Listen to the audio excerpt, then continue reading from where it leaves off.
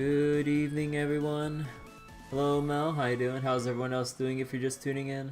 So we got Granblue tonight, and I believe I said the other night after this, or after tonight would be Zenless, I think it was? God, I'm having like some bad memory issues right now.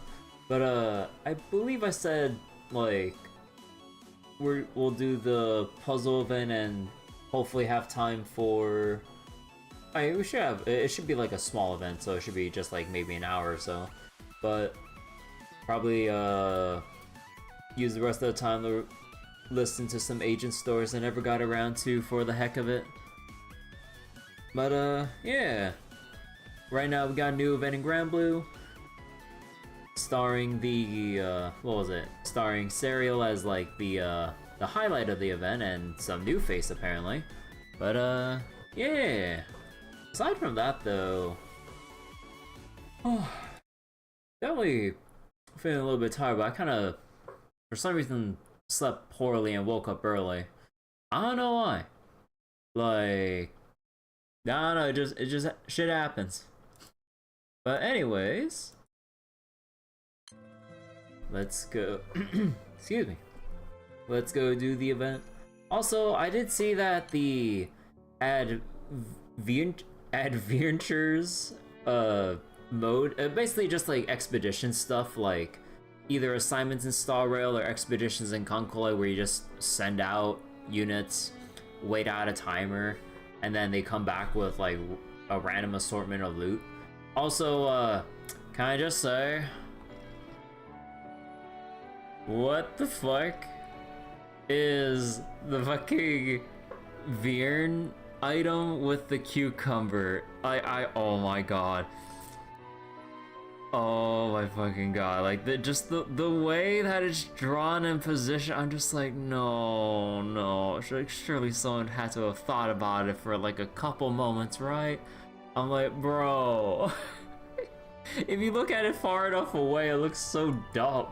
Oh my god, I hate it.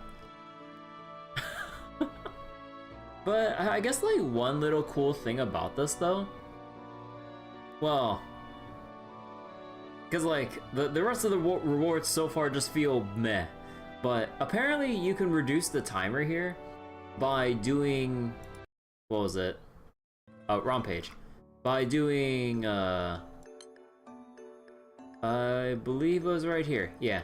The duration can be shortened by clearing quests as long as it's not Guild Wars related, or if it's like a 0 AP or EP quest or raid. So as long as it consumes a stamina resource of some type, like AP or, you know, raid stam, it apparently decreases it by 1 minute per clear, which is pretty neat. Although I gotta say, apparently, if you really want to fast forward, or at least like knock off a good chunk of the timer, you could go into the pro skips and make sure you set up the new expedition first, and then everything you skip will basically knock off, I think after skipping everything, will knock off about 2.5 hours worth on your timer, which is pretty neat, honestly. So yeah, if you for some reason just really want some big bang for your buck, like time discounts, just do your pro skips. But alright, so we got the new event and everything, and I did see in that little preview down here, we got, I can't tell, that has to be a new look for Dark Angel Olivia, right? That wasn't in like alternate appearance in one of her Fate episodes. It's been a while since I read anything Dark Angel Olivia related. Like honestly, my memory has been shot for just anyone, what was it? Any Granblue character that's been around the block for a while. Like, it's either been too long since their debut, or it's too long since I've read their initial Fate episodes many years ago. But I don't think I can for the life of me remember shit. Which girl? But yeah, okay, so we got Olivia here, and then what was the Bow Troop one? Oh, right, when all the Archangels were doing their thing, and then obviously, yeah, like the what makes the sky blue. So wait, the one holding the cosmic egg is first introduced in Earth Olivia Fate? Oh my god, I remember reading it, but I can't for the life of me remember it. Like, oh my god, dude. Whatever. But anyways, let's get to it. Oh yeah, let me go increase the voice and music volume here. お前何やってんだよ。なんでサリエルの羽を奪ってんだよ。ケイオスマターの傷の再生にはアバターの特性が必要なんだよ。まあ興味もあった。虚無の破壊衝動に染まった羽、そのコアを味わってみたかった。ありがとう。君は本当に使える兵隊ありだった。空の世界を揺るがす大事件。天使と打天使がぶつかり合ったあの日、僕は補佐官に命を救われた。致命傷ではない。どっちかというと虚無の汚染が進んだコアの除去だな。お前が今も正気なのはそのせいだぞ。補佐官が僕を生かした理由、その真意、それを知るために僕は今日も虹を探して旅をしていた。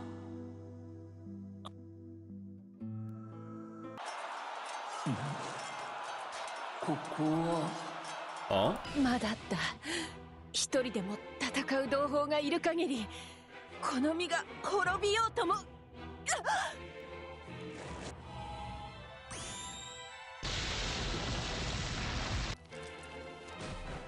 これでもまだ俺を見ないのか、ルシフェル。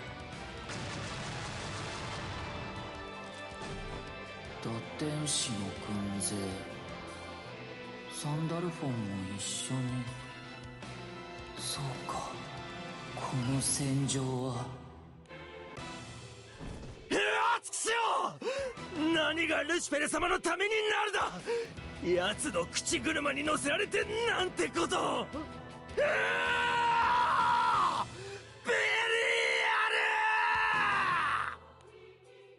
アル。 Got that as loud as always.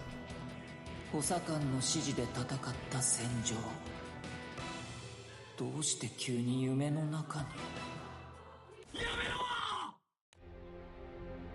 Serio turns in the direction of the voice to see a fallen angel thoroughly bound by multiple layers of restraints and seals. やめろ、やめてくれ。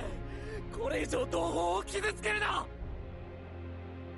Okay, this is one of the new, or I think this is the new face of the event and all from the preview. 頼む、やめろ。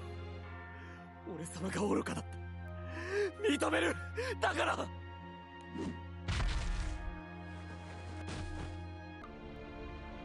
As though to mock the angel's desperate pleas, his comrades continue to fall one by one before his eyes. And yet, 無傷、この戦場で。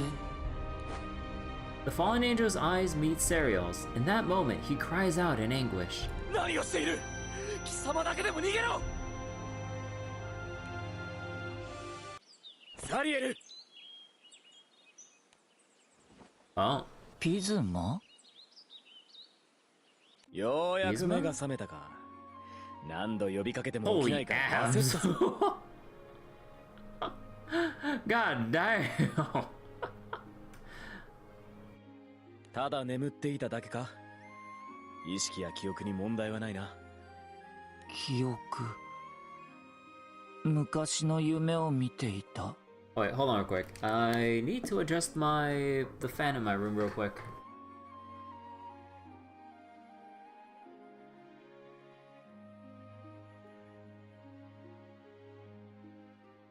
There we go. It was blowing into my wall scrolling making a lot of like clattering sounds on the wall. Okay.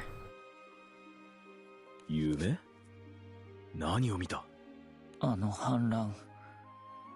君は拘束と封印で動けなくされていて。貴様、なぜよりによってそんな俺様の情けないところを夢に見るんだ。忘れろ。泣き叫ぶ俺様の姿なぞ覚えていたところで意味はない。泣き叫んでいたの？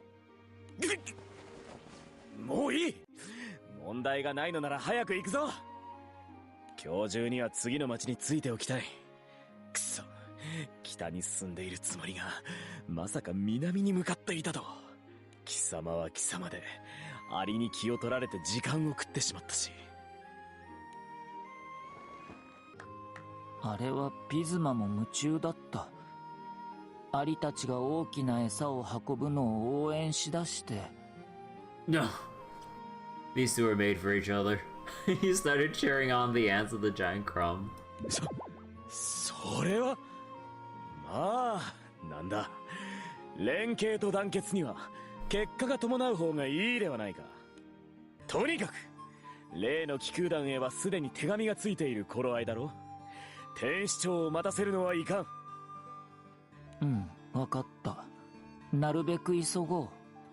これで俺様たちの虹探しが進展するといいんだがな。虹、遠いな。補佐官。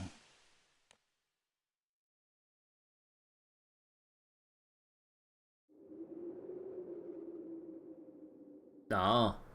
Okay then. That's the opening. 手紙を書くのは難しかった。So we just see Pisma with Serio just straight up, okay. So we're gonna get more context and background here. One day during the crew's journey through the skies, a letter arrives out of the blue. The envelope is addressed to Kirby and Sandalphon. As for the sender, こんにちは。おはようだったらごめんなさい。手紙を書けと言われたので書きました。I was told to write a letter. 僕は虹を探す旅の途中でピズマという打天使に出会い、一緒に旅をしています。 Okay, so he just stumbled upon him going like, "Sup? Alright, go with me." Alright. ピズマがサンダルフォンに会いたがっています。よろしくお願いします。で、あとは場所の指定が書いてあるだけだもんな。なんつうかこの手紙、すっげえサリエルだな。As short, straightforward, and awkward as as when he speaks normally, huh? でも旅の仲間ができたのはいいことですよね。ピズマさん、サンダルフォンさんも知らない打天使さんなんですよね。そんな名前の打天使がいた気はするが、話をした覚えはないな。おそらくはパンデモニウムに収監されていた打天使の一人なのだろうが。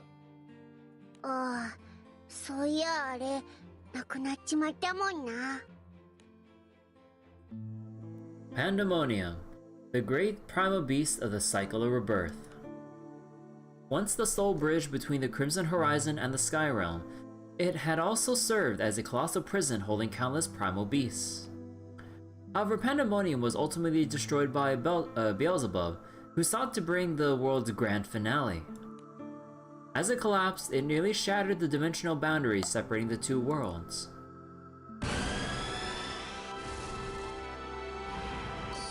Oh, Lucy and Shalom.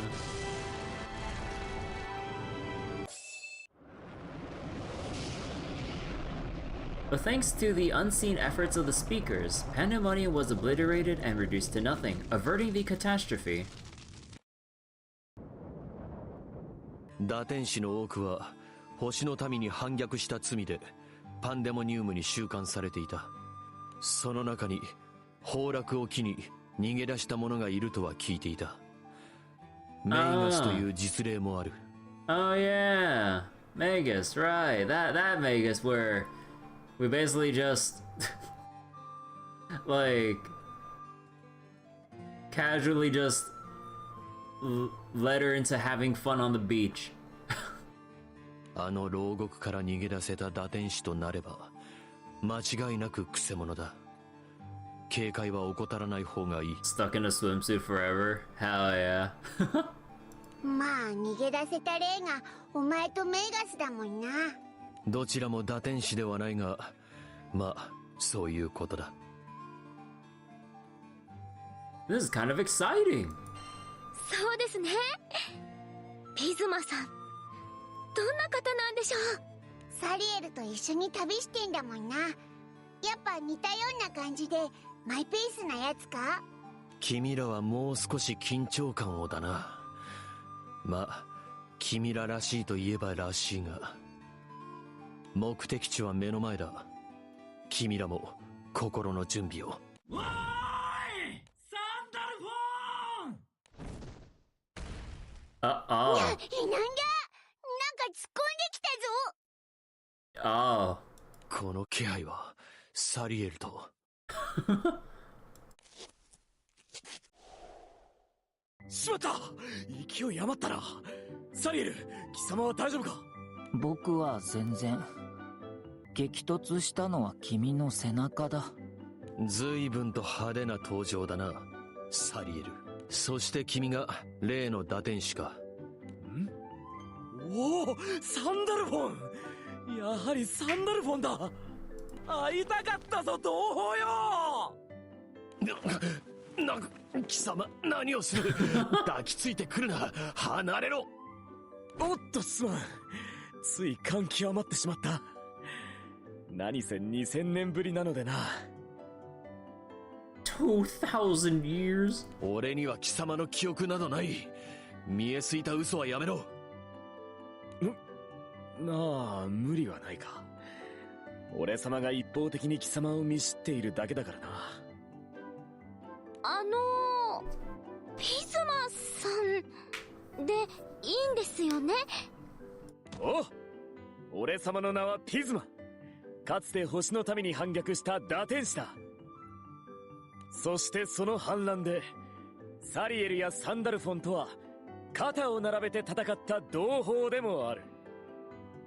Man, he's not like exudes like, what was it? Kind of like vain energy, but as like a fallen angel instead of a dragon knight.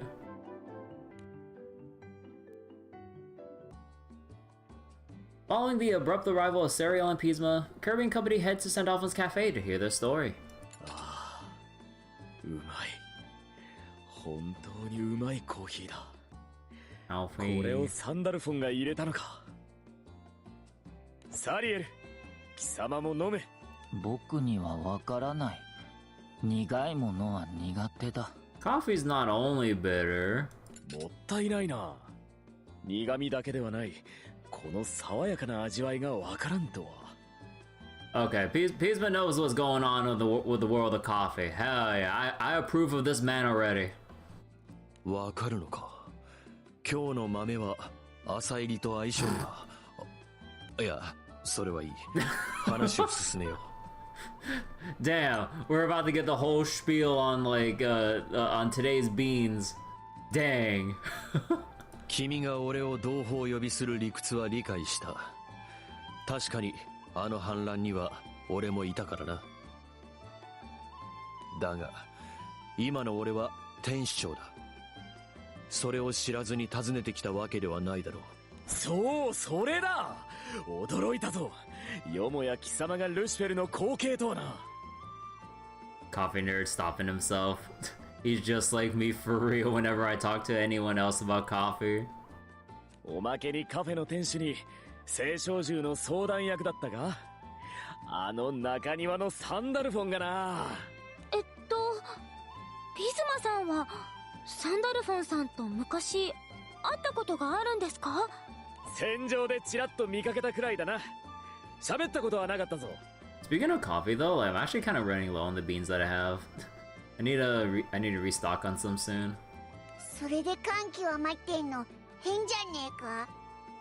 サリエルさんとは仲良しみたいですし、悪い人ではなさそうですけど。言葉を選ばずともいいぞ。赤き竜に青の少女よ。俺様自身若干キモいと思っている。それでもこれは本心だ。貴様が元気そうで俺様は嬉しいぞ。そういう物言いはやめてもらおう。慣れ合いはここまでだ。Oh, we're getting down to business. 俺がここにいるのは天使長として、打天使である君が何を企んでいるのか聴取するためだ。ルシファーとベリアルの再起を許すわけにはいかない。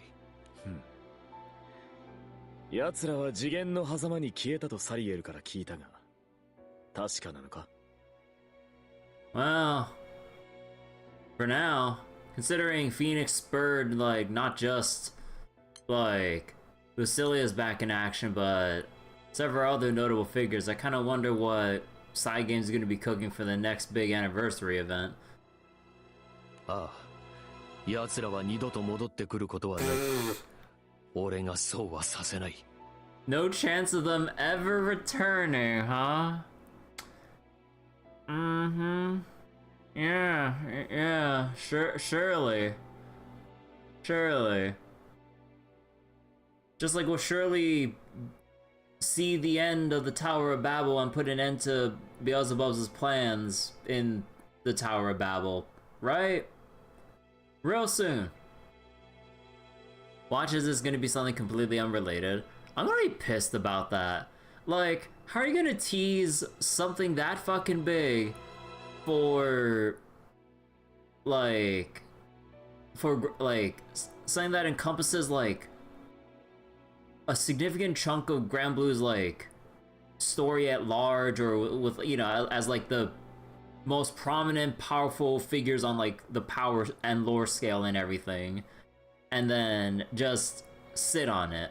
You know, like, this is why, like, this is kind of why, like, I kind of prefer the, what was it? As much as I complain about the gacha at times because of just the usual RNG, like, this is why I heavily prefer Star Rail and Zenless and stuff, because, like, they do have their consistent schedules, so we know when shit actually updates, and not have to wait in limbo for goddamn years for anything significant to move forward with either certain factions side or event series, or the main story just taking potential years to actually get anything done with it.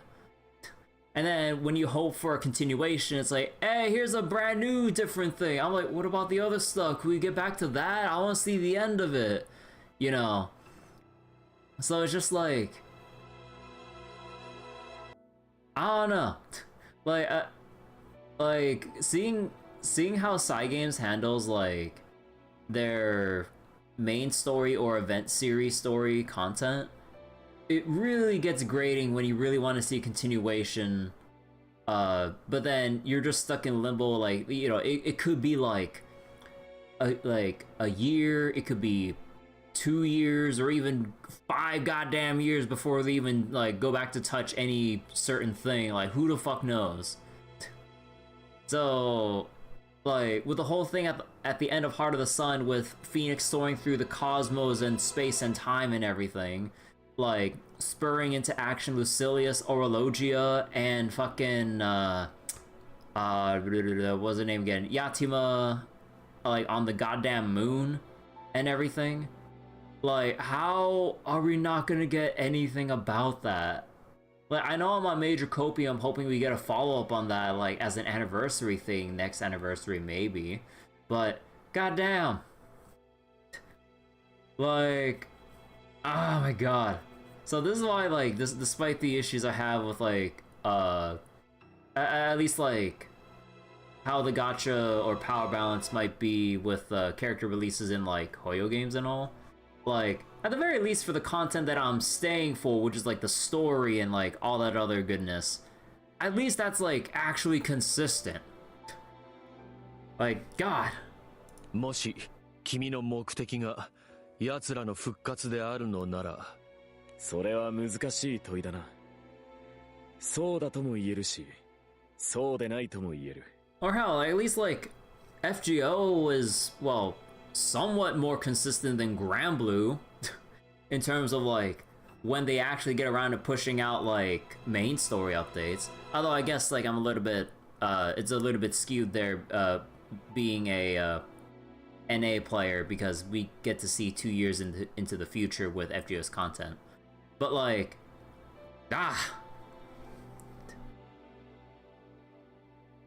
so at least 1 year, just need to be patient. There'll be random payoff that wouldn't expect to happen. Yeah, I know, but it's just like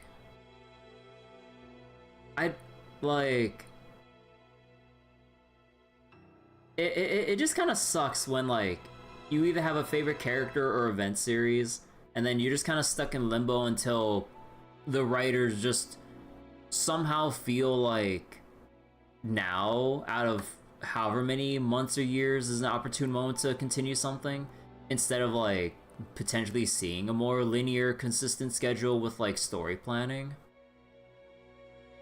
Like, there's patience, but then there's what at times feels like random, haphazard planning with like how they push out like new stories.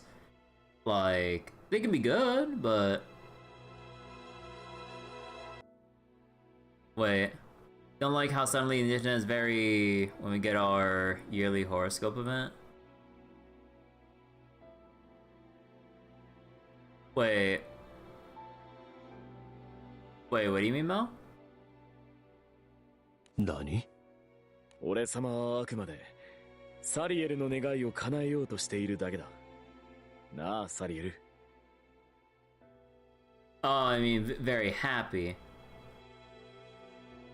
Wait, the whole double checking. God, I'm so bad at remembering like the series and everything. What was horoscope again? Oh, right, the accordance and horoscopes with the. Oh, right.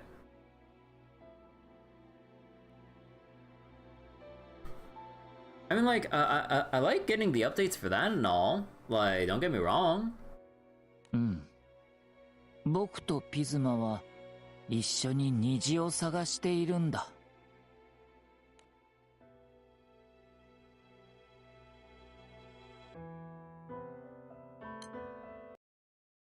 But it's just like, 少し前 at least like hyper focusing at the very end 北 of の街を歩いてい Heart of the Sun and all. It's like, actually, let me double check. When did Heart of the Sun come out?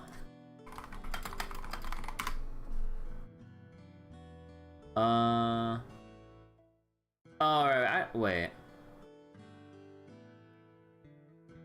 Did it come out?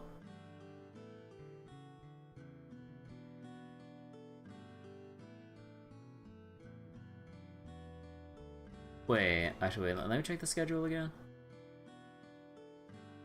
Oh, okay. I was getting thrown off by the Granblue wiki because they showed the date of the rerun. I was like, wait, there's no way it was just like last June. No, that was the rerun date. Oh god. Okay. Yeah, it was like February last year, and what was it? The other anniversary event was the Divine Generals afterwards. That was the one where it was talking about what to do about the horse zodiac and doing all that stuff, right? Oh yeah, Sankara and everyone. But yeah, I just kind of wonder when we'll get a like follow up to, you know, because like if the event, because if Heart of the Sun just ended like any other way, I wouldn't be so worked up about it, I suppose. But then, like, you know, when you kind of call into action like a whole bunch of like big players on like the universal power scale of like Lucilius, Orologia, and like Yatima and stuff like that. Like if we're involving not just Lucilius but also Orologia, given all we've seen what Orologia can and has done, and then we also are involving Yatima, you know, moon dwellers, like, and just like taking 3 big separate like groups here, or at least like 3 significant individuals in the Granblue universe, and then we're now like a year and a half past this. It's like, whoa, what are we doing here? It's like, I don't know. I just wish there was like a consistent, or not consistent, kind of like a roadmap in a way of like, I mean, I know they do their roadmaps because of like the live streams they do, but then when we do see it and then I don't see like certain events like that. I don't know. Orologia is in fact in Earth Olivia Fate episode if I want that context for this event. Yeah, like my memory is also very short about like who gets involved in what in whatever Fate episodes. Like, I really should be doing my homework and like catching up on like certain Fate episodes of related characters, but oh my god, like a lot of times I really can't be asked.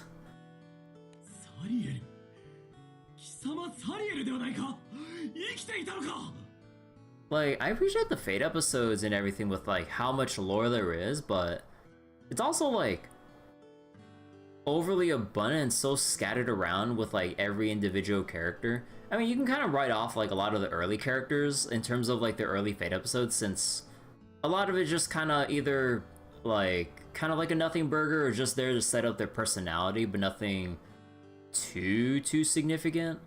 But then, like, you know, as we go on later, then they start having more like deeper character Fate episodes that actually have more like lore relevance and everything. But oh my god, like I would need like a list of like however many characters that have like non-fillery story content to keep in mind and remember about like who, what, and where and which factions and stuff.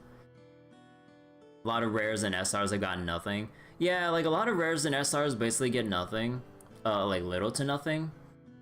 And then like a lot of like early SSRs probably might not have that much, or they might get like updates as like a 5-star rebalance or something like that down the road, which might introduce some lore or plot relevance to kind of like, you know, give reason for their existence again. So then it's just like, oh, I'm like, okay, I can't remember even like who I should or shouldn't be paying attention to. Not a new not even appearance in an event. I mean, yeah, and also like some of them do make their little like cameo appearances during like seasonal events and all, like you know, like those like daily scenes for like Halloween, Christmas, White Day, or no, not White Day, Valentine's Day, I think. And like, you know, occasions like that, you know, it's kind of neat to see that like, hey, here's this rare SR character that we brought back just for like a little daily event script or skit, I mean. Which, I mean, okay, that's nice you remember they exist, but man, so we got nothing else from them, huh? Sariel! Oh! He got isekai. Oh, never mind. すまない魚者よ、無事だったか。きちんと確認しないまま飛び出すなど愚かなことをした。すまなかった。え？あれ、俺あんたを引いたよな。Fallen angels are built different. おう、だが安心しろ。俺様は特別頑丈でな。この気配、君は打天使？おお、俺様を覚えていたかサリエル。無事で何よりだ。誰？ピズマだ。貴様の同胞打天使。見ろこの羽を。Look at these wings. 君は打天使だ。でも僕は君を知らない。 You know, maybe after this specific chapter, I should probably go at least skim through the script of Olivia's Fate episodes, because I can't for the life of me remember the content. そんなはずはないだろう。何度戦場を共にしたと思っている。俺様が盾、サリエルが矛だ。You know, I like how small his, like, what was it? His, like, iris and pupils get, like, with this, like, surprise face. It's just like a dot. 俺様はこの2000年、貴様を忘れたことはなかったぞ。ごめん、本当に覚えてないんだ。いや、すまん。サリエルを責めたいわけではないのだ。You know, this makes me feel as awkward as, like, during that one moment back in, like, high school and shit, when I was just, like, casually on my way walking home, and then I believe, like, one of my, I assume, former classmates from previous years was going all like, "Hey, like, Herbie, how you doing? Like, you remember me?" I'm like, and I actually have no recollection of them or anything I've might have even done with them at all, and I just felt so bad and awkward. Like, their like excitement and like energy, like, at seeing a familiar face just gone because of my awkward ass response. I'm just like, I'm like, I'm so sorry. I'm just, like, you definitely do sound like you do remember me, but I'm having so much trouble, and like, I don't think, like, although you know, actually in hindsight, during that conversation, I don't think they ever brought up, like, actually no, I'm pretty sure they had to have brought up some familiar notes of, like, to jog my memory, like, you know, past teachers or certain events or whatever. Actually, wait. No, I'm pretty sure they did bring it up, but I really can't remember. Man, like, after all those years, that still stuck out to me for how awkward and guilty I felt for forgetting someone that, you know, so very clearly remembers me. I'm just like, oh no. Like, that still lives in my head. Like, every time, I still get reminded of that moment. Anytime, like, I see in any story or media about, like, "Hey, dude, you remember me?" Nah. I'm like, oh. Then I just keep seeing, like, a reflection of myself going something similar, or what was it, like, having that similar event happen. Like, just, oh my god. Like, I still have this, like,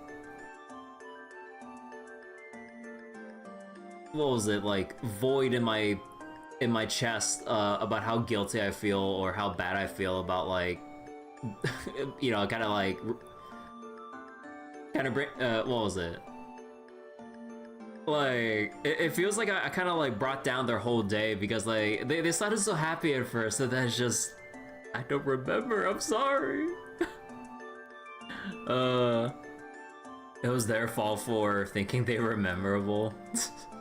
I mean, I wouldn't, like, put any blame on them. It's just like, you know, like, a lot of things happen over the years, and, you know, we get busy, do things, meet other people, or think about whatever it is that we're thinking of during those days. And then, you know, like, unfortunately, you know, things just slip out of our mind, and I'm just like, oh no, I'm so sorry. Like, I didn't mean to be that person to just go, "Who are you?" Like, no, come on. Oh, you're just joking? It's kind of hard to tell sarcasm through text. そうだ。同胞が生きていた。確かにここにいる。それだけで十分だとも。This is why I always, like, type in a /s if I'm trying to, like, indicate sarcasm, like, through text or whatever, because, yeah, like, you never know, what was it? Hard to tell in general for anyone, like, you know, to convey sarcasm in text form, because, you know, it's all about how you sound or how someone hears, you know, a response to something. つまるところ、貴様はなんだ？アバターの素材にされていたところから別の星の民にコアを取り込まれて？うん。どういうわけかそこからよりによってあのベリアルに命を救われて、ベリアルにどうして命を救ったのか聞くために奴らが消えた次元の狭間を探して旅をしていると。そう、虹を探してるんだ。ベリアルか。本気で奴を探しているのか分かっているだろう。奴やルシファーはあの反乱で俺様たちを都合よく利用した。弁舌を浪し騙し、あまたの打天使を争いへと駆り立てた。まさしくコーチだ。奴らは俺様たちを実験体くらいにしか思っていない。あのコーチが貴様の問いに答えるわけが。でも知りたいんだ。僕はなぜ生かされたのか。僕はどうして生きるのか。サリエル。Live for Christmas. That gave Mo Troop and everything. And yeah, just him in his like striped summer outfit. And yeah, with 虹は Bruce まだ too. 見つからないけど、 I believe that was い Bruce. ろいろなことがあった。いろいろな人間や人間じゃない生物にも出会えた。At least he acknowledges the journey and not only the destination. だから僕は旅を続ける。そうか。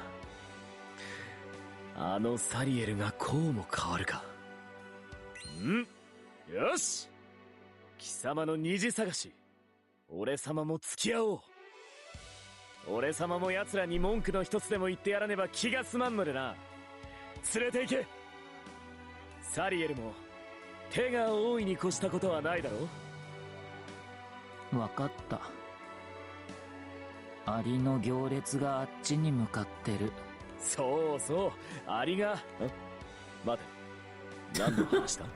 偵察に出かけていたアリがさっき報告に戻ってたんだ。The scout 多分 ants? 何か見つけたんだと思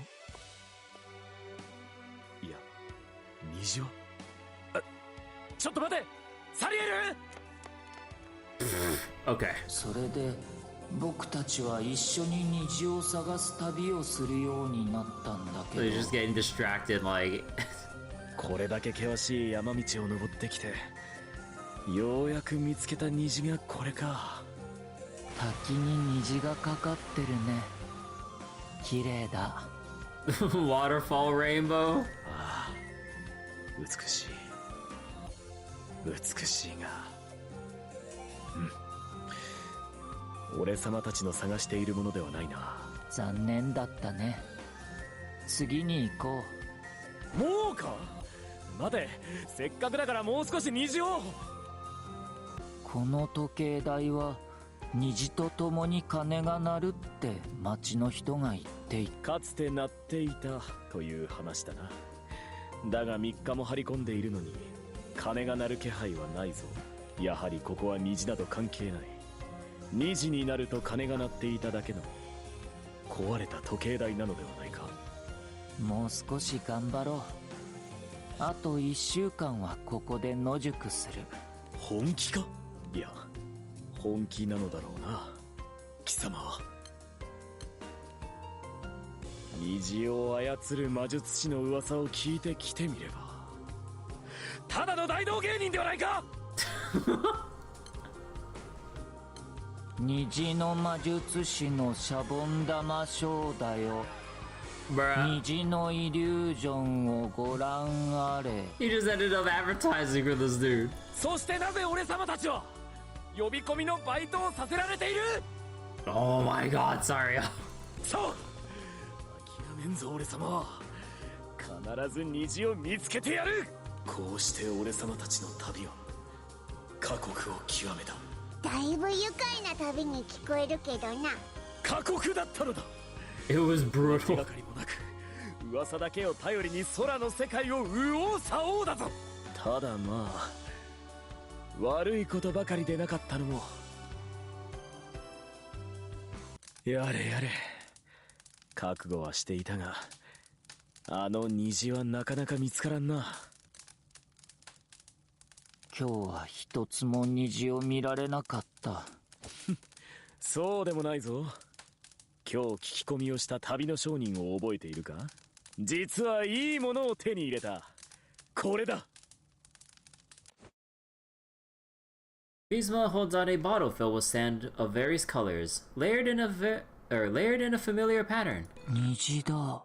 ただの虹色の砂ではないぞ。こいつは中でアリを飼育できるのだ。ああ。これでいつでも好きな時にアリの観察ができる。アリに気を取られ道に迷うこと。バイバイ。なぜ逃がす？ああ、俺様が必死に捕まえたアリが。 He just let them all out. 閉じ込めたくないんだ。歩き回れる方がいい。でも虹の砂、これは綺麗だ。まあサリエルが喜んでいるならいいが、思っていたのとは違うな。ピズマはどうして虹を探しているの？今さらそれを聞くのか？まあ大したことではないぞ。パンデモニウムが崩落した後、俺様は同胞を探して空をさまよっていた。そんな中でようやく出会えた同胞の願いだぞ。叶えてやりたいと思うのは当然だろう。つまり僕のため？まあなんだ。貴様が嬉しければ俺様も嬉しいということだ。そう。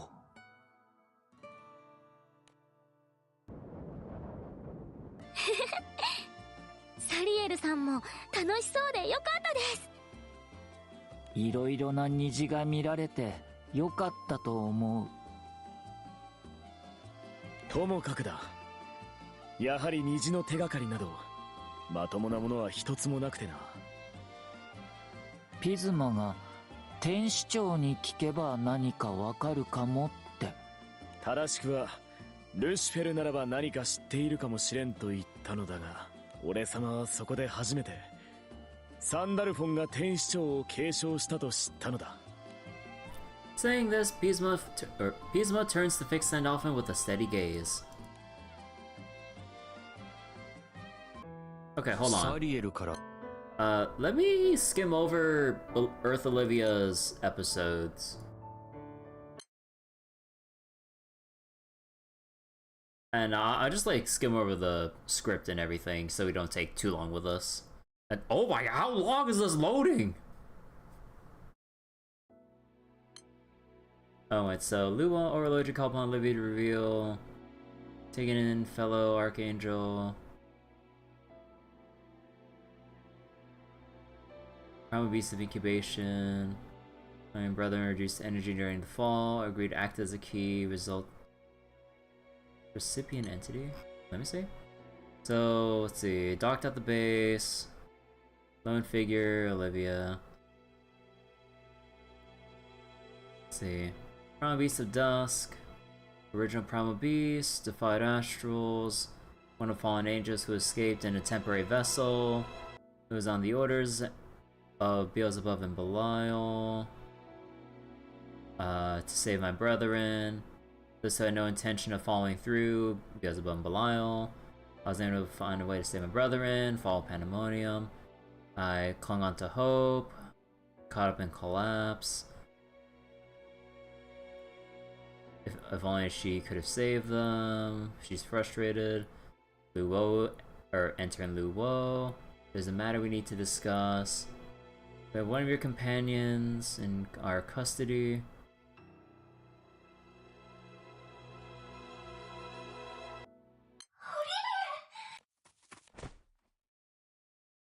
So wait, small wing figure embraces. ベルソ、オリビア、無事でよかった。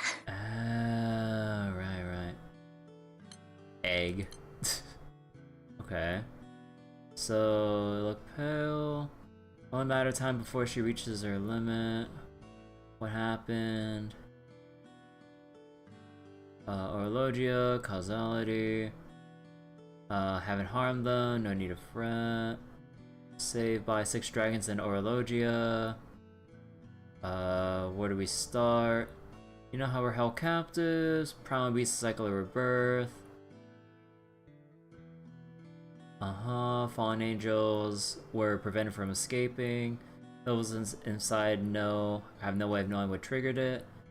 Exercises power and rebirth on us before it collapsed. Okay, so Pandemonium revived them before it fully... okay. Death doesn't exist for fallen angels, but neither does rebirth. Pandemonium power forced them to experience reincarnation despite this being impossible. It's a paradox. A paradox! See, as a result, many brethren return to their core form and distorted, reducing the bodies of energy. The ability allowed them to defend against power rebirth like Berceau. Reduce the energy the orb be carrying. Okay, the cosmic egg is the condensed energy of the fallen angels who were reduced to... okay. Berceau using her power as the primal beast of incubation to hold them in place is only temporary. And she can only hold it by herself for so long. Trying to help her keep their energy sealed for the time being. Paradoxical quality. Fallen angels been reduced energy. Belongs neither to the sky or stars, but rather precipice between. Let's see. They don't belong to any realm. We call them Precipian entities. If this were scattered, if the condensed energy of the Precipian entities or the, energy or fallen angel energy were to scatter, we don't know how Sky Realm's affected. Let's see. Corrupt the Sky Realm, cause damage. If you and other 6 dragons could control this energy, it'd be difficult for the pillars of the world to manage things of Precipice. So, it's like, yeah, because they have their own responsibilities as the wedges. And trying to take on yet another burden, something like this would be okay. Energy does exist. It'd be tough for us to keep it under control. Understand it perfectly, blah blah blah. There's a limit how long she can seal. Must have summoned me here for a reason. We would like you to take on new power and assume responsibility of sealing this. The original body was reduced to a Precipian entity by Pandemonium, because yeah, the one we're talking to is the vessel, I think. As the key. Seal my former brethren. Become the seal lock with Berceau, or Berceau be the lock. Much more better than just having them simply scatter away. Found the key and she's the lock. Surely we'll be able to release it when the time comes. It's so tremendous that not even 6 dragons could easily establish its direction. Refrain from any rash behavior. Understood, let's do this. これが私の新たな剣能。カニの力の具現化か。Oh yeah, the Keyblade. So the Keyblade can sense them. Reduced body must be a function as a key. Berceau's feeling better. Destroy those who would manipulate and freedom and all that shit. Blah blah blah.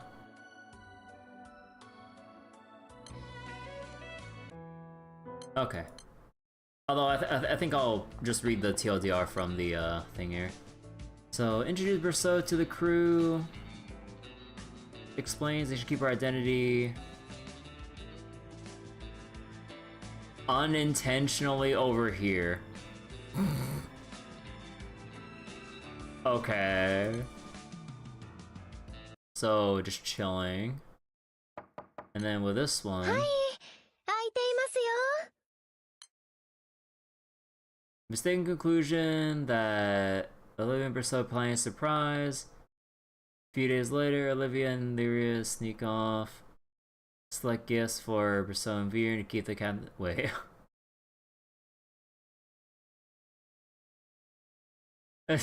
Okay.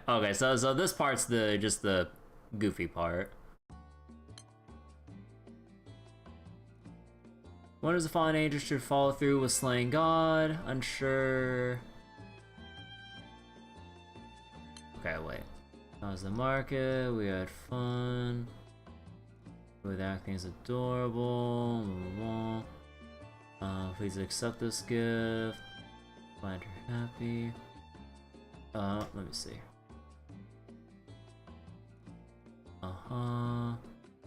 Bidding farewell. Desire to defeat those, distort their way of life. Opposing the astrals, god of the world himself. Can only gain freedom by slaying, or so we believe, but seeing their smiling faces taught me something. Even though this world's fucked up, they can still be happy. Okay. Let's see. Can't say for sure, and their goal in freeing me was fulfilled. Carry out my own ambitions. We're here by your side. We'll do it together. So draws Olivia close. Oh. Go on. Offering silent prayer for formless brethren. Okay. Okay. We got the. Okay. Got our contacts now. Or at least for Olivia's side of stuff. 君らは天使長である俺に虹の手がかりを知らないか聞きに来たと。お、まさかとは思うが、本気で教えてもらえると思っているのか。そこはまあなんだ。昔馴染みのよしみというやつで。For old time's sake. ナンセンスだ。かつての俺と君に面識はないと君自身が言っていただろう。おい、サリエル。聞いていた話とだいぶ違う。これのどのあたりが優しいのだ。ルシフェルの方がだいぶ慈悲深いぞ。あのサンダルフォンなのだから短気なのには納得がいくが。でもサンダルフォンは僕の気が済むまで虹を探していいって。君らはひょっとしてふざけているのか。そもそも俺も虹については詳しいことは知らないと以前サリエルに伝えたはずだ。おい、サリエル？うん、僕だよ。どうしたのピズマ。サリエルです。どうしたのではない。とんだ無駄足ではないか。はあ、やはり虹については収穫なしか。覚悟はしていたが。なんだ、分かっててきたのかよ。まあダメでもともとだな。サリエルが随分と良くしてもらったと聞いたから、ひょっとしたらという程度だ。下せないな。なぜダメ元でわざわざ訪ねてきた。どう考えても俺に目をつけられるデメリットの方が大きいだろう。やはり何か企みが。そういうことではない。なんだ、つまりその俺様はただかつての同胞がどうしているか知りたかった。それだけだ。何？考えてもみろ。突然パンデモニウムが消し飛んで一人空の世界に放り出されたのだぞ。あそこにいたはずの同胞たちがどうなっているかもわからん。知りたいと思うのは当然だろう。サリエルに会うまでは生きた心地がしなかった。あのままでは早晩俺様は眠りについていたかもしれん。青少銃の機能停止、それほどまでにか。なあサンダルフォン、多分こいつ。ああ、分かっている。言葉に嘘はない。ピズマは本気でただ俺に会いに来ただけなのか。そう同情しなくてもいい。貴様たちのおかげで俺様はようやく報われたのだ。サンダルフォンだけでなく他の同胞たちとも再会できるとはな。俺様も思ってもみなかったぞ。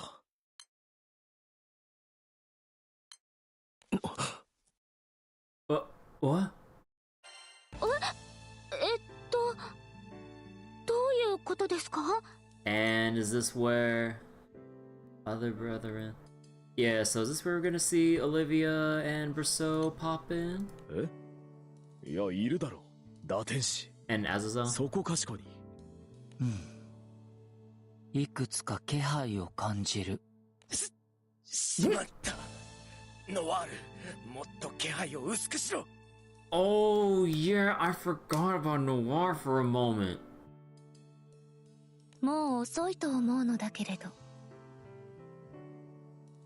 Bochi. ああ。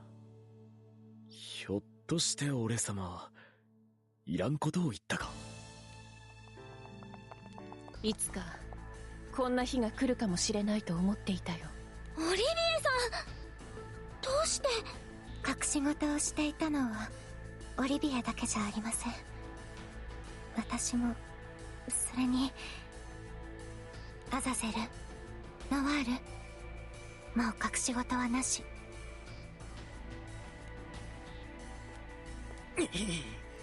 もはやごまかしきれんか。状況はよくわからないけれど、船からだけは降ろさないで。見ての通りだ、団長殿。隠し立てをして本当にすまなかった。我々は打天使だ。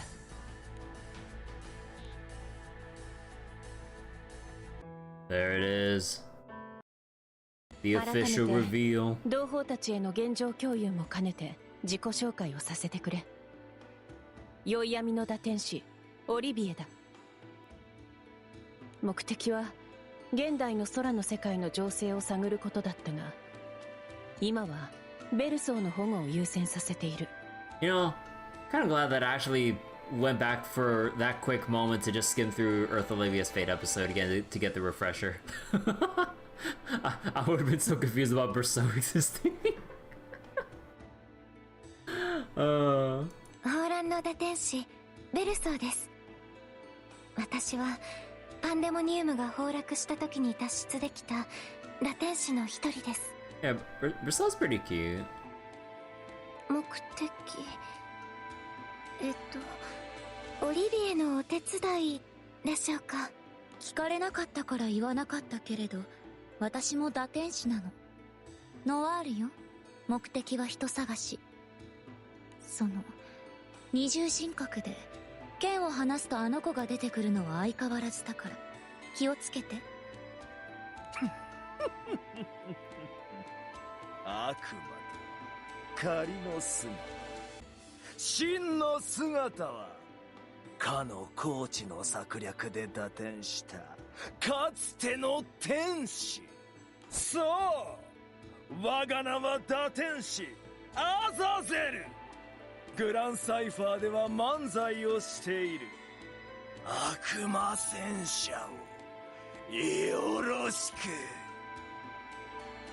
以上でグランサイファーに乗っている打天使は全員だ。会いたかったよ、ピズマ。生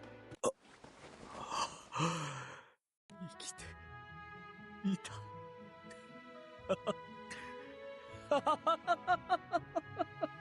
なんだピズマ、少し見ないうちに随分と泣き虫になったな。泣き虫にもなるだろう。2000年だぞ。2000年。おう、それはそうなんだが、お前本当に変わったな。泣かせたわね。俺が悪いのか？茶化しすぎたか。いや貴様は変わらんな、アザゼル。むしろ安心した。同胞たちよ、よくぞ無事でいてくれた。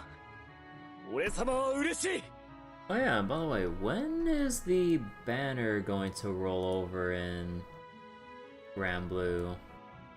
Because I'm pretty sure Grand Serial is just around the corner. Actually, let me see. Banner. Oh wait, it changes in 24 hours, but that'll be for Dark Raid Up. So then 48-ish hours for the actual Lake Fest during the ZZZ stream. Yeah. 私もあなたが無事でいてくれて本当に嬉しい。 I know in hindsight I really shouldn't have like did my pulls earlier to save for Serial, but I was definitely in a fuck it kind of a mood and just kind of went for it. So if I end up not getting Serial with what little I have left, that's completely on me for not saving properly. 俺は生きていると確信していたぞ。お前は殺しても死なんやつだ。事実だが貴様、もう少し言い方をだな。なんだサリエル、俺様をじっと見て。うん。来てよかったと思う。そうか。そうだな。よし、今日は宴だ。今こそ悪魔戦車の新作漫才をお前たちに食らわせてやろう。脈絡を考えろ。それに騒げば他の団員にとって迷惑だ。このカフェでよければ好きに使うといい。軽食程度であれば俺が用意しよう。ただし少し準備がいる。君らは部屋でしばらくおとなしくしていろ。すまないサンダルフォン、礼を言う。私は少しサンダルフォンと団長さんたちにお話があるので残るね。ああ、頼んだベルソー。なんだかいろいろなことが起きてびっくりしましたね。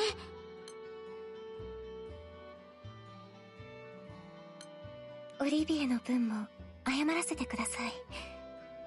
秘密にしていて本当にごめんなさい。本当なら団長さんたちには話しておくべきだったのに。私たちは Don't worry about it. だな。びっくりしたけどみんな船の仲間だってことには変わりねえだろ。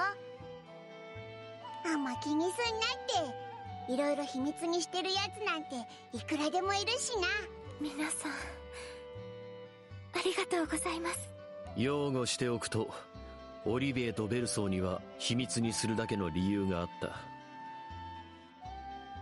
なんかそんな気したけどよ。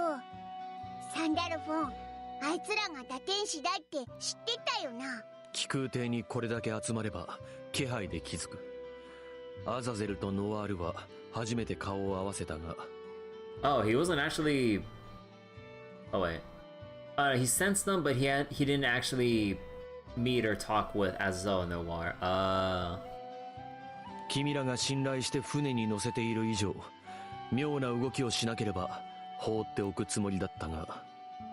No, okay, so he just went with the usual, like, well, if Dancho approves, I'm not gonna do anything about it. Or I shouldn't do anything about it. 私がこの船にお邪魔した時に天使長とはお話をしていたんです。この卵について隠しておくよりはちゃんと話しておくべきだと思って。 Cosmic egg. いつも大切そうにしてるなって思っていましたけど、やっぱり何かあるんですか？ You know, you're also gonna talk about bringing like Luo and Orologia into the mix about like how they had the little discussion with Berceau before about that? はい、これは私の剣道によるもので。 Dancho just collecting people again, business as usual.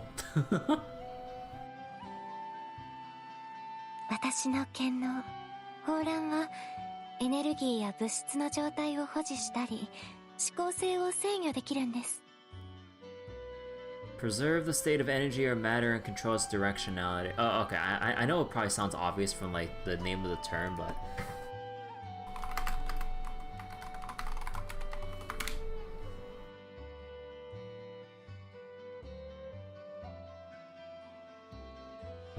directionality, property of being directional, maintaining direction. Any other specifics here? Molecular biology, directionality in molecular biology or biochemistry. End-to-end chemical orientation of a single-stranded nucleic acid.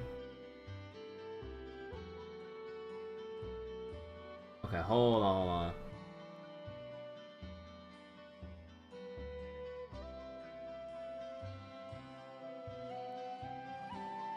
What the fuck? What the fuck? If you want to look up like, okay, this is the first time I went on the Oxford English Dictionary website.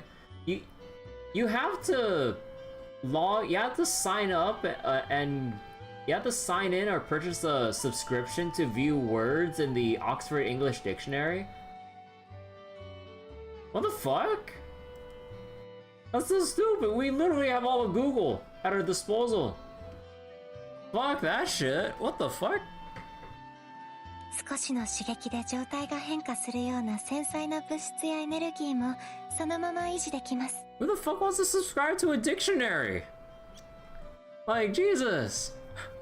Like, maybe they might have, like, whatever extra info to maybe attempt to justify, but oh, fuck that shit. I'll just go take whatever I get off of Google or, like, the Webster dictionary or some shit. Stuffy prigs. Like, oh my goodness, or like any other science, chemistry, biochem, or whatever oriented, like, website. Hold on. What is on my shoulder right now?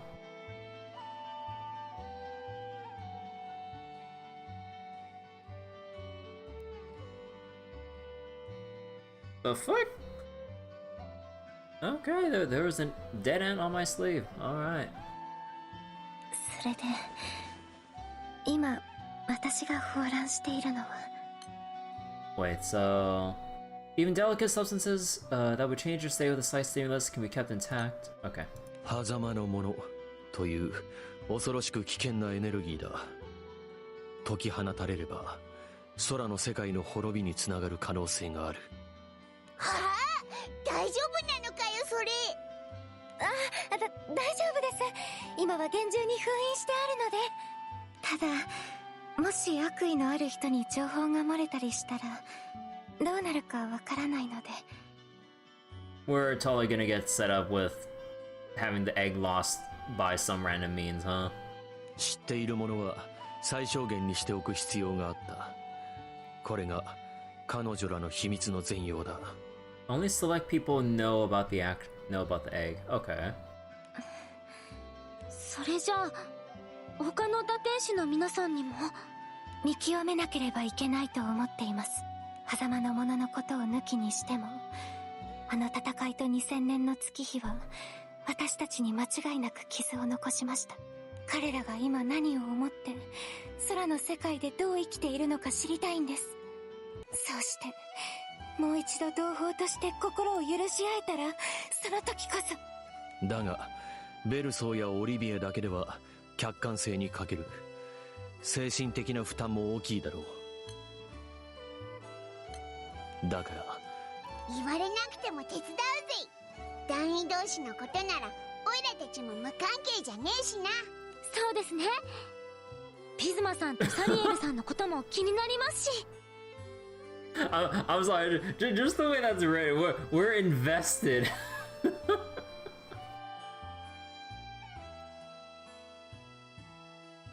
団長さんたちの仲間でいられて私たちは本当に幸せです。 It's like, we're too invested in seeing this story play out, so we gotta keep helping them. Okay. 団長さん、どうか私たち打天使をよろしくお願いします。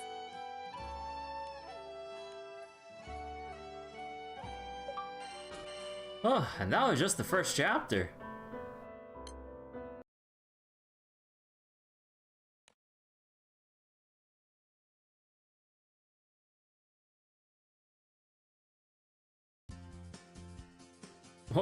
Why am I hearing the victory music?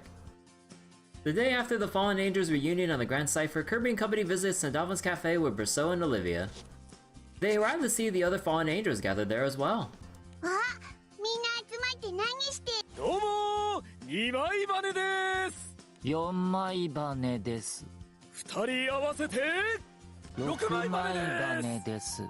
息が合わなさすぎる。いや俺は負け。ピズマ、サリエル、お前たちを必ず一人前の漫才師にしてみせる。おう。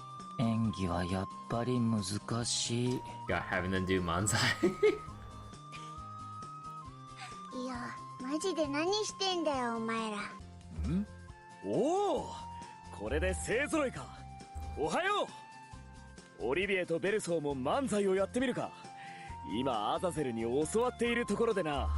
そう、俺は漫才コンビ悪魔戦車の悪魔担当アザゼル。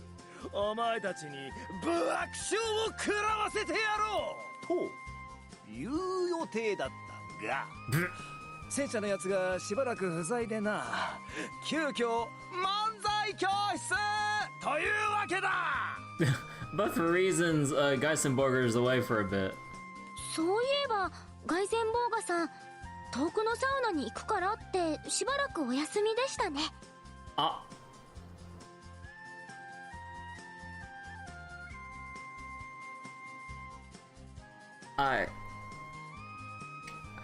Oh.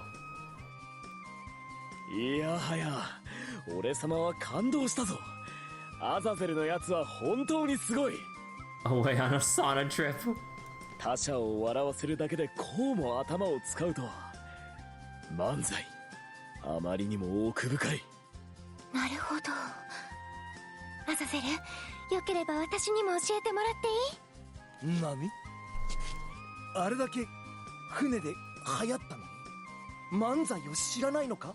名前は聞いたことがあるのだけど、実は実際に見たことはなくて、堕天使の身分を隠すために部屋にこもりがちだったから、船でのイベントにもあまり。おい、ピズマ、サリエル。Oh no. ああ、何？絶対にベルソーを笑わせるぞ。素人漫才であろうとも必ずだ。ああ、漫才師のプライドにかけて、よりによってベルソーが漫才を知らんなど許せるわけがない。よくわからないけど、七色の演技の参考になるなら。普通に私にも教えてほしい。諦めろベルソー。ここまでムキになった彼らは止まらない。昔もそうだっただろう。もはや懐かしさすら感じるよ。They've always been like this? そうですね。気分転換のために娯楽を持ち込むことはよくあったんです。でも大抵はピズマとアザゼルがムキになってしまって。私たちなどそっちのけでな。仕方ないから持ち込んだ私たちの方が観客に回るんだ。懐かしいね。みんないろいろと変わったけど、本質的なところは変わらない。やっぱりあの頃のままです。それが良かったなって思うんです。みんな結構変わったように見えたから。まあ確かにな。なんならオリビエなんてオイラたちですら変わったって思うしな。オリビエが昔よりも気を張らずに済むようになったなら本当に良かった。そうだろうか。自覚はないかもしれないな。最初の頃は断られちゃってましたけど、今はバカンスのお誘いにも乗ってくれますもんね。すまない、お前たち。俺には漫才を教える才能は。いや、サリエルの棒読みはアザゼルのせいでは。なんでやねん。Nah. Serial. まあこういう様子を微笑ましいと思えるのだから、確かに変わったか。あれノワール、ずっと黙っているけどどうしたの？話しかけないで。頑張って耐えてたのに、サリエルの棒読みがツボに。She's laughing. そんなことあるか？あるから私も困って横で真面目な話を始めるから余計に何これってなって Noir's laughter intensifies, drawing the attention of everyone around her. In the midst of it all,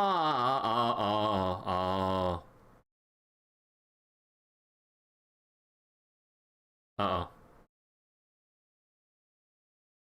In the midst of it all, her sword slips from her grasp and falls to the floor.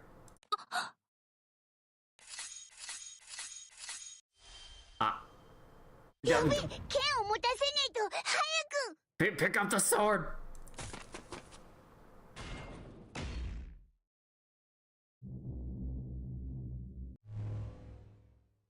漫才。なかなか興味深いではないか。歴史を感じさせる文化よな。その歴史に我が輩がピリオドを打つ。最強デス漫才大会開催だ。ああ、開催してしまったか。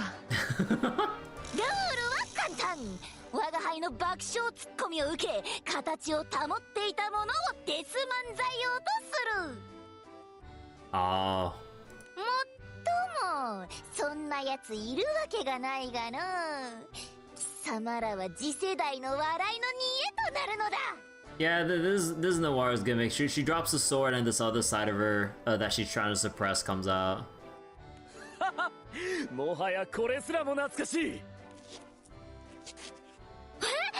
ピスマさん、危ないですよ。大丈夫だ、任せておけ。ノワールを何とかするのは慣れている。よく駆り出されていたからな。I get called in to wrangle in Noir all the time. What the wait. ノワール、久しいな。貴様、この俺様を覚えているか。バカな。貴様、そんな。おいおいおいおい、雑魚なのいちいち覚えとるかい。初笑いは貴様だ。どうした、その程度か。はは？今だ。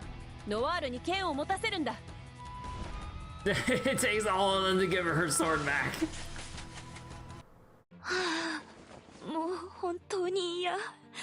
せっかくみんなと再会したのに、あの子が変わらずバカだって知られちゃったわ。気にするな。あっちの貴様も元気そうで安心したぞ、俺様は。それより、ピスマさん、大丈夫なんですか？ん？ああ、心配をかけたか。だが問題ない。俺様は不衛の打天使だからな。Fallen Angel of Indestructibility? Nor did he even flinch.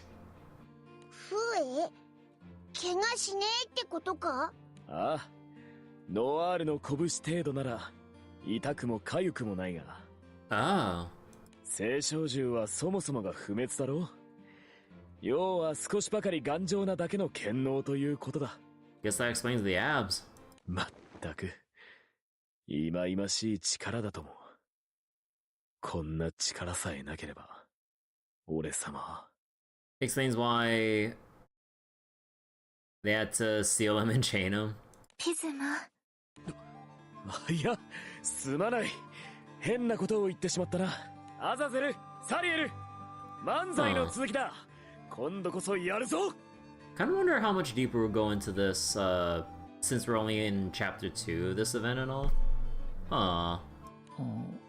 わかった。ピズマ、やっぱり何か。よし。Huh? Huh. What's Priscilla thinking about? 打天使会議をしよう。Oh my god. How many assemblies do we have at this point? The Divine Generals Assembly, now we got the Evokers wrapped in all this, now we have Fallen Angels. Am I missing any other assemblies at this point? Actually, what other... I mean, technically there's the Kotatsu group. Technically. What other groups or factions have their own little, like, occasional organized meetups? Meanwhile, the Eternals can't have an assembly because they're rarely willing or able to. Yeah, I actually forgot about the Eternals because of the fact that they're so reluctant to ever actually get together to do anything. Despite Siete's efforts to actually just want to bring everyone together for either recreational stuff or just do something as a... well, try to make them a more unified, like, group of people in general. Okay, so technically Eternals, but then Siete is kind of failing at that. So wait. Fallen Angels, Evokers, Divine General, the Kotatsu group, you know, Lunalu and company and stuff like that. Not the Eternals. I think that's about it so far, at least off the top of my head. It takes Dancho Eternal skins, OG and Blue for the Eternals to meet up. You know, I still haven't, like, done the Fate episode for the OG Eternal skin for Dancho, much less getting anywhere with the blue skin and stuff. But, huh? Kaigi? Just as everyone's becoming accustomed to having Serial and Pisma on board, Rousseau catches them off guard with a suggestion. 随分と堅苦しいな。急にどうした？いえ、会議といっても堅苦しいものじゃなくって、相談会、交流会みたいな。空の世界が2000年前とは大きく変わって、最初はみんな戸惑ったよね。だから空の世界で暮らす中で問題や悩みを感じていたら解決法を共有できるんじゃないかと思うの。問題、悩みか。なるほど。俺のように空の世界で成功するにはどうすべきか。成功とまでいかなくてもいいが、そういうことだな。実は団長さんに次の島にある美味しいカフェを教えてもらって、そこでどうかな。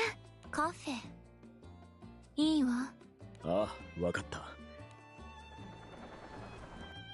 ていう話だったはずなんだけどよ。ようこそ。Wait, that was the idea? ここはフォールンカフェ。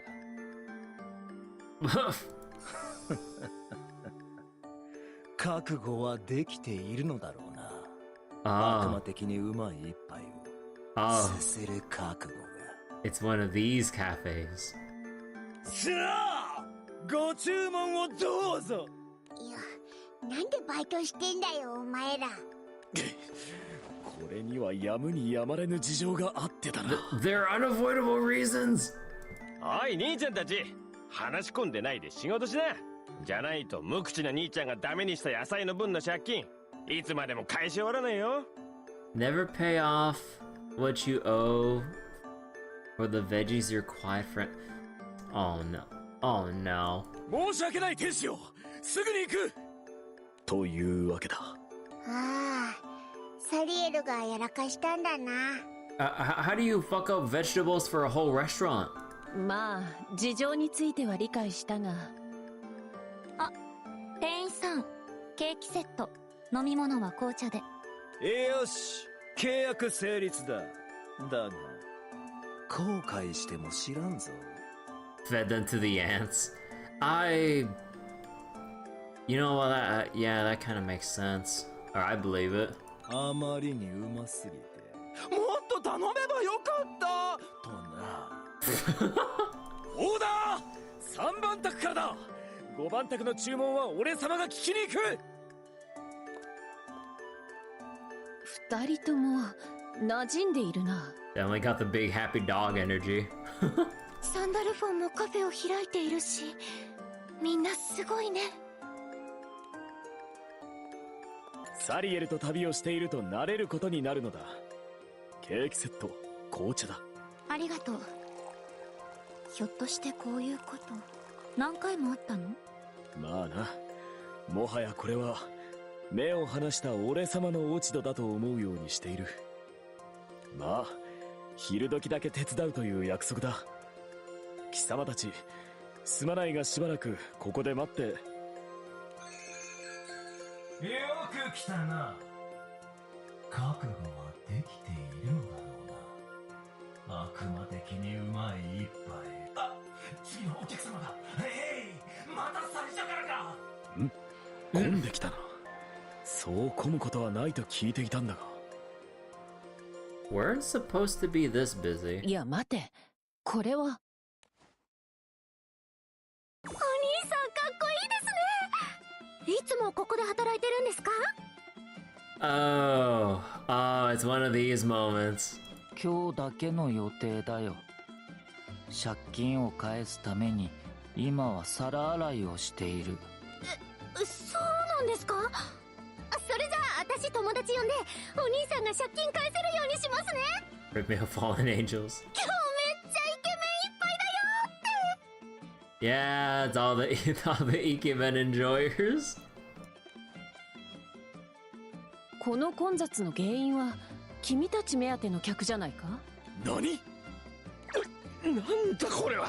どうしてうちの前に行列が？兄ちゃんたち喋ってないで手を動かして。今日は修羅場になるよ。 Pay out their debts in no time. いや、俺様たちは昼だけの手伝い。追加でお給料を出すから一日よろしくね。いや待て、店主よ。昼だけじゃなくなってねえか。The price of beauty. すまない、会議の日だというのに。You know, I'm starting to see a pattern here with all these assemblies and their delays. You know, maybe it's a good thing that the Eternals don't actually get their assemblies together. Because for everyone else that has their assemblies, they always get distracted or something always comes up. And they never actually get shit done. Until like the very end of whatever ordeal they have to put themselves through. ピズマ、店主に聞いてくれ。追加の手伝いは必要かとな。In the Evoker's defense, it was not their fault a whole bunch of asshole birds started shit. Yeah, that's true. But it's more like, it's like a curse of the assemblies. It's just, whether it's brought upon by themselves, or the world is just set against them. Like, something's gotta disrupt them from actually getting any organizational work done. Like, for the Evokers, asshole birds. For the Fallen Angels, the guys are too beautiful, and then they're just swamped with orders. Like, the DGA, the Divine Generals can't hold their attention spans for more than like 5 minutes before they get distracted or off topic about random shit. It's just like, bruh. 何？いいのか？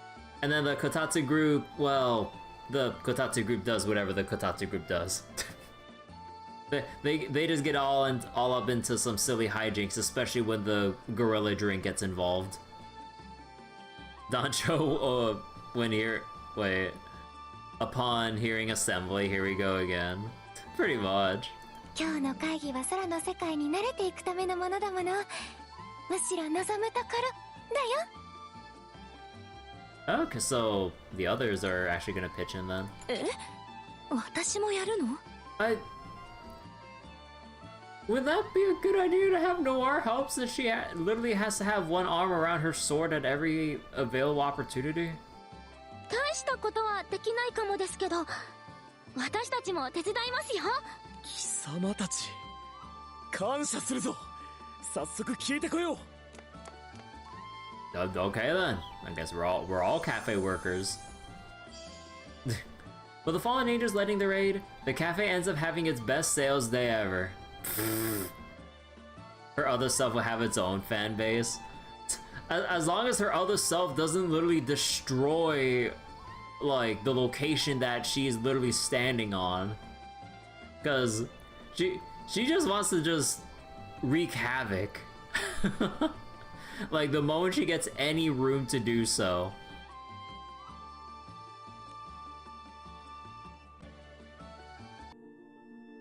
Like, we're lucky we didn't get a hole blown in the side of the Grand Cipher, thanks to Pisma's indestructibility just shrugging off, like, other Noirs, like, just sheer destructive power like that. Destroy the competition. Oh yeah, destroy just more than the competition. I'm worried about the customers. By the time the owner reluctantly lets them go, the sun has already begun to set. Yeah, kinda, you know what, I kinda feel bad for that owner. It's like, oh man, look at all the business, and all the people who attracted the customers are gonna go the next day. Shit. It's like, well damn, what do I do now? 楽しかったね。すごく貴重な体験ができた気がする。本当に助かったぞ。さすがにあの量の客は初めての経験だったからな。I guess the shop owner would just have to be, like, keeping an eye out for anyone in the job market who happens to be, like, ikemen or just, well, honestly, just attractive, like, waiters or waitresses in general. まあ仲間のピンチだからな。助けるのは当然だぜ。仲間？俺様が？ A friend? なんでびっくりしてんだよ。オイラたちはとっくにそう思ってるぜ。Rather pretty boys and girls show them in butler maid outfits. Yeah, pretty much, like, it's the kind of cafe that, like, it'll probably turn into unless, like, what was it? Like, that shop owner is probably not gonna see sales like that ever again unless he hard pivots into the pretty boys and girls, like, staff and just dress them up with, like, super cutesy or classy, like, maid butler outfits. そうか。そうか。そうだな。仲間ならば助け合わねば。サリエル、貴様も礼を。サリエル？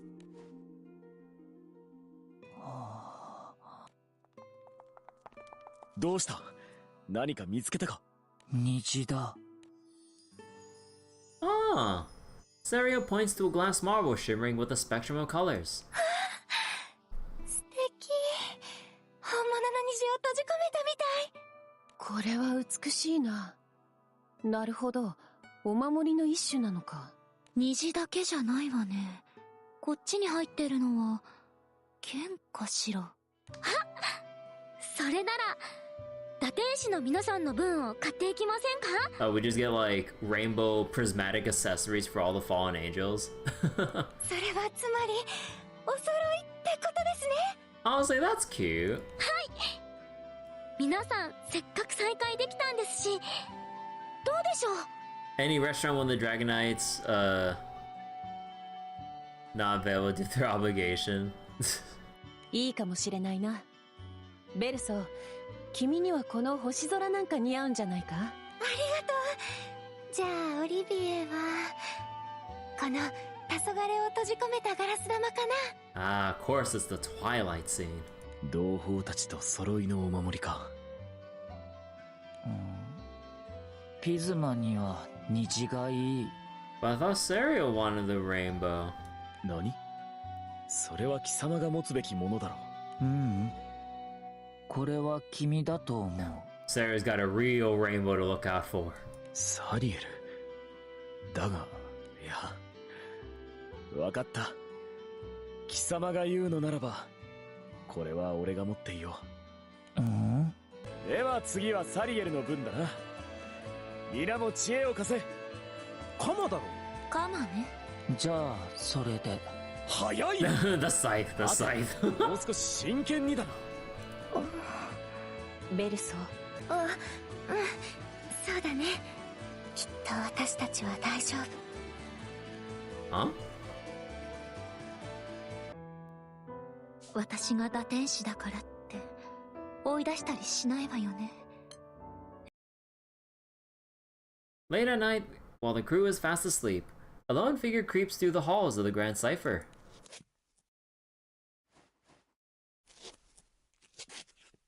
何をしている、ピズマ。オリビエか。驚かせるな。驚かせたのは謝るが声を小さく。皆もう寝ている時間だぞ。すまない。それで、何をしていたんだ？はっきり言って、挙動不審だぞ。同胞とはいえ、もし団長に何か不利益を与えるようなら。誤解だ誤解。俺様はただ、迷ったのだ。何？君、ここに来てから結構経ったというのに。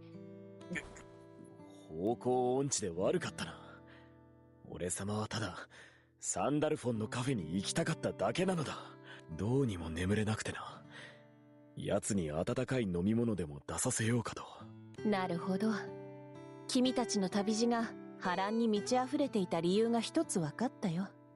だがこの時間ではサンダルフォンもカフェを開けてはいないぞ。何？天使のくせに律儀に空の民の活動時間に合わせているのか？ No.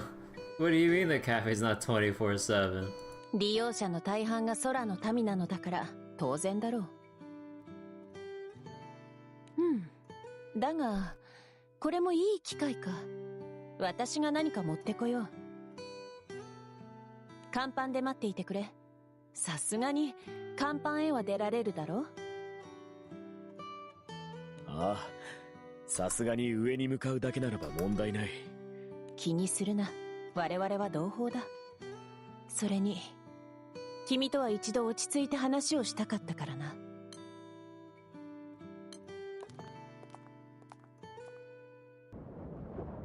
うまい。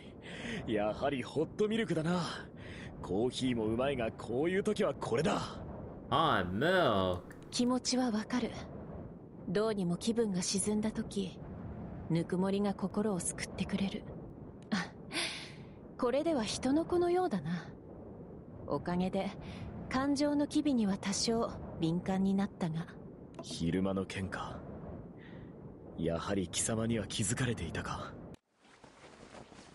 After setting down his drink, Pisma takes the rainbow-colored marble from his pocket. As he gazes at it, his eyes seem to reflect a tangle of mixed emotions. 君はなぜああも動揺した？サリエルの無垢な感情を素直に受け取ることができないとは、打てば響く君らしくもない。何かを手にすればするほど失うのが怖くなる。何？オリビエ、貴様がコアに帰った瞬間を俺様はよく覚えている。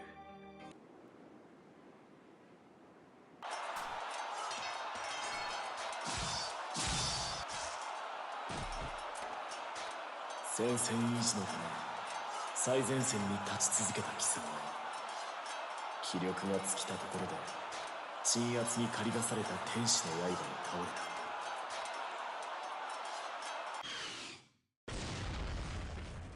Bruce. 早かった。後方支援だった奴は遠距離砲撃を受けて陣地ごと吹き飛んだ。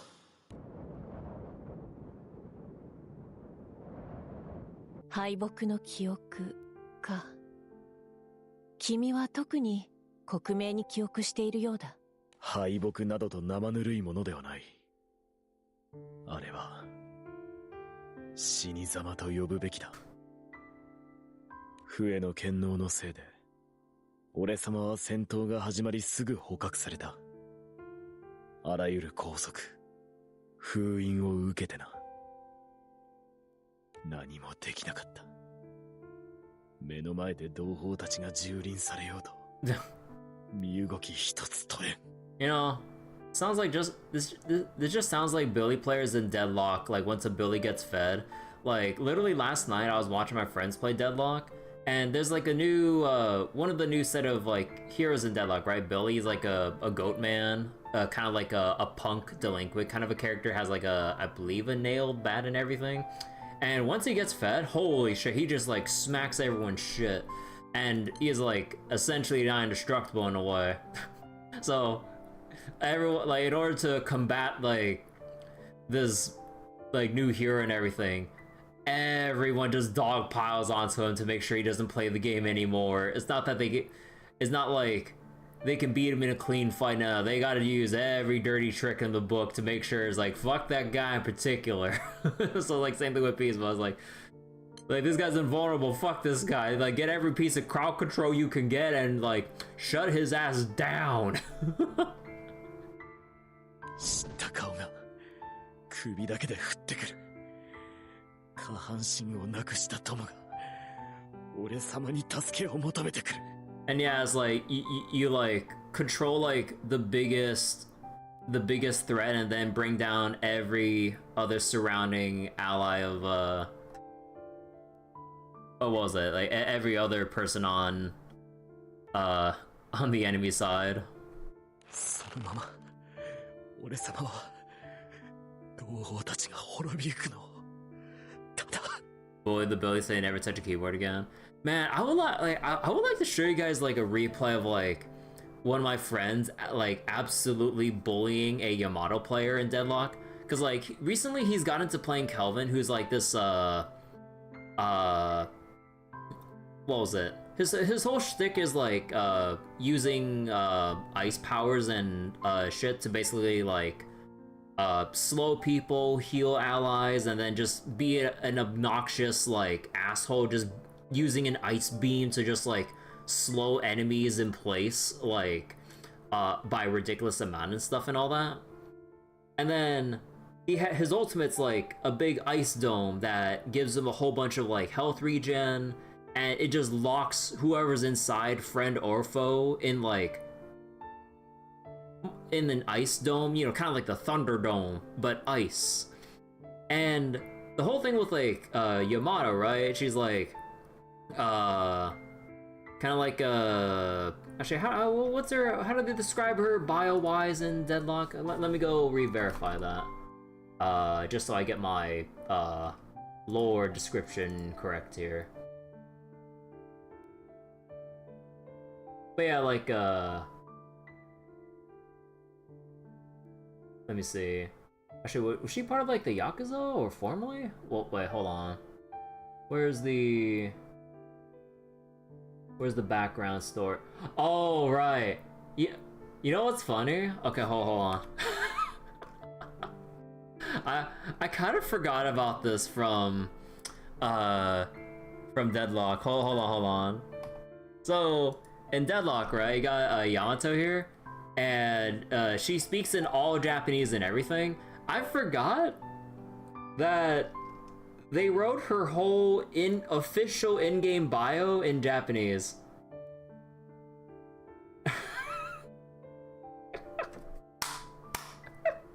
I was like, what was her lore again? The official lore is all in Japanese. I can't read it. And there's only fan translation.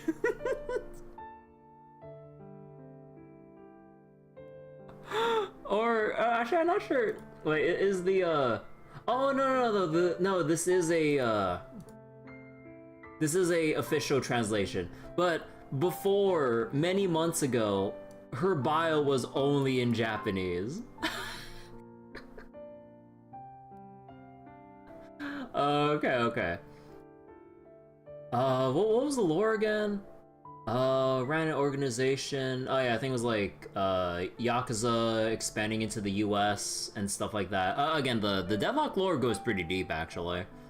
But let me see. Yamato. But yeah, but basically she has this whole ultimate where she goes into like a more powerful state, immune to crowd control. But then you know what the best thing to do is? Like, you play Kelvin, and then you just lock her inside the ice bubble, because normally when they get caught out and Yamatos get caught out in bad situations, right? Because they pop the ultimate, dispel debuffs, and then use that chance to run away because they get reduced damage. They take reduced damage as they either run or all in a fight. Anytime she comes in, like, my friend just brings up the ice bubble and then she literally can't do anything. So then my friend was tormenting that specific Yamato player for like the whole 30 minutes in that match. That Yamato was just not playing the game. That it was, I felt so bad for them, but that was so funny to see. Like, imagine like any engagement like in a team fight in like MOBAs and shit. The moment you step into one, that fucker is just locked in only to look for you and you alone, and you're just not doing anything. It is hilarious. There's literally nothing they could have done because it's a counter pick situation. But oh my god. もういい。すまなかった。大丈夫だ。君の無力を責める者はいない。俺様は恐ろしい。また失うのが怖いのだ。サリエルなど本来ならば再生もせず死んでいるのだぞ。ああ。再生しない？我々は聖少獣だ。コアに帰ったところで、いや、そうか。サリエルは確かアバターに。そうだ。かの最悪、ルシファーの遺産。そのコアには、あの反乱で倒れた同胞たちが使われた。俺様は確かに聞いた。再生に時間のかかる者たちは、コアを破棄し、再利用すると。Ah. Too slow to regenerate, we're gonna have them scrapped and reused. その時の絶望がわかるか。あまたの同胞たちが失われた。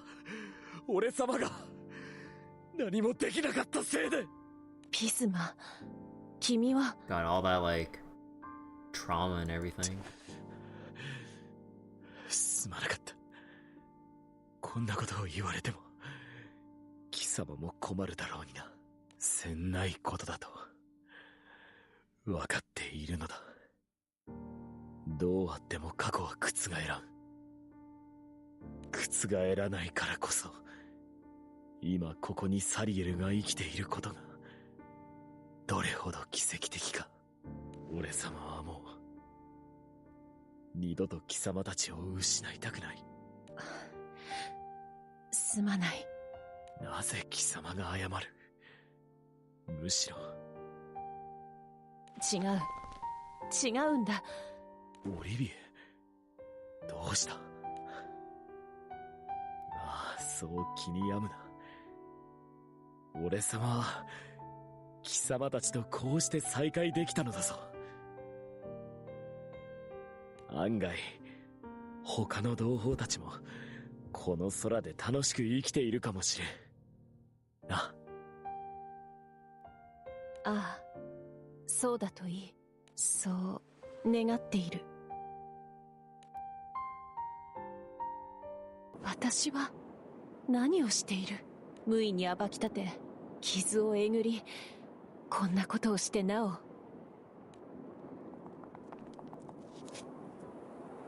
聞いた通りだ。ベルソー、サンダルフォン。彼に企みなどありはしない。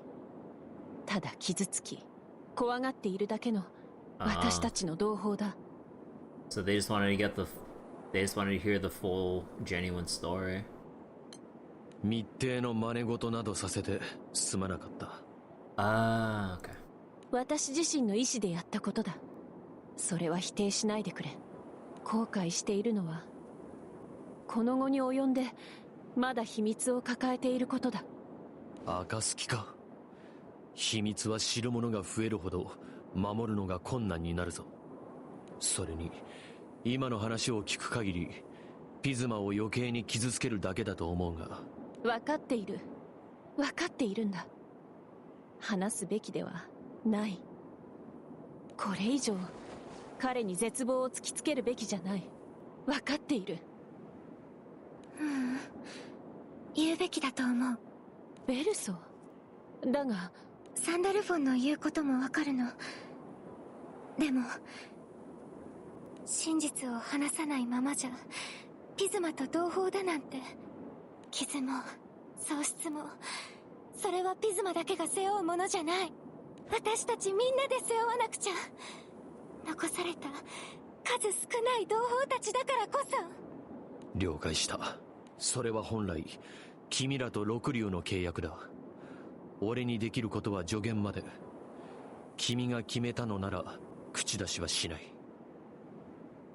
だが万が一の時、俺は天使長として。はい、覚悟はしています。すまない、ベルソー、サンダルフォン。分かった。私も覚悟を決めよ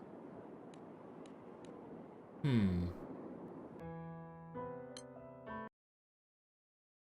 The next day, Sandalphon summons the fallen angels to his cafe. それで、わざわざ奴が俺たちを集めた理由は何だ？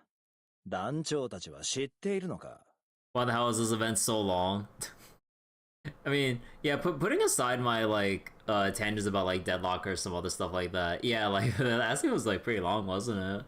それが、私たちも聞いていないんです。ただ、集まってほしいとしか。オリビエとベルソーの姿もないし、何なのだろうな。やっぱり追い出されるのかしら。私が打天使で二重人格だから。安心してくれ。そういう話ではない。カフェだというのに鎧か。仰々しいな。We're just getting to the end of chapter 2. Yeah, I kind of wonder what they're cooking for chapter 3 onwards. 今、俺は天使長としてここにいると分かりやすく示すためだ。話というのはオリビエとベルソーに関わることだ。まずは謝らないと。私たちはみんなに秘密にしてきたことがある。裏切りだと言われても仕方ないような。裏切り？何を言っている？君には特に酷な話だと思う。だが、だからこそ秘密のままにはしておけないと判断した。私が放卵しているこの卵は同胞たちなんです。Egg. は？With this introduction, Olivia and Berceau proceed to share their story. They explain how Pandemonium had exercised its power of rebirth upon collapsing, reducing their brethren to mere energy. Now, having transformed into paradoxical precipient entities belonging to neither the skies nor stars, their comrades are now being incubated by Berceau to prevent them from scattering. In order to maintain the seal, Olivia and Berceau have secured the assistance from Luo of the Six Dragons, as well as Orologia. Yeah, okay, so there's the reference to the Six Dragons' involvement with maintaining the egg. そうして、私たちは六竜より鍵と錠前の権能を授けられ、狭間のものを封印しているんだ。パンデモニウムに囚われていた。かつての同胞たちの慣れの果てを戻す方法は？ピズマ、それはあるのだろう。その狭間のものから同胞たちを復元する方法が。すまない、わからないんだ。六竜が協力してるのにわからないわけが。本当にわからないんだ。そもそもそんな方法があるのかすら。六竜はあくまで空の存在。狭間の者には彼らも迂闊に手を出せないようなの。Yeah, even Six Dragons have their limits. ことは空の世界の存亡に関わると判断した。それで俺も二人のサポートを行っていた。悪用されれば世界の終末を招きかねない。君らが知ったのはそういう秘密だと胸に刻んでくれ。絶対に誰にも話さないと誓うわ。What about the other Noir? ではまさか生き残った同胞たちはこの場にいるもので全てだと。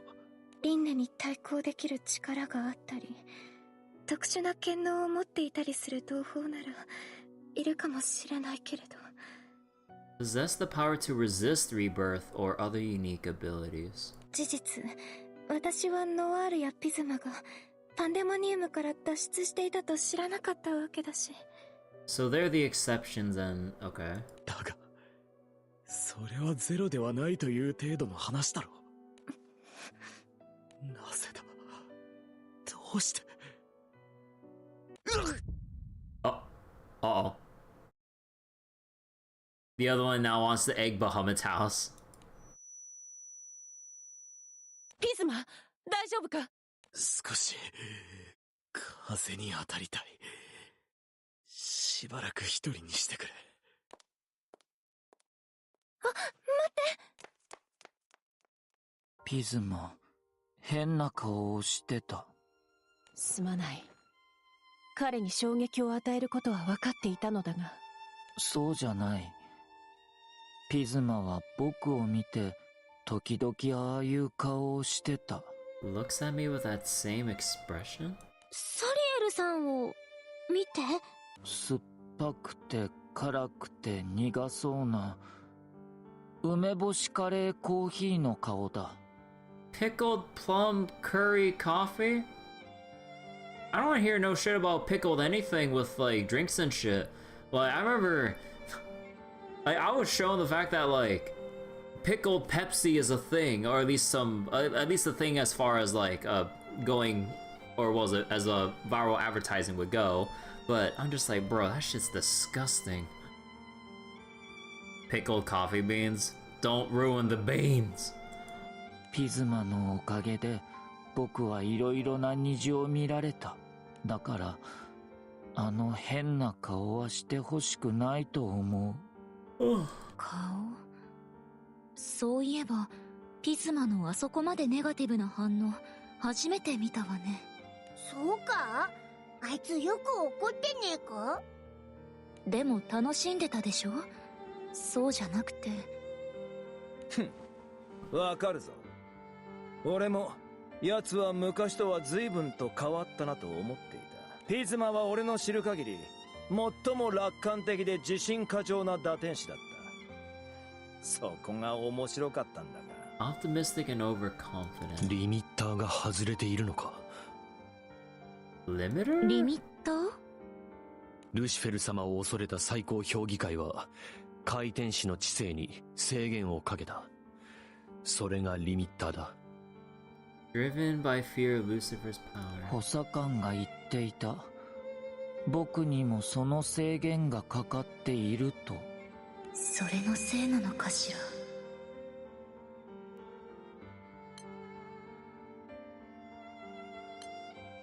So in Noir's case, the limiter would be the sword. ここにいる者はあまり強くかかっていないようだ Is が。 Broadman what makes the Sky Blue 3? Yeah, kind of forgetting that little tidbit about the lesser angels having like intelligence caps in a way.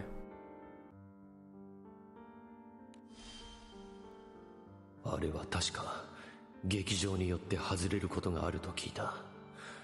ピズマはあの反乱をきっかけに。 That's why Serial is so simple. Yeah, I kind of wonder. I know, you know, his new grand version, assuming like that's what we'll see on the premium gala. Kind of wonder how he'll be without a limiter, because I'm assuming that's what the event's gonna build up to unveil Grand Serial. ピズマのところに行く。待てサリエル。いつも騒がしいピズマにも放っておいてほしい時くらいある。僕が放っておきたくないんだ。だから追いかける。君が放っておきたくないと来たか。でもよ、おいらも今のあいつはあまり放っておくとよくねえ気がするぜ。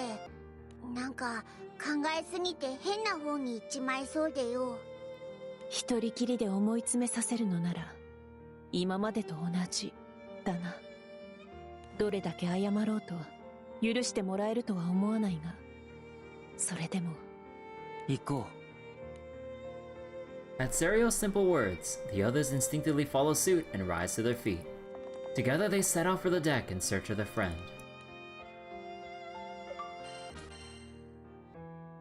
そうか。悪魔戦車を同胞たちに見せることはできないのか。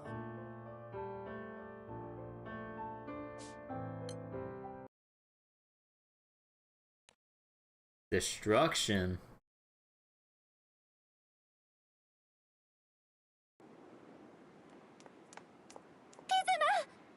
ベルソー、なぜ来た？俺様に悲しみに浸る時間もくれないというのか。その悲しみをみんなで分かち合うために話したの。一人で耐えようとしないで。私たちは同じものを背負っているんだもの。貴様、いや、そうか。昨日の話を聞いていたのか。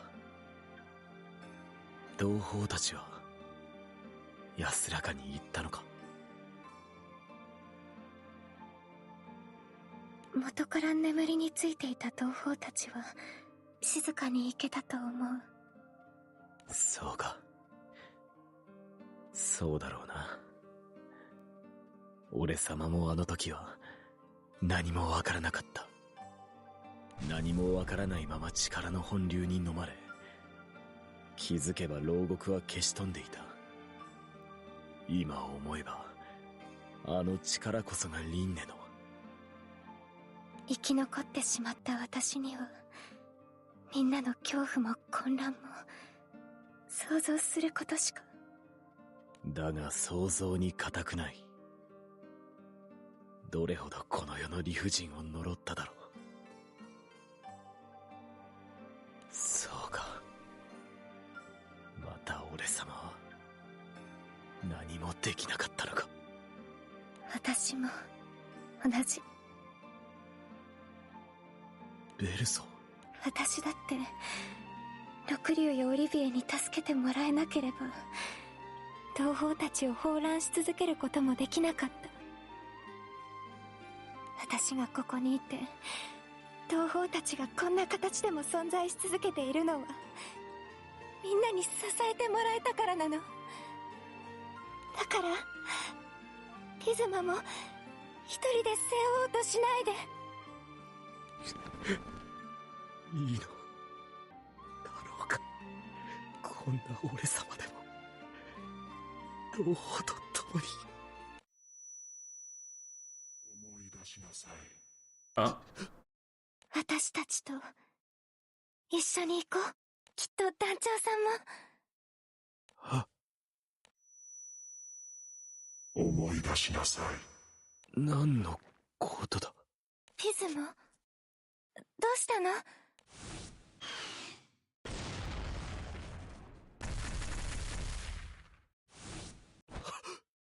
流れた血、倒れた同胞、そしてその元凶は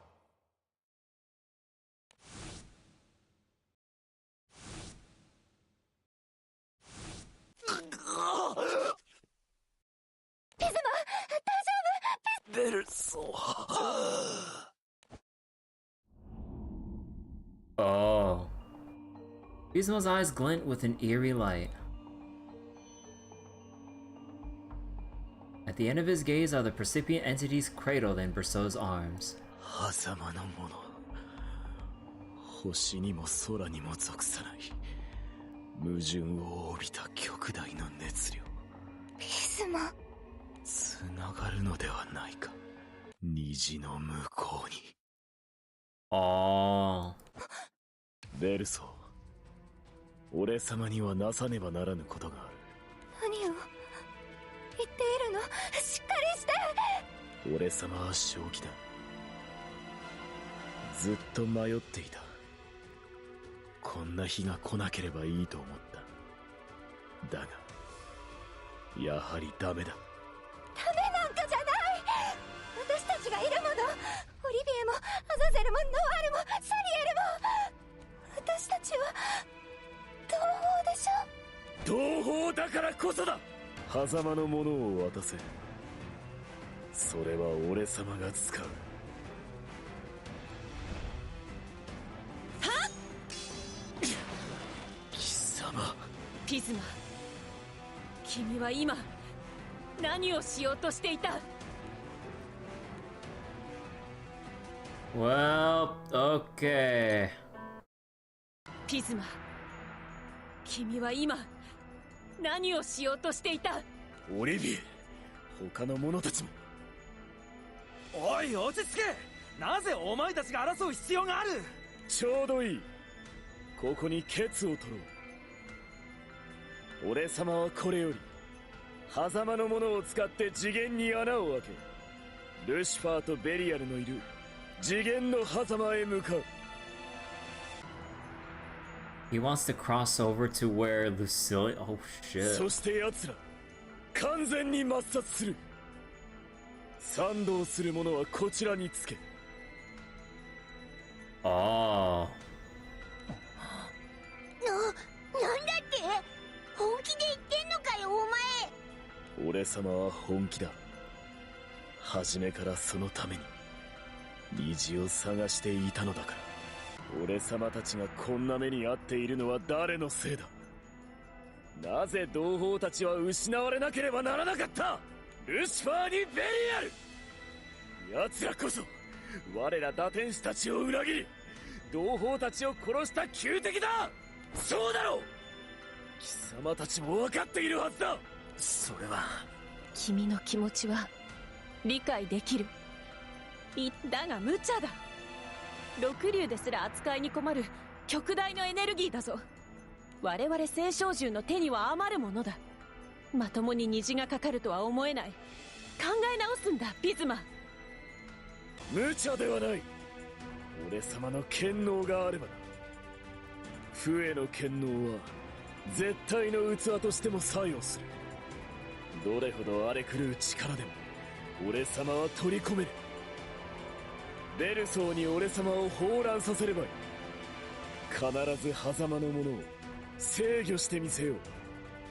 Oh, surely nothing will go wrong if he attempts that. それは空や星に属する力の話だ。狭間のものを取り込んで無事な保証はない。前提が破綻している。君も分かっているだろう。この俺様がそうそう死ねるものか。失敗したのならば次の手段を考えればいいだけのこと。冷静になれ。自分が何を言っているか分かっているのか。それはかつての同胞たちを君のエゴのために使い捨てると言っているのと同じだぞ。同胞たちも本望だ。奴らの喉元へ刃を突き立てる。その一助となるならば。みんなの盾であるあなたが、誰よりも仲間思いだったあなたが、どうして？誰も守れなかった盾に何の価値がある？そんな役割など俺様は捨てる。そんな。Basilius is never coming back. そうだぜ。なんだって次元の狭間だぜ。ほっといてもいいもんをわざわざ命がけで倒しに行く必要なんてねえだろ。 Because fuck Fasan in particular. I guess this is reasoning. 団長 B、 そういうことではないのだ。 It's about sending a message. 2000年だ。積み重なった憎悪と無念。奴らを八つ咲きにしてなお生ぬるい。 Okay, so basically all those like 2,000 years worth of bottled up like emotions of rage and regret are just like now pushing him off the deep end to try to open the space between dimensions. Okay. So everything was fine until they told him the secret, which basically, what was it? Like, remove the lid that was like holding in all that bottled up emotions. Okay. 利口なふりをするな。わかるだろう、同胞たちよ。 And all that's now spilling out. それは理解できる。できてしまう。それが奴にとっては同胞たちを使うに足る願いだと。だが私にとっては。待って、ピズマ。サリエル、貴様もこちらに来い。虹は目の前だ。そうだろ。よくわからない。ピズマは僕と虹を探していた。僕は補佐官に聞きたいことがあって、君は僕の願いを叶えたいと言ってた。それなのに補佐官を殺すの？それは。やめよう、ピズマ。ずっと変な顔をしてる。君がいつもみたいに笑えないならやめた方がいい。笑えるものか。なぜそんなことが言える。貴様こそ誰よりも怒るべきではないか。何か知っているような口ぶりだな。サンダルフォン、どけ。貴様に話すことはない。打天使だけの問題にしないでくれ。ルシファーとベリアルの処遇については天使の管轄だ。君の復讐心については理解した。だがその理由には全く納得がいっていない。俺様の理由では足りんと。ああ、かつてルシフェル様に復讐を誓い、この空を滅ぼそうとした者としてはね。報復、仇討ち、真にそれが目的なら自分が死ぬかもしれない方法を使うわけがない。心中が最低条件だ。少なくとも俺は世界を滅ぼし、あのお方の怒りに満ちた顔を見るまで死んでたまるかと必死だったよ。君は何をしている？命がけで奴らの封印を解き死んでそれで満足なのか？違う。俺様は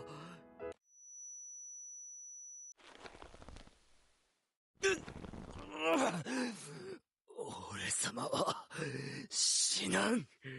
それに封じたなどとのんきなことを言えるのは貴様たちが真に奴らの邪悪さを理解していないからだ。Bitch, we went through a whole ass trilogy dealing with them. 君は何を知っている？サリエル、貴様の不意を打ちそのコアを回収したの。あの反乱の目的はサリエルだ。Ah. The gasp. 何をしている！貴様だけでも逃げろ、サリエル！ Death.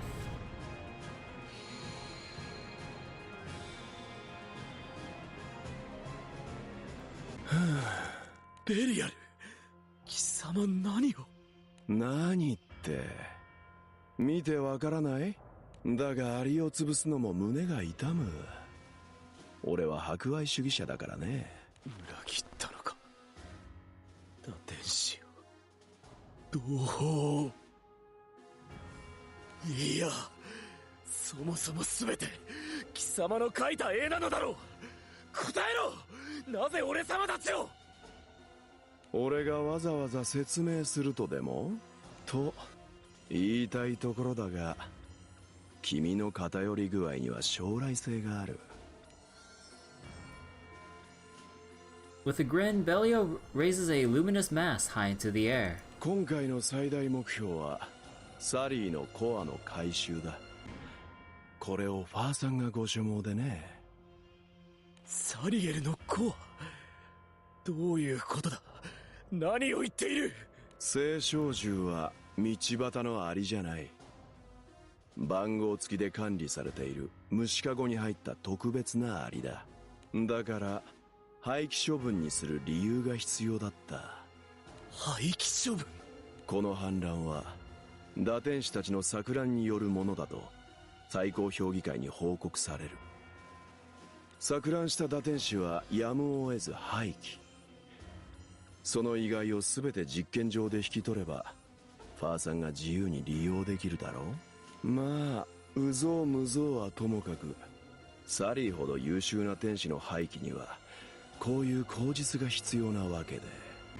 貴様たちはそんなくだらん実験のために俺様たちのことを。いいね、そそる顔だ。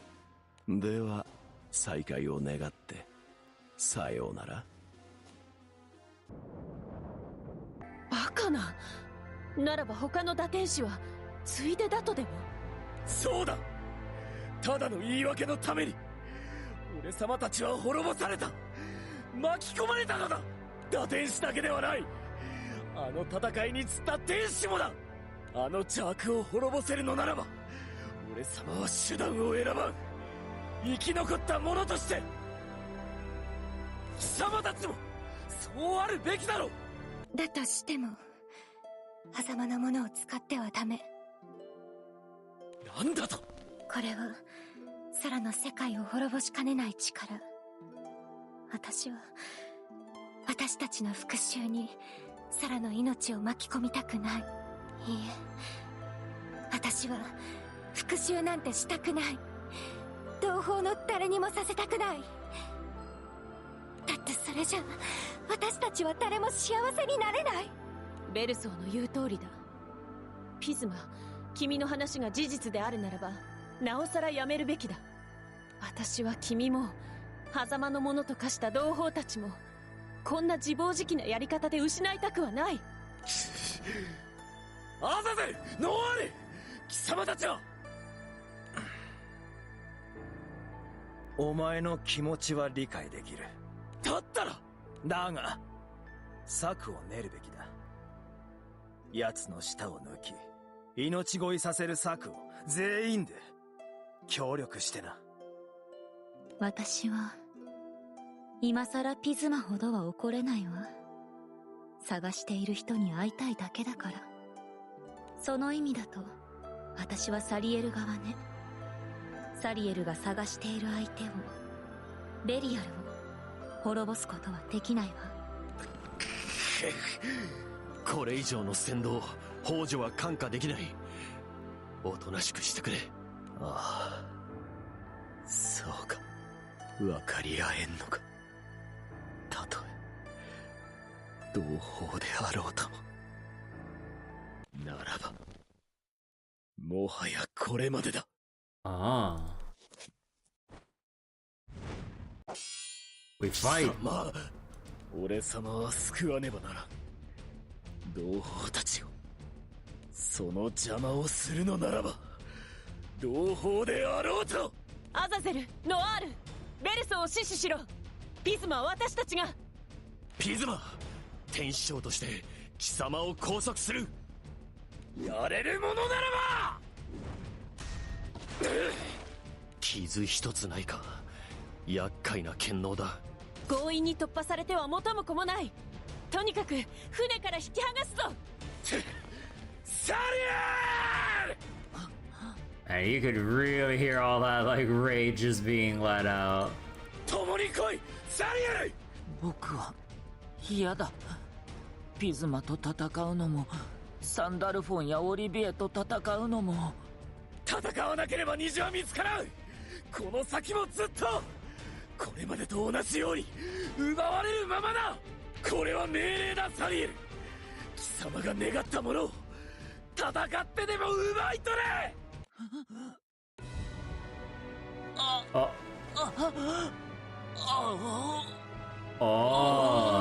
サリエルさん、し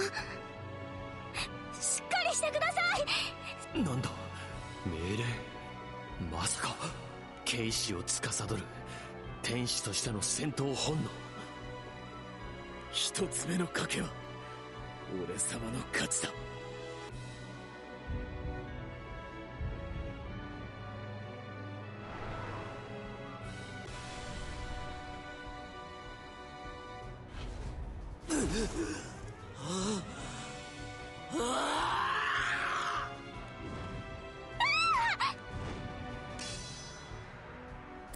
Kirby steps in front of the group, shielding them from Sero as he swings his scythe in apparent agony. 得意点。まずい。サリエルが暴走したら脅威はピズマの比ではない。よそ見をしていいのか。しま。さあ行くぞ、サリエル。虹の向こうへ。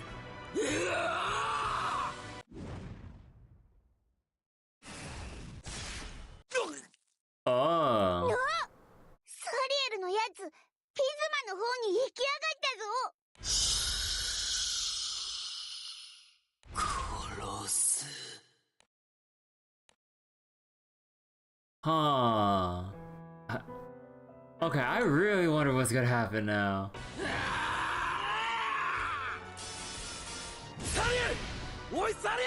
Because we also have... This is only chapter 3. What the hell is gonna be in the second half? こちらの賭けには負けたか。バカな。なぜあの笛の剣能をサリエルは無効化できる？ Didn't like send off and say that he's Sariel's the archangel of like execution or whatever. ケイオスマターだ。サリエルの鎌はエルゼバブに持たされた。Oh, chaos man. Maybe we'll be seeing Fasan tonight. Yeah, maybe despite all the complaints, we'll actually get to see like Fasan. I was kind of wondering if we'll see all three, you know, from Heart of the Sun, like, coordinate their respective appearances in like one big anniversary level event. But maybe we'll just get a sneak peek of whatever the hell Fasan's been doing in the dimension between realms and stuff. So wait, okay, so Chaos Matter kind of overwrites that indestructibility and whatever. Okay. ルシフェル様すら殺した獲物。このままではピズマを殺しかねない。止めるぞ。近づくな。止まってくれサリエル。ダメだ。ピズマは君の。The chaos-infused blade closes in on the indestructible fallen angel, intent on claiming his life. With none able to intervene in time, they brace themselves for the worst.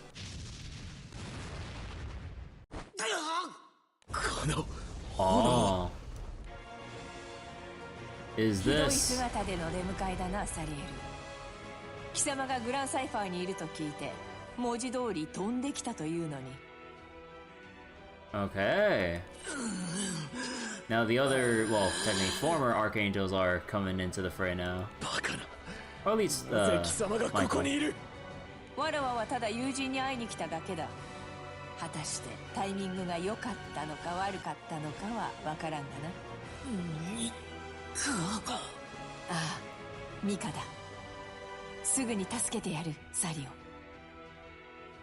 オ。みな、サリエルはわらわが引き受けよう。必ずや正気に戻す。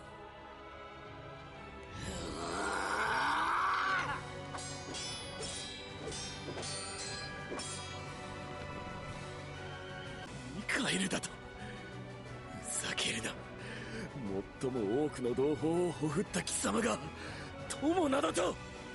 だがどうする。俺様自身の危機は去ったが状況は逆戻り。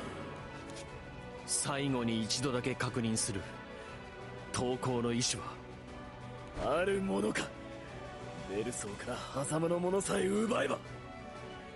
無理をしないで。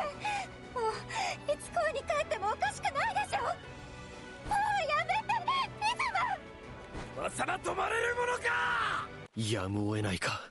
団長、ピズマを船から引き剥がすぞ。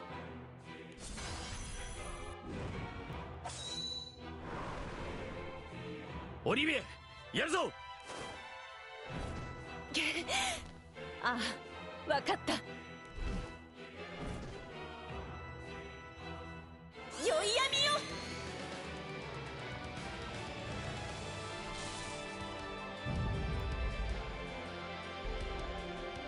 Oh, that's a cool effect. The next instant, Pismo is swallowed by the darkness that Olivia commands. オリビエの闇か。ご丁寧に気配までわからなくなっている。だが所詮はただの目くらまし。これで終わらせる。 What are you planning to do? 一撃で空の底まで叩き落とす。これなら笛も関係ない。真実はただ君を傷つけ追い詰めるだけだった。すまなかったピズマ。ふざけるな。こんなところで。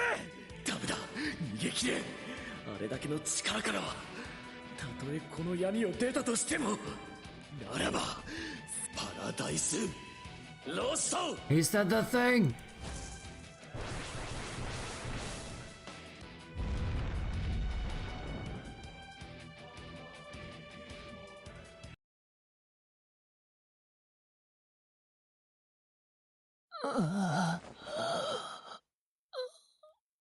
ミカエル。ようやく止まったか。無事か、サリエル。僕は何を。ピズマ。 In that moment, Serial witnesses it clearly. Just before the flood of light erupts, a shockwave sweeps away the shadows, revealing Pisma's desperate expression. Even in the face of the Supreme Primarch's overwhelming power, Pisma's eyes burn with unbreakable resolve as they meet Serial's gaze. And with this, the torrent of light consumes Pisma utterly and entirely. God damn. Rage-ridden Pisma. アリになりたい。 No, I want to become an ant.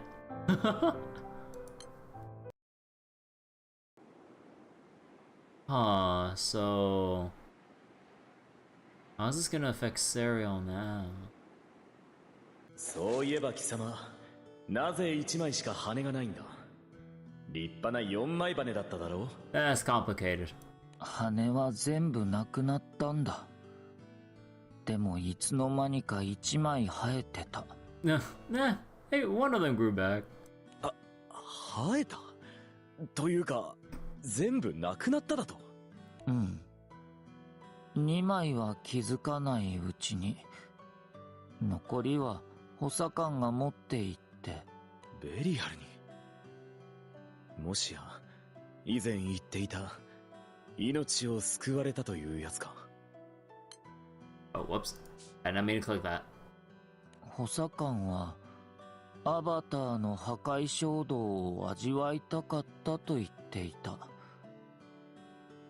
でもウリエルたちが言うには、そのおかげで虚無の汚染も羽と一緒に消えたって。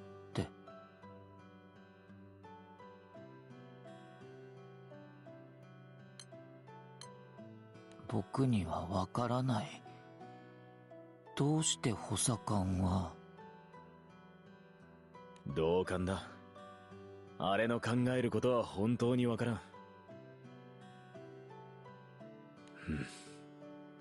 だが案外全て本当のことなのかもしれんな。全て？貴様の羽を奪い、アバターの力を我がものとしようとした。これは本当なのだろう。だが同時にそれで貴様を救ってやれるとも知っていた。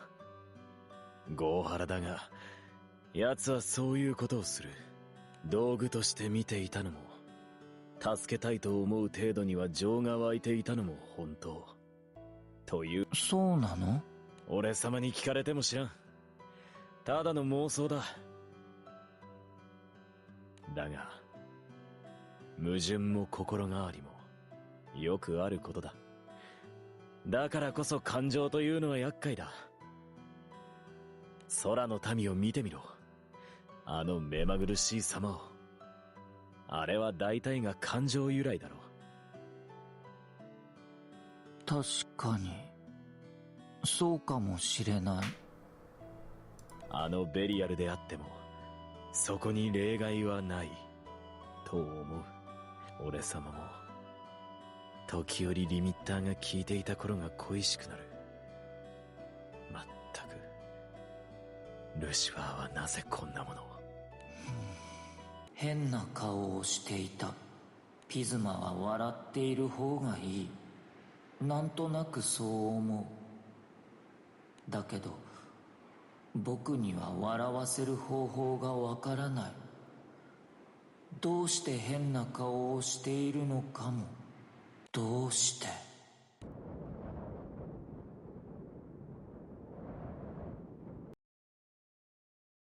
サリエル、聞いているのか？ミカエル？思案にふけっていたのか？まあ無理もないことだが、一通りの事情はサンダルフォンや打天使たちより聞いて理解した。こんなことになっていたとはな。こんなこと。恨むなら俺を、ピズマを排除すると決めたのは俺だ。そうでもしなければあれは止まらなかった。恨むってなんだろう。何と言われるとどう説明すべきか。Damn, we're getting philosophical now, huh? 恨んだ方がいい？補佐官を？サンダルフォンを？僕がそうしないからピズマは変な顔をしてたの？いや、恨んだ方がいいということは僕にはわからない。考えてもわからないんだ。僕はアリになりたい。おい、どこ行くんだよ。待ってくれ。ここはわらわに任せてほしい。行き先はわかるのか？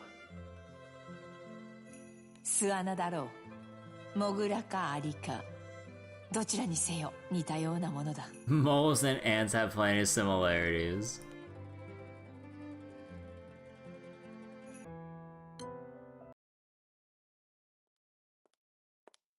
やはりここか。ミカエル、どうして僕がここにいると？船底に近い薄暗い空間。いわばここは地下だからな。A good replacement for a nest or burrow. その瓶は何だ？虹色の砂で満ちているようだが。アリが見たかったんだ。アリ？その瓶の中で飼っていると？僕が逃がした。ピズマからもらったんだけど。それがいいだろう。わらわも賛成だ。Michael sits on the damp floor and gazes at the sand in the bottle with cereal. 今度演劇学校主催の舞台で主演を務める運びになった。別のバサーニを？それはおめでとう。貴様にはそれを伝えに来たのだ。もちろん席も開けておく。伝えてくれてありがとう。でも席は埋まってる方がいいよ。いや、サリエルの分の席という意味なのだが。Michael laughs and glances at Serio's face. わらわの話は終わりだ。次は貴様が話す番だ。僕の？好きなように話すといい。わらわはただ聞いている。笑っていなかったんだ。虹の向こう側に行きたがってた。その手がかりを見つけたのに。一緒に旅をしてるとき、ピズマはいつも笑ってた。それなのに、目的が達成できそうになると、変な顔になった。いつもそうだ。補佐官もピズマも肝心なことは話してくれない。僕の理解が変だから？でも話してくれないとわからない。僕はちゃんとわかりたいのに。サリエル。僕はアリになりたい。何も悩まず命令に従う存在に。ああ、アントよ。愚かな私の悩みを聞いてくれるか？ Suddenly, Michael stands up and extends a hand to Serial. 覚えているだろう？共に立ったあの舞台を。ベナスの探偵。でもどうして？さあ、サリオ。舞台上の貴様はアントだ。バサーニの友人、陽気な名探偵。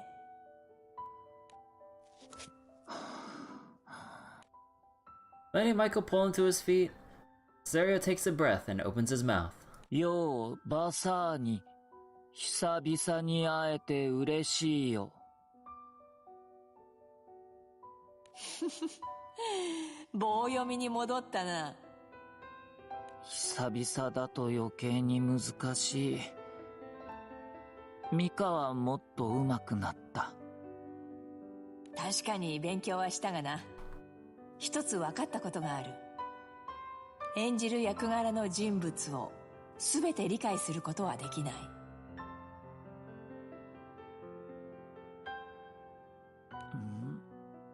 貴様がなりたいアリも苦悩を抱えているのではないか？偵察が長距離で大変だとか、雨の日は憂鬱だとか、命令を聞くのが嫌だったりな。兵隊アリもそんなことを？さあな。無論わらわの想像に過ぎん。台本に尋ねても答えてはくれない。それでも己を信じて像を決めねば舞台には立てぬのだ。わからない。想像で決めていいの？重要なのは己の意志。貴様がどう演じたいかだ。僕が？この鉛の箱にしよう。ああ、うまくいきますように。そのセリフはバサーニの箱選び？Michael lowers her head. Michael lowers her head slightly and brings her hands to her chest before speaking. わらわはかつて兵隊ありであった。それゆえに過ちを犯し、そうして迷った末に貴様らに出会い、わらわはミカを愛して役者の道を選び取った。サリオのモグラ座のおかげだ。バサーニもミカもすごい。僕には決められない。そうか？貴様はすでに決めてきた。瓶からアリを逃がして虹色の砂を見つめて悩んで、誰に命令されたわけでもないのに。さあサリオ、貴様は何を胸に舞台に立つ？僕は、そう、僕が演じたいのは、オッケー。その証文に判を押そう。アントは友人のために自らの血肉をかけたのだったな。僕には理解できなかった。でも今なら少しわかるかもしれない。あの日僕が隠し事をしたせいでモグラ座が一度解散して。あれは貴様のせいではない。皆が思いを秘めていた結果だ。それでも僕はすごく嫌だったんだ。ちゃんと話したい。友達を傷つけたくない。それなのにまた話せなくて、ピズマやミカに刃を向けて。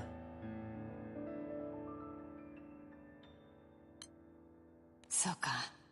決めたよ、ミカ。僕は真意を聞きたい。ピズマにも補佐官にも。それで教えてもらって、分かったり分からなかったりして、その後少しだけ文句を言う。I'm gonna give them a little piece of my mind. 貴様が文句か。わらわもぜひその場に居合わせたいな。Now that I'd like to see. でもピズマにはもう。Nah, he's never dead, just missing in action. やっと決めたのに、僕はどうすれば。If he really is gonna be gone to like the bottom of the fucking skies, like until later notice, like we're not gonna see him come back until next year. Like Side Games always does this shit. Like new cool interesting character, and then either they die or get sent away for story specific reasons until they finally unveil them in a follow-up or a rerun the following year. I swear to God. I swear to God. Suddenly a boom echoes across the Grand Cipher as the whole ship shakes. 襲撃か。凄まじい音だったが。 Or maybe he's back already. 魔物がぶつかったのかも。ひとまず外を確かめて。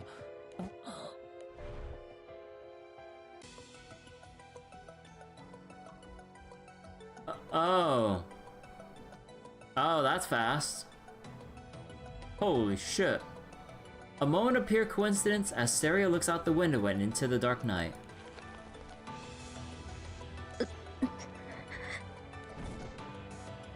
Pisma. Oh. Okay, he recovered fast. God damn. Of course, I know. I meant like, you know, like he returned back fast and just snatched like burst away like real quick there. A little while before the explosion on the Grand Cipher.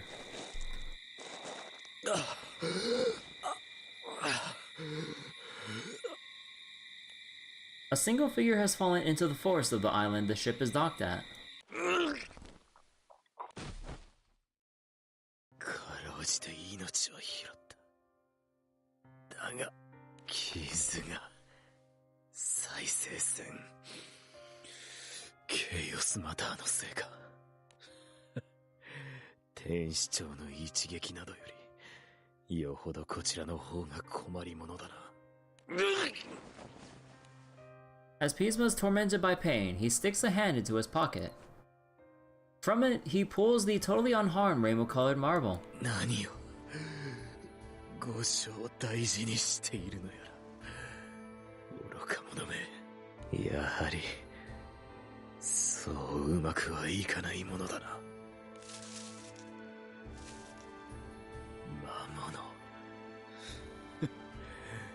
弱った俺様を食いにでも来たか。He's just a bunny. What's the worst he can do? やめておけ。文字通り歯が立たんぞ。Oh. Oh. That ain't no normal bunny.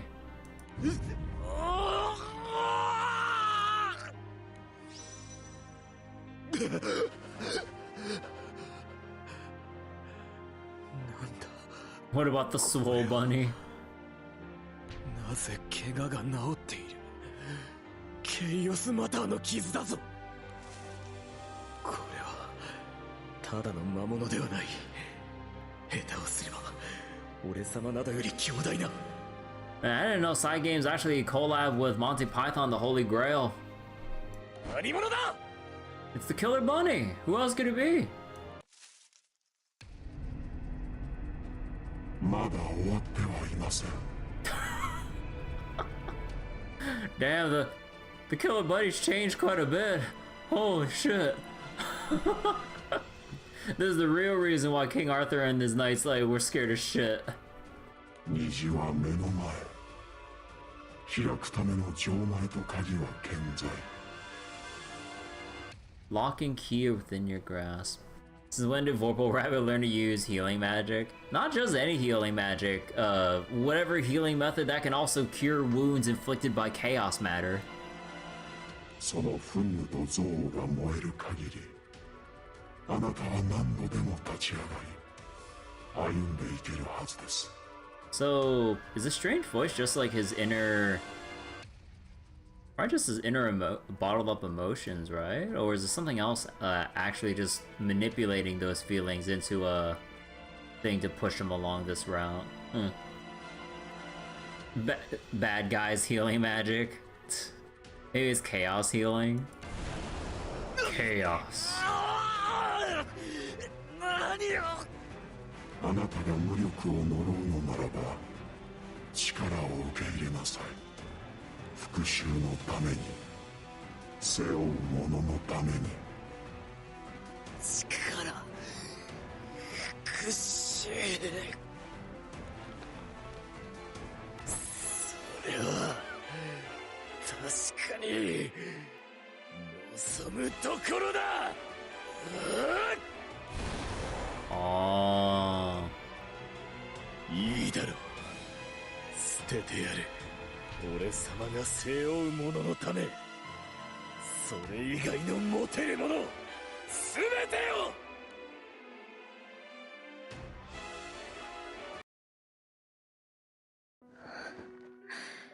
ベルソ、君が気に病む必要はない。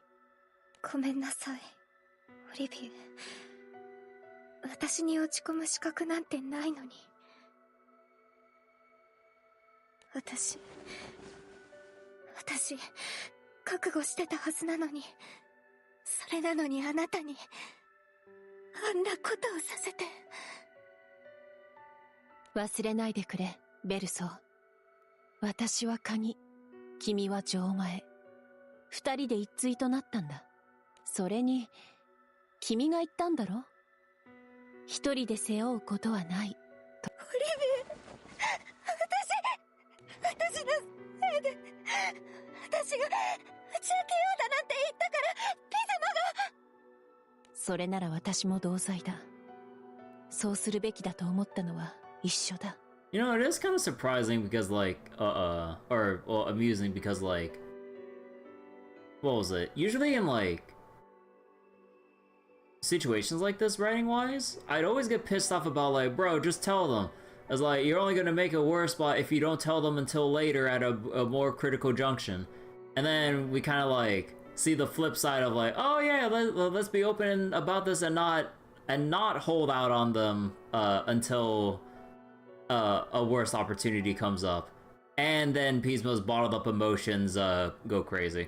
So yeah, now we see the flip side to this, which is kind of a breath of fresh air.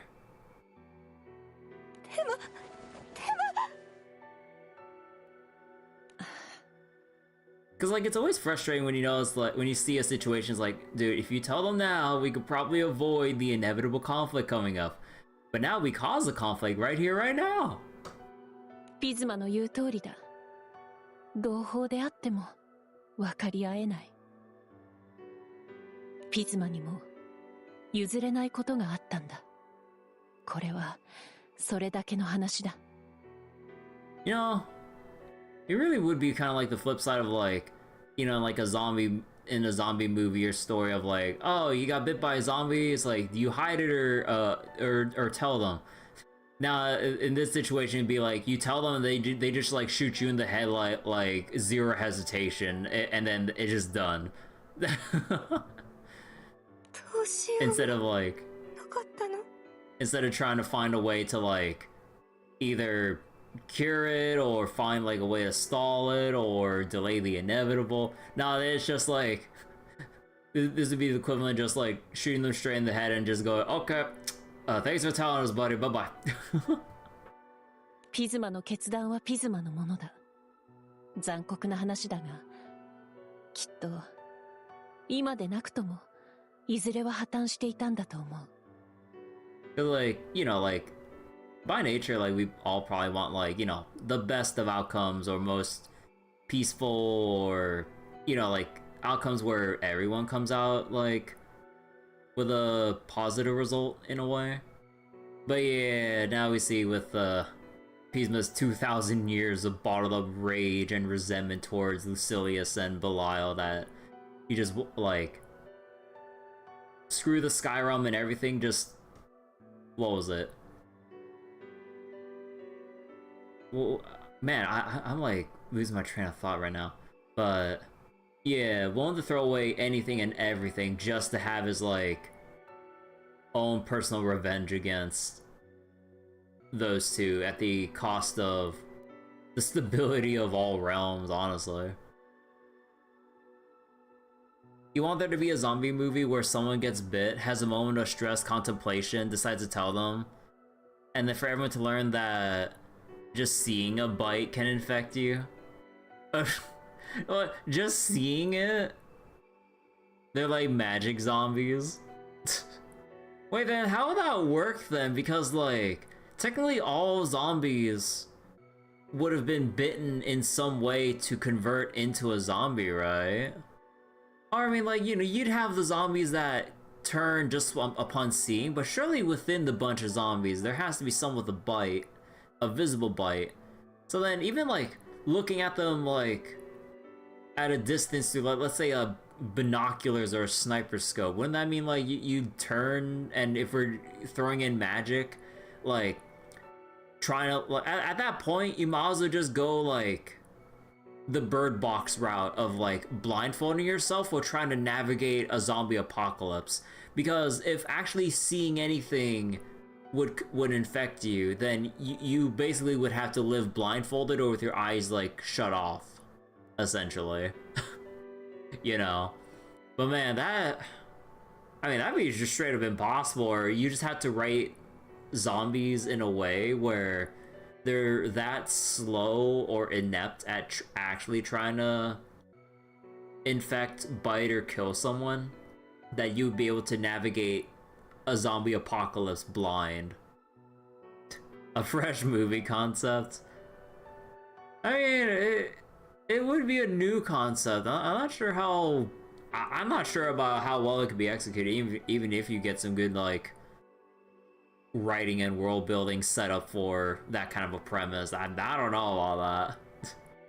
Like, I mean, I guess it really would be like a case of Bird Box, but good. But instead of like invisible entities that you'd go insane by just being outside with your eyes open, it's like zombies instead of like those invisible mentally corrupting entities or something. That's why you make it campy. Ah, yes, the campy excuse. But honestly, I mean, I do like what was it? I do enjoy campiness. I mean, hell, look at original Resident Evil 4. Like, that's campy as fuck. やつの気持ちは痛いほどわかる。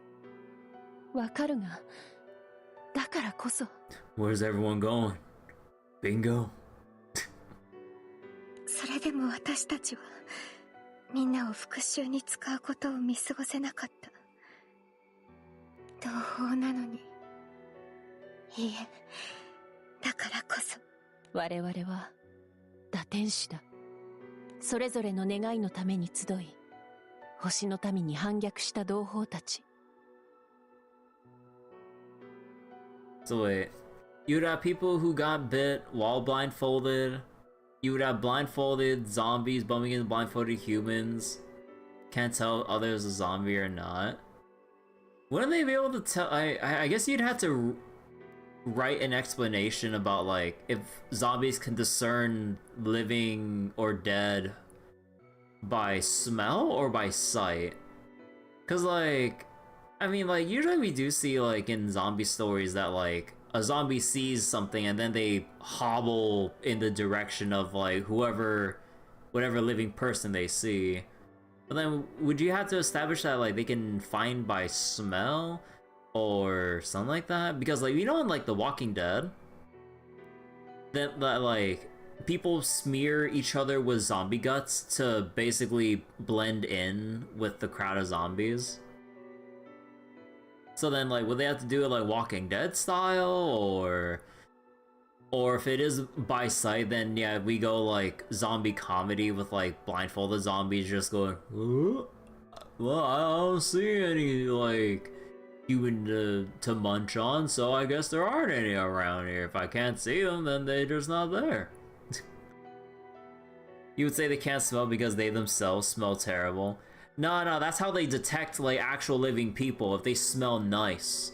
It's like, oh, if something doesn't smell bad, that's gotta be a live human. And then they, I don't know, just end up eating a whole bunch of fruits or something. だが、それゆえに、我々は Or someone like brews a really nice like cup of coffee and the aroma is so good it attracts the zombie horde or some shit because the coffee aroma just wafts around everywhere. If you're bumping into zombies on the daily, you're gonna smell like them. I mean, at that point, like, I mean, yeah, if like actual living people trying to navigate through a blindfolded zombie apocalypse, yeah, they would be bumping into anything, huh? そうしてバラバラの道を God, it just sounds so 交わらない so awkward as a premise. 同情ならば不要だ。 Oh, there he is.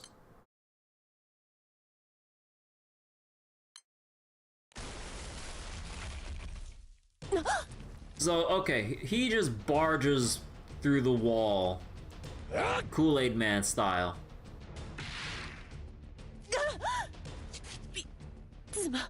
なんだこれは。体が動かない。何をされた。 When you get debuffed with paralysis but no one has clarity ready. だがピズマの剣能は何が起きているというんだ。オリビエ、お願い、団長さんたちに。少しばかり借り受けるぞ。 Damn, just like knocked around. Jesus. ベルソー。これは。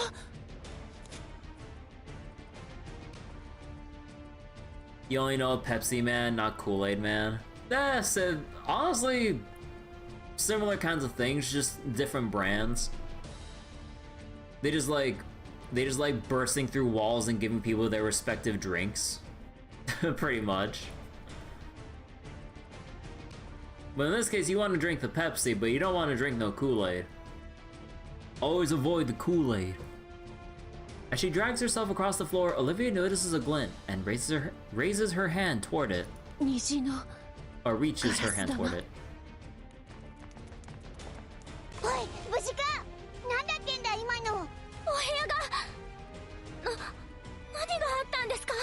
ルリア、ビー、団長とのピズマだ。ベルソーがさらわれた。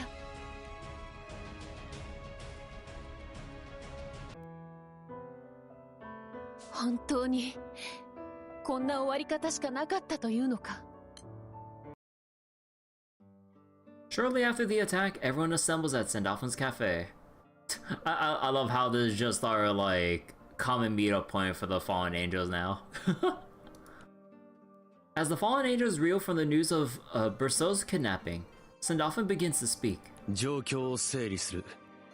ピズマは生きていた。奴はベルソーを拉致し逃亡。現在は回復したオリビエの鍵の権能で位置を特定してもらっている。船の応急修理が終わり次第救出に向かう予定だが、すまない。これは俺のミスだ。ミスというか、あれを受けて生きている方がおかしいと思うのだけれど。しかも何やら妙な力を身につけたと聞いたぞ。どういうことだ。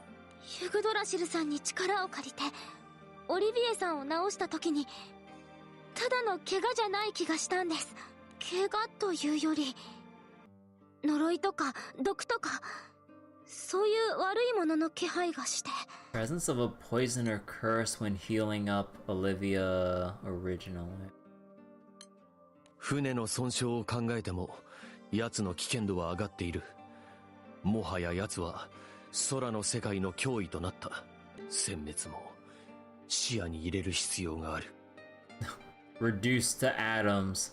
Well, at least he has the power of indestructibility and not regen, otherwise he would have like... Even if he had gotten fried by Paradise Lost, like he'd probably regen completely like Wolverine style from the singular molecule that's left alive. Oh wait, it was Wolverine, right? Or is that Deadpool? I forget. Like I know both of them have like some crazy ass regen going on. Cause like Deadpool has this whole thing going on. I think it was Wolverine, right? In the comics or some shit. サリエル、君の鎌を借りることになる。君にやらせるつもりはない。だが、奴の笛の権能を破るには、ケイオスマターの鎌が必要不可欠だ。そう。そっか。どうすれば助けられる？何？ピズマを笑わせたい。ずっと笑ってないから。なのにピズマは戦うんだ。ずっと変な顔をしながら。サンダルフォン、サリエルは奴の動機を知りたがっている。まだ隠された復讐以外の何かがあると感じているらしい。わらわは一理あるように思う。それは俺にも理解できる。だが同時に復讐を掲げる者がそうそう止まらないことも知っている。忘れたかミカエル、俺はルシフェル様にコアに返されてようやく止まったんだぞ。確かにそうだが、それでも助けたい。 Okay, so if I'm gonna have to make a prediction here, we're gonna have to do what? We're gonna have to do a similar thing to what Sandalphon had to go through. Reducing Pisma to his core and then revive him next year and then have him as a banner character. 君の気持ちはわかる。だが I swear to God, like we're gonna have him back like next year, but we're not gonna have like Medusa's sisters who like we've heard only just referenced like throughout her multiple episodes and other Primal Palace events for God knows how many years at this point. Come on! Give us the Medusa sisters. いいだろう。俺がサリエルをピズマの元に送り届けてやる。アザゼル、それがどれだけ困難か分かっているのか。そんなことはどうでもいい。俺はサリエルに乗るというだけだ。You know, still like, what was it? Kind of a curious thought about like how the interactions go if like Granblue and Fate Medusa's like switch places with and spend time with the others, or with their with the others Steno and Uriel. 実のところ、俺も同胞たちと再会した暁にはみんなでコーチに復讐をと考えて。 You know, how chaotic would things be with Granblue Medusa and Fate Uriel and Steno? お前そんな物騒なこと考えてたのかよ。俺は悪魔だぞ。復讐は良くないなどとくだらん一般論で動く気はない。ピズマの思いが理解できる以上、その真意があるなら俺も聞きたい。話をしたところで余計に傷つき、結局は彼を滅ぼすしかない。そんな結末でも受け入れるのか。私はそれでもサリエルとピズマは話すべきだと思う。オリビエさん、体はもう大丈夫ですか？ああ、君が回復してくれたおかげだ。十分以上に動ける。さて、まずは私の要件から済ませよう。ピズマとベルソーの現在地が分かった。ここから南西にある無人島だ。An uninhabited island where we can just blast constantly with like Paradise Lost and stuff? Hell yeah! やるな、オリビエ。では早速。待て、まだ方針が一致していない。オリビエ、君もサリエルを支持すると。ああ、私も一度は彼の排除に賛同した身ではあるが、もしピズマに届く言葉があるとすれば、それはサリエルのものだと思う。 Olivia approaches Serial and hands him something. 虹のガラス玉。彼が落としていったものだ。あの天使長の一撃を受けたにもかかわらず、見ての通り大した傷もない。身を挺して守ったのだろう。 Upon hearing Olivia's words, the fallen angels all take out their own marble. Ah, the marbles of friendship. 落としていった。決別のつもりか？返品期限はとっくに過ぎているのに、もったいないわね。届けに行く。そして今度こそ話をする。知りたいことがあるから。団長、君の意見も一応聞いておこう。Death did it. Nah, just kidding. He's gotta reimburse us for damage. そうだな。あいつ船に大穴開けやがったし、ちゃんと弁償させねえと。確かに殲滅してしまったら借金を背負わせることもできないな。 You can't make a debtor out of him if we annihilate him. 了解した。だが条件付きだ。これ以上は空の世界に危険が及ぶと判断した時点で鎌を渡してもらう。分かった。そうならないように頑張る。よっしゃ、なら早速出発だぜ。ベルソンさんもピズマさんも絶対に助けましょう。 With determination and their own desires engraved in their hearts, the fallen angels make off for the uninhabited island. There, a battle whose victor is yet uncertain awaits.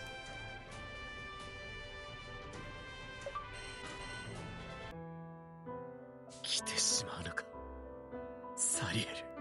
Alright, Chapter 5. Rain.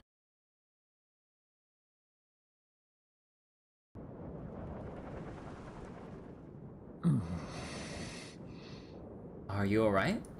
得意点。ひょっとして今の僕は変な顔をしてる？顔はいつも通りの仏頂面だけど、なんかそわそわしてんな。変な顔っていうのはピズマさんがしてた顔のことですよね。うん。僕や虹を見ているときに酸っぱくて辛くて苦くて、なんとなく今の僕みたいだって思った。でももっとわからなくなった。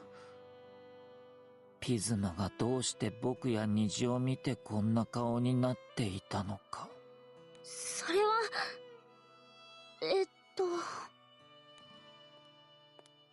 矛盾しているんだろう。矛盾？相入れないはずの2つの感情がどちらも本心である。そんなのはよくあることだ。使命と意志の矛盾、いや意志と意志でも矛盾しうる。君は今ピズマと話したいと思って行動している。だがそれに相反するものがあるんじゃないか。相反するもの。話したくないという気持ち？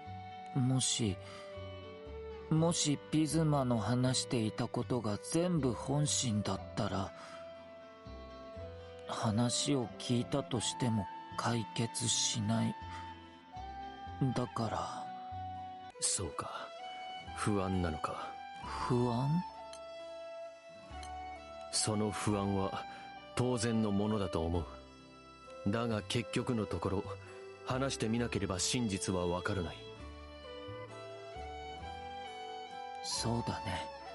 わからないままは絶対に嫌だ。When's someone gonna make a Pepsi Man ROM hack? オリビエ？お？どうした？ピズマに何か動きがあったのか？狭間の者が揺らいでいる。信じられないことだが、ピズマは本当に操作法を得たようだ。狭間の者の力の断片が一直線にこちらに向かってくる。見ろ、あれじゃないか。Azazel points at what appears to be a dark cloud coming from the uninhabited island the crew is making for. Oh, we're reusing these enemy assets. With unnatural speed, the formless mass comes close enough to be seen clearly. 打天使の先兵エグリゴリー。快適するのはあの騒乱以来か。 The Watchers. オリビエ、あなた狭間の者が向かってくるって言ってなかったかしら。ああ、そうだ。これらは全て狭間の者から生み出されている。ふん。 And then they're stronger than normal? No. 物理的な干渉は可能なようだな。オリビエ、今ので狭間の者に変化は？いや、変化はない。どうやら倒されるとエネルギーは本体に還元されるようだ。Ah, they got infinite respawns. The energy just goes back to their spawn point. 鍵と錠前は健在。封印から解き放たれたわけではない。あくまで一時的な召喚なのだろう。なるほど。無尽蔵の敵だが加減する必要もないというわけだ。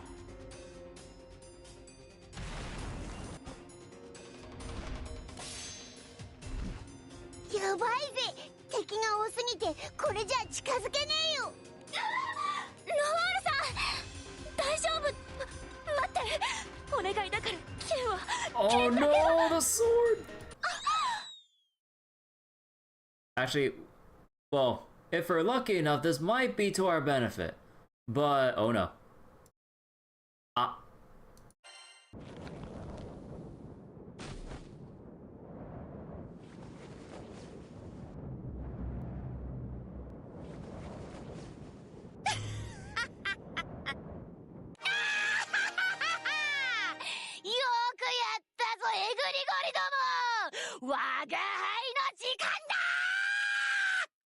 Oh my god, the change in their fucking tone of voice. ああ、このタイミングでか。このタイミングでなのか。気持ちはわかるぜ。でもこうなっちまったらどうしようもねえよ。Like, just the completely, like, dejected feeling and tone right now. Like, wow, shit. しかし何やら面白いことになっとるの。よーし、我が輩ひらめきました。 Death? これよりエグリゴリのデスワンこそば踊り食いデスマッチを開催しようではないか。後にしろ後に。状況分かってるのかお前。実況、解説、出演&敗北者はこの方。皆様ご存知、アザゼルの構造です。Commentator, analyst, protagonist, and loser. 前から痩せすぎだと思っておったのよ。貴様には栄養が足りんのだ、栄養が。やめろ、話せ。一体何を。召し上がれ。もう。 What? Just... Whoa! Just chucked him off the Grand Cipher into the pack of Watchers. Oh my god. As his O flies through the cloud of Watchers like a fastball, blasting them out of the sky as he disappears into the horizon.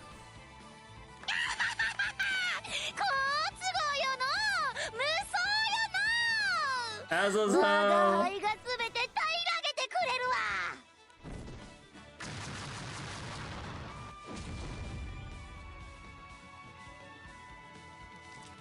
Following him, Noir flies away too. In their wake remains not even a single surviving Watcher. 道が開けた。今のうちだ。急げ。緊張感のない戦場だな。 What a silly battlefield. With that, the group heads for their destination, the uninhabited island. Well, it really was for the best. 駐輪日和だな。一方的な戦いほど気持ちいいものはないわ。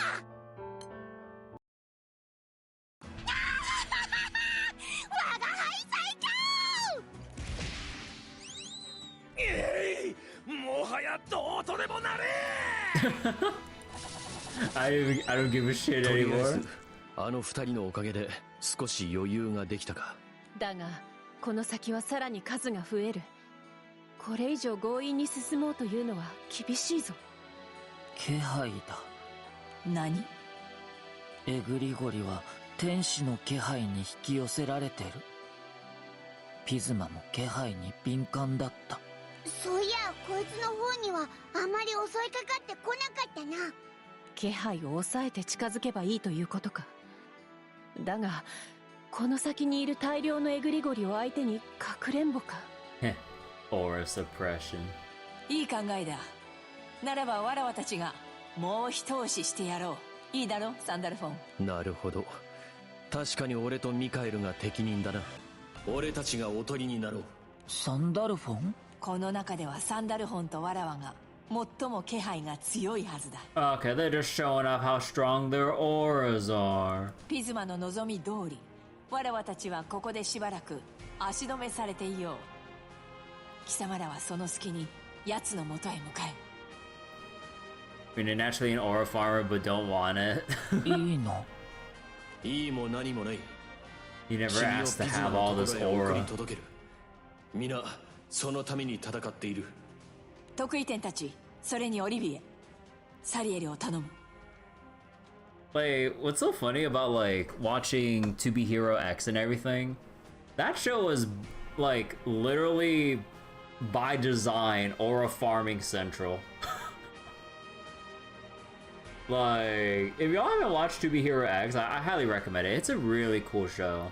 But man, like, because of the whole premise with like how the superheroes in that show receive their power, it's basically like they get their powers through aura farming. It's so dumb.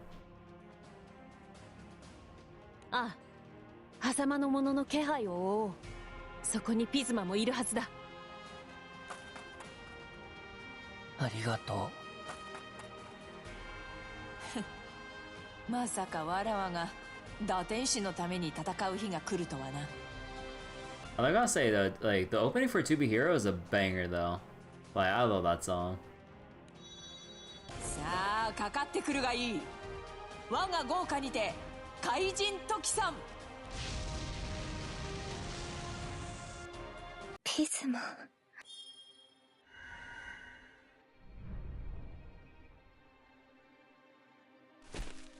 うん、そうだね。みんなが来てる。He's talking with? Oh no.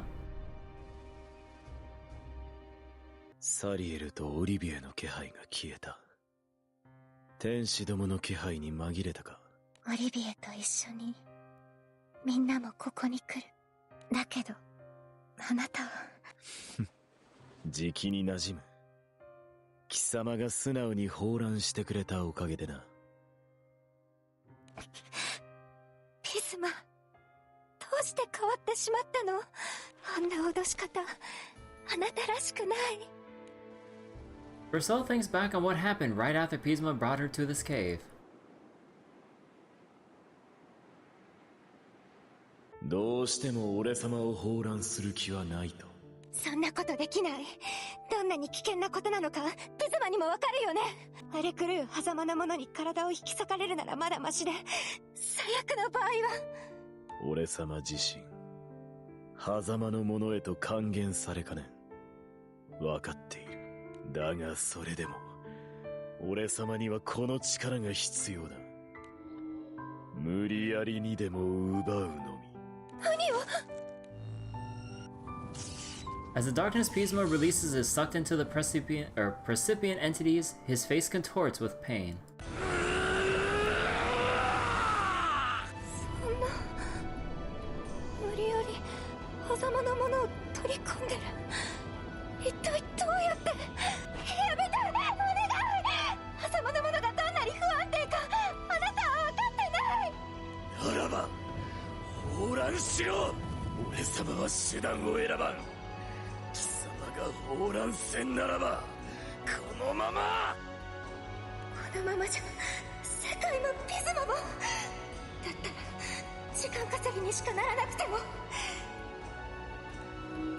結局私はいつも誰かに託すことしかできない。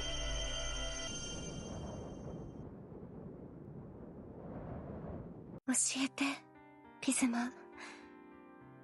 あなたの後ろには誰がいるの？ほう、聞かせてみろ。あなたの権能は増え、狭間のものを無理やり取り込めるような力じゃない。だったら誰かがあなたに新たな権能を授けたと考えるのは。相変わらず他者をよく見ている。お願い、ピズマ。こんなことはもうやめよう。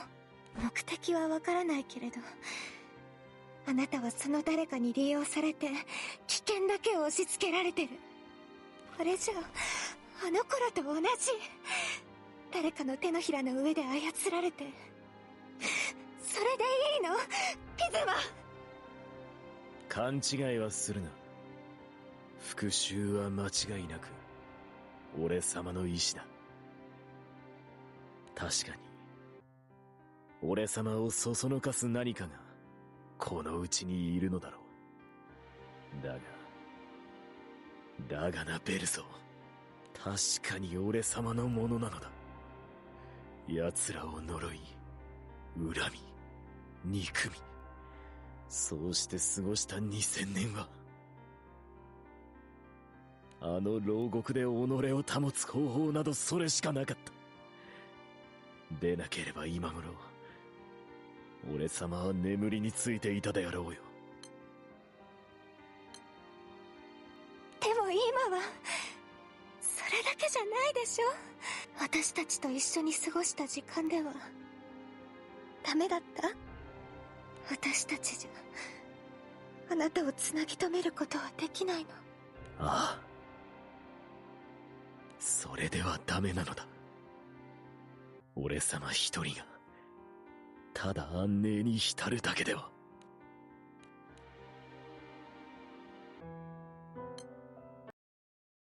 気配が近い。ここだ。見つけたぜピズマ。ベルソを返しやがれ。来てしまったか。みんな。ピズマ、話をしに来たよ。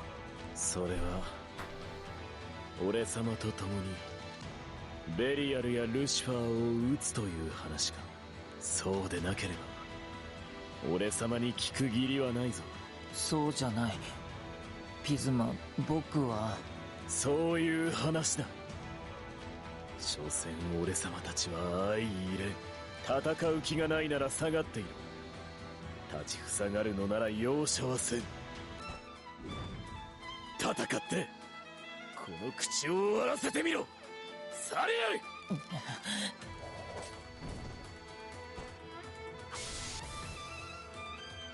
The sound of metal striking metal rings through the cave, signaling the start of the battle. 行くぞ皆。我々はベルソーを奪還する。させるものか。邪魔を。聞きたいことがあるんだ。だからこっちを向いてほしい。ベルソー、無事か。オリビエ、みんなも。私は大丈夫だけど、お願いピズマを助けて。Huh? ピズマさんはどういうことですか？今ピズマは私が放乱していて、あそこにいるのは意識体で、本物の体はこの中にあるんです。でもさっきから様子が変なんです。制御がうまくできなくて、このままだと暴走してしまう。私にも見せてくれ。狭間の者が荒れ狂っている。これにさらされて奴はなぜ正気を保っている。サリエル、手段は問わない。ピズマを止めろ。でないとピズマの方が持たないぞ。ピズマ、どういうこと？戦う相手の身を心配するな。舐めているのか。俺様は不衛の打天使だ。この程度の痛み、さじに過ぎん。痛いピズマが。そうか。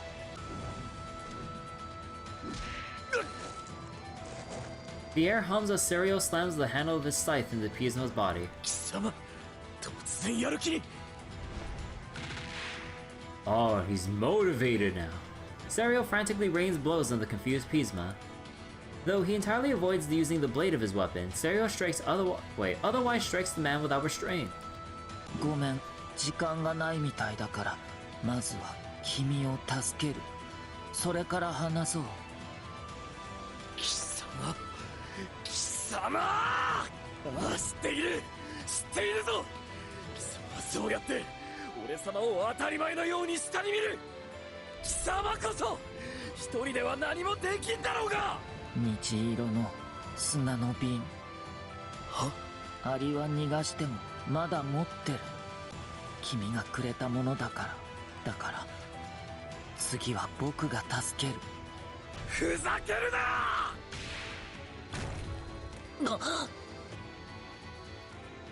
俺様を助けられると、それが思い上がりだ。ここにいるのは貴様の敵、脅威だ。それでこそ対等だ。サリエルさん、大丈夫ですか？団長殿、ベレソを頼む。私が抑え。大丈夫だが。Oh? When Olivia meets Serio's eyes, she is overwhelmed by the forcefulness behind them. 手出しはしないでほしい。僕がピズマと話さなきゃいけないんだ。ああ。貴様はいつだってそうやって好き勝手する。ごめん。だけどピズマだって勝手だ。大事なことは何も話してくれない。今だってそうだ。Serio's finally given Pisma a piece of his mind. 貴様が理解しなかっただけだ。いや、誰一人として理解しなかっただろう。生き延びた俺様の思いなど。もはや理解などいらん。怒りも憎悪も絶望も全ては俺様のものだ。Is he gonna get so pissed off that his limiter will break? I mean, like, they did say the limiters can, like, basically turn off or break, like, with enough intense emotions or whatever the circumstances are. So basically at your usual critical story junctures, but yeah. I mean, this is gonna be soon enough gonna be the introduction for Grand Serial and everything. この宿願、俺様が果たさねば、でなければ生きている意味などない。 That's why I brought it up. Yeah, because like yeah, this whole event is basically the vehicle for revealing Grand Serial and stuff. そうなんだ。やっぱりピズマはやりたいことをやってるわけじゃないんだ。やらなきゃって思ってるんだ。それならやめればいい。したようなこと。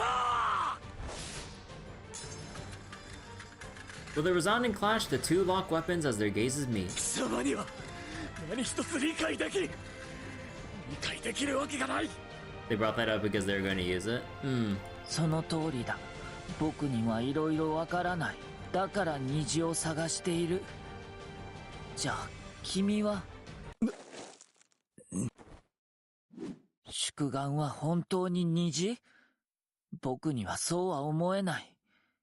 だって君は今も変な顔をしている。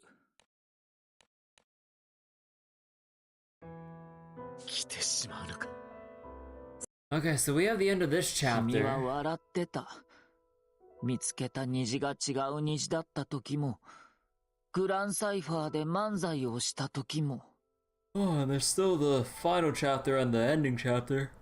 それを見て僕は、そう、楽しそうだなって思ったんだと思う。Yeah, what about the friends and fun you made along the way? 何を言っている。思ったんだと思うから、僕はきっと楽しかった。君が笑ってるのを見るのが。虹とか補佐官とか、そういうのは関係ないんだ。ピズマも同じに見えた。やめろ。復讐とか虹とか、そんなもの関係ない時の方が、ピズマはよく笑ってる。You're happy when you're not thinking about revenge or rainbows. 怒ったり叫んだりもするけど、それも僕には笑ってるように見える。だから、本当の祝願はやめろと言っている。その口を閉じろ、サリエル。 Pisma screams at Serio as he throws a forceful punch.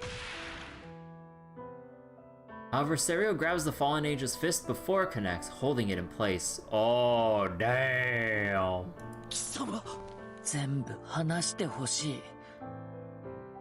We really got an episode of Windbreaker in here, huh? gotta have a conversation with our fists.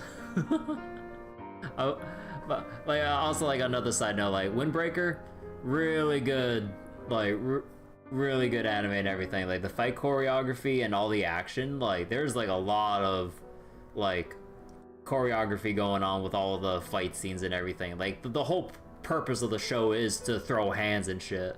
So, alright, they're talking with their fists. Like, they literally bring that up as a plot point in Windbreaker. It's so funny. 僕は聞くことしかできないかもしれないけど、それでも笑えなくてもやらねばならんことがある。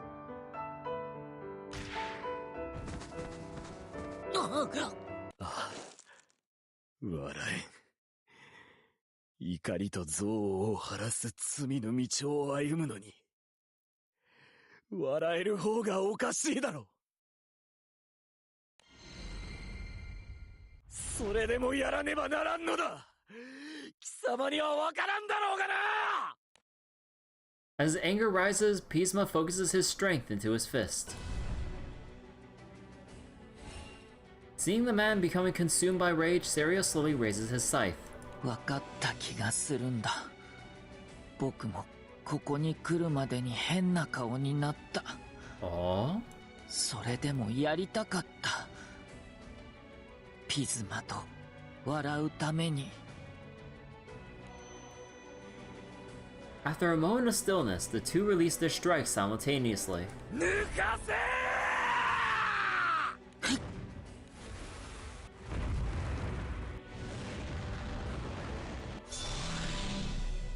They have to put the barrier up.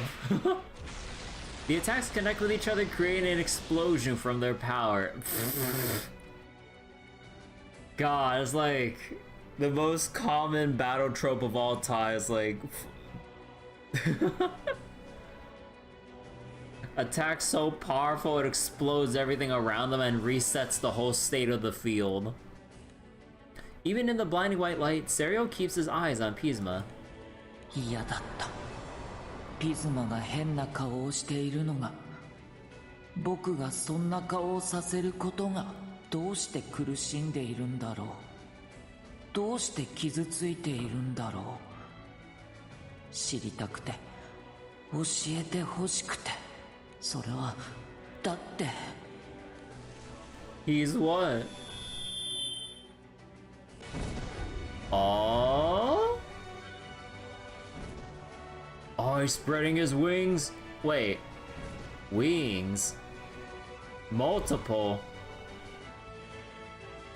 Oh shit!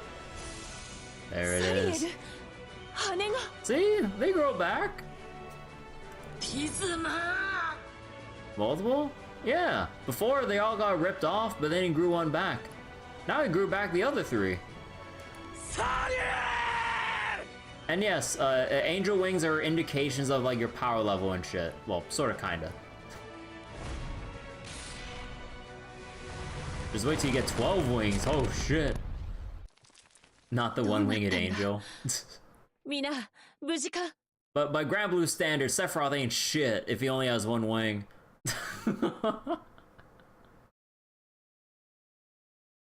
Which is why Belial stole his? Yeah. 私たちは平気。でもサリエルたちは。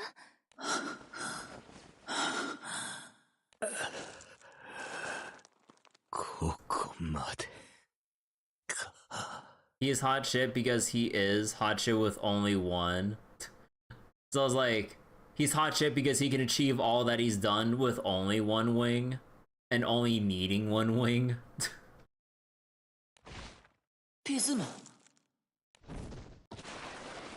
Serio runs to catch Pisma as the fallen angel slowly collapses. 大丈夫。貴様がそれを聞くか。あれでかなわんか。貴様はどれだけ強いんだ。ピズマ、狭間の者からあなたを分離するね。もう少しだけ耐えて。無駄だ。まだ制御は戻っていないだろう。何か知っているのか。制御を取り戻す方法が分かっているならば教えてくれ。Ignoring Olivia's question, Pisma turns to Serio. 貴様の言う通りだ。あの旅もグランサイファーでの日々もただまだ見ぬ同胞たちもそうあってほしいと願った夢を見た。ピズマ、何よ。だからこそだ。俺様に何かを願う権利も安寧に浸る権利もない。 I don't deserve happiness when there are people suffering out there. 許されないのだ、サリエル。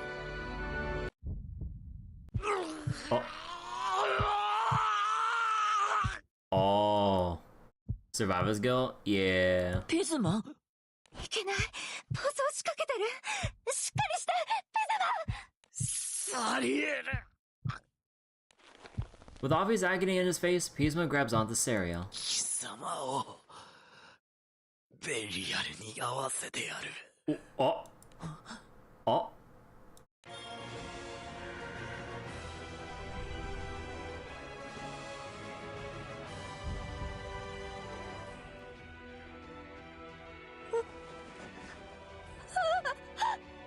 ダメだ、ベルソ。それはもう止められない。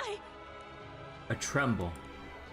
The vessel of the Precipient Entity's Berceau carries trembles, as if something is about to be born from it. みんな、離れろ。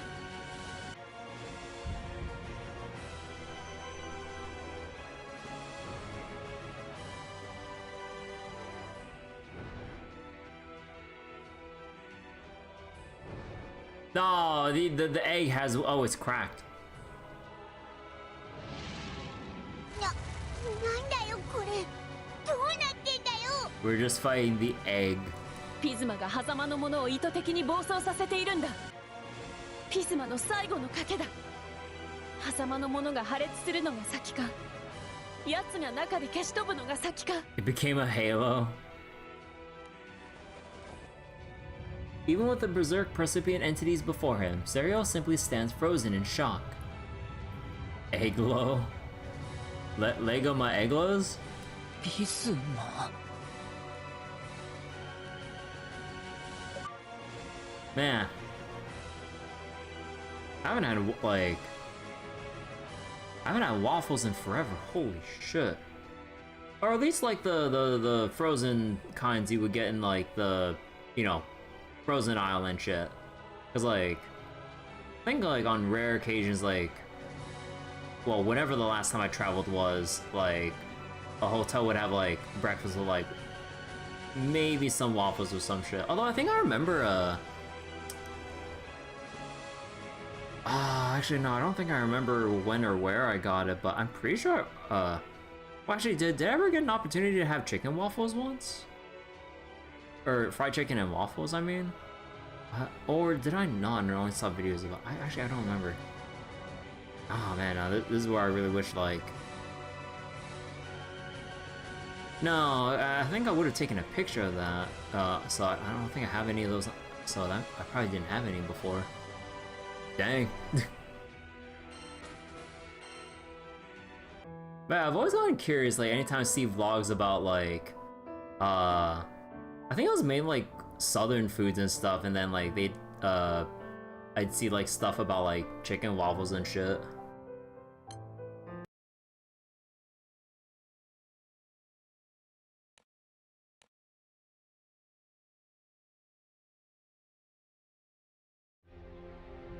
Berserk entities.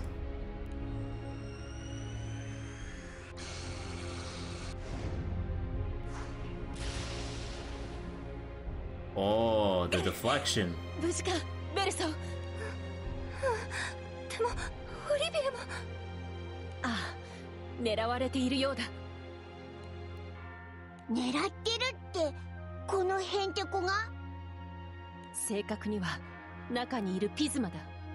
私たちを排除すれば封印は間違いなく緩む。そうなれば荒れ狂う狭間の者が空の世界に解き放たれる。どうにかしてピズマを引きずり出さないと。Serial, are you alright? ごめん。少し考えてた。 Okay, time out. Wait. They actually like have a different expression of him tilting his head up, like when you snap him out of his snap him out of contemplation. Like look at the angle of his head right now, and then look after this dialogue or this dialogue choice. ごめん、少し考えてた。 Yeah, they actually tilt his head back up like ever so slightly. That, man, I don't know why that small detail amuses the crap out of me. Like just that small head tilt, like back up when like we get Sarah's attention. ベルソ、オリビエ、僕もあの中に入ればピズマを助けられる？ Okay. I was wondering how we're gonna extend the end of this event by one whole chapter, because I was like, wait, we're fighting Pisma all powered up now, and then got to this point, but that's only the end of chapter 5. Okay, so we're going inside that thing somehow. なんだと？ダメだよ、絶対にダメ。これはピズマだから耐えられるの。ただでさえ暴走しているんだもの。今の状態でサリエルが入ったら狭間の者に還元されてしまう。ピズマは虹を作り出す気だ。でもやりたいことは違って、だからおい、サリエル、ショックで変になってねえよな。 You still don't know what the hell is pushing Pisma forward? Yeah, there's like something that's kind of like masquerading as like his 2,000 years worth of bottled up rage, resentment, and regret, and manipulating those negative and hateful emotions to goad him on to, you know, kidnapping Berceau and trying to unleash like the egg upon the Sky Realm, basically, under the assumption that doing so would open up a path to Lucilius and Belial to exact his revenge, or so he thinks. So he's like completely blinded and being strung along for this whole ride. It was something that could heal a chaos wound. Could it be a leftover Otherworlder? They did have chaos. It might be, because if a chaos, because like things or wounds inflicted by things of like chaos matter and whatnot, you know, like Serial Scythe, the only thing that should be able to heal like in such a quick way would have to be something that's neither Sky Realm or from the actually, what was the other side? The Astral side, or was it the Crimson Horizon side, or whatever?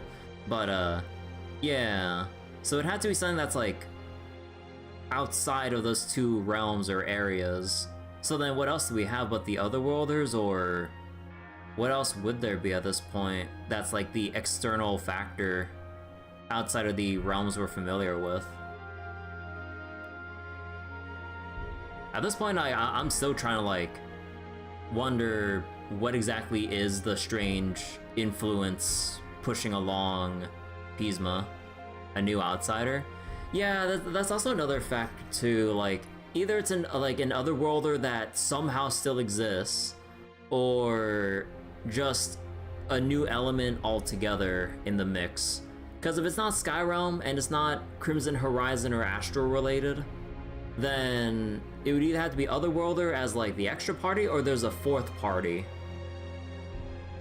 Something brand new altogether that they're gonna introduce into the mix on like the lore dimensional scale or whatever the fuck. Granblue's been running out of antagonists to work with. Its new higher level of power scaling. So what better way to fix the power scaling than introduce a whole new dimension's worth of antagonists? Yeah! 僕はただ助けたいんだ。日はいい。ピズマがいなくなるのは嫌だ。確かにもしサリエルがピズマを引きずり出せたならば暴走は収まるだろう。オリビエ、このままでは封印が砕け破裂するのを待つだけだ。だがベルソーが言った通り無事でいられる保証はない。行く。Wait. What? Wait. Wait, this is the exact same line as over here, like 4 lines ago. I think they just copy and pasted and kind of forgot to write the actual line, because like what he said was, 行く. which I believe could be roughly translated to just "I'm going." 死んでも行く. Wait, Olivia? But wait, Serial's the one speaking. 死んでも行く. 行く. Yeah, they copy and pasted the wrong set of lines here. わかった。君の覚悟は受け取った。Wait, no way.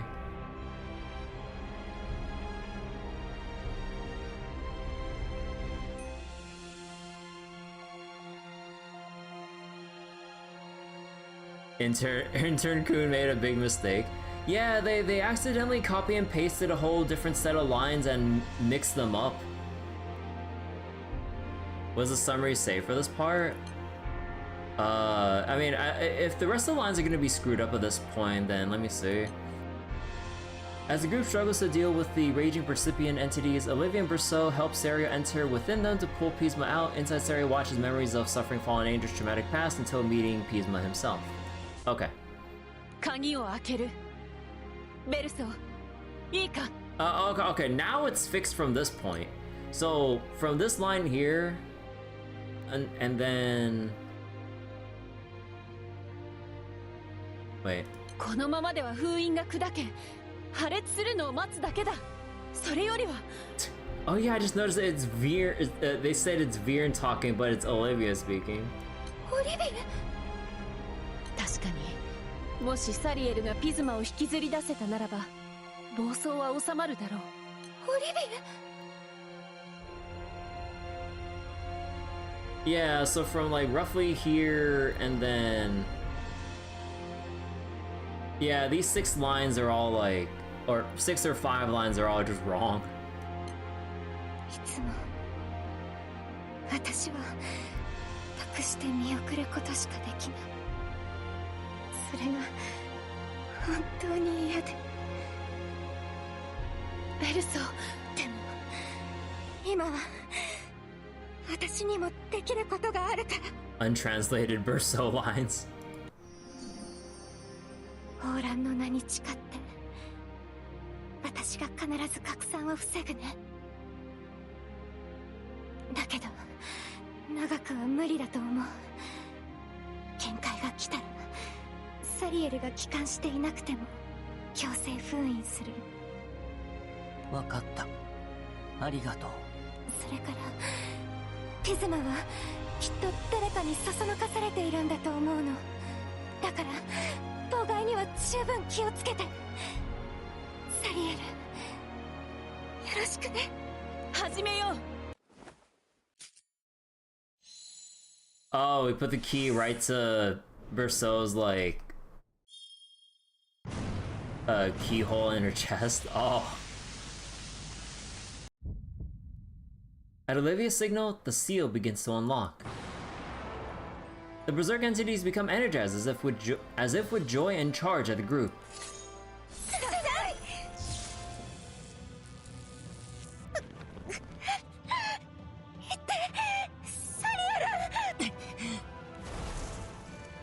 Her voice pushes Sario into action.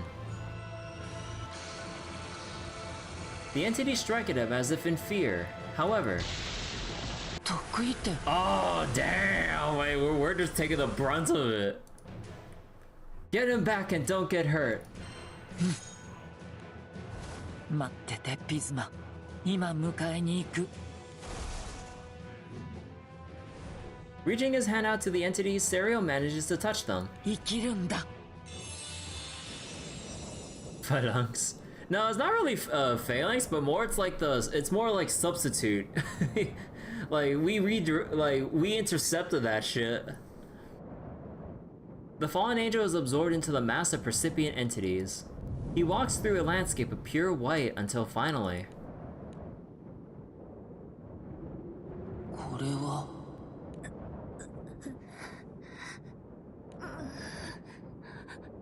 Phalanx is more iconic, but we need to get the skills right.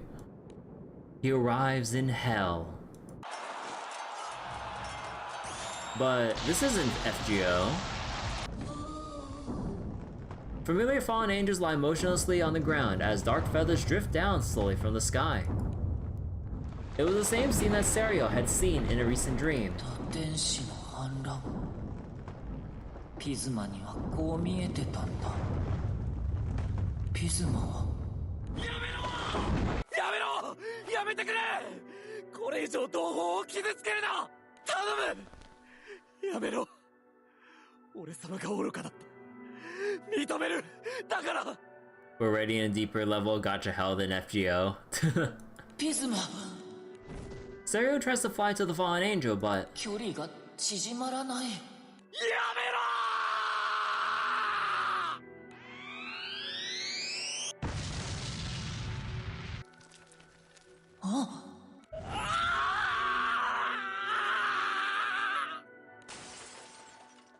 Oh, the shatter.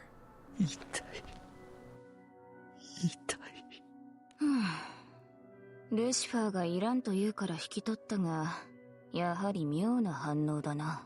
痛み。機能面での異常は見られないようだが。They don't recognize emotional damage. 空の民は心理的な要因で痛みを感じると聞くが、しかし、風への聖少獣がなぜ？痛い。胸部の痛み。だがやはり物理的な損傷は見られない。ならば、錯乱に伴う精神の不具合か。Who's the VA for the Astro researcher? Wait. 胸部の痛み。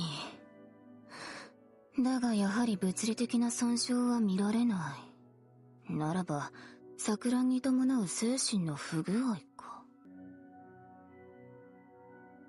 Whose VA is...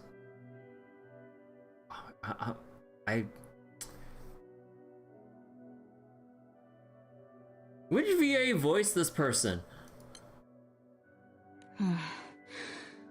風の聖少獣でなければ、もっとしっかり解体して調べてもいいんだがな。At least they're not using the stock character for Astros again. What do you mean? I thought all the generic Astros consisted of Bob, but Astral. It says on the name tag. Bob is universal. ダメだな。これ以上はコストに見合わん。パンデモニウムに引き取らせるか。Astral Bob.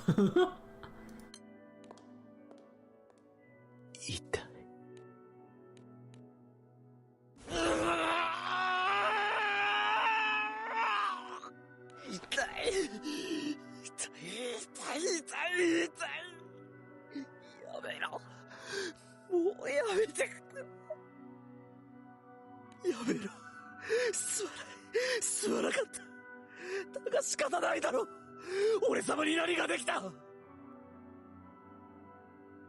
うすればよかったなあこの無能に何ができたどうすれば貴様たちを救えたんだ教えてくれ同胞たちよ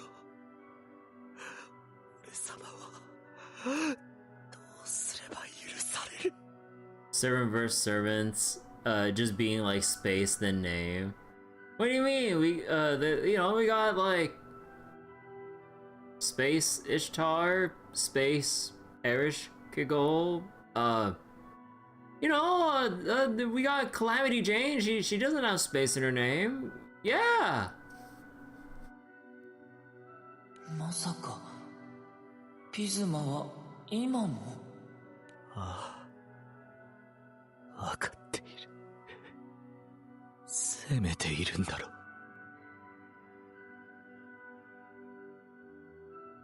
Until we get the real Calamity Jane.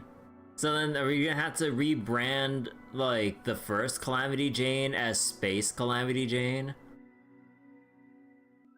God, that'd be so stupid. 呪っているんだ。あの戦場でただ一人、無様にも傷一つなく生き延びた俺様を。当然だ。俺様の無力ゆえに。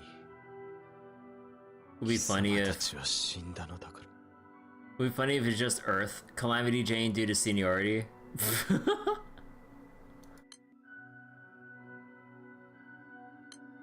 違う。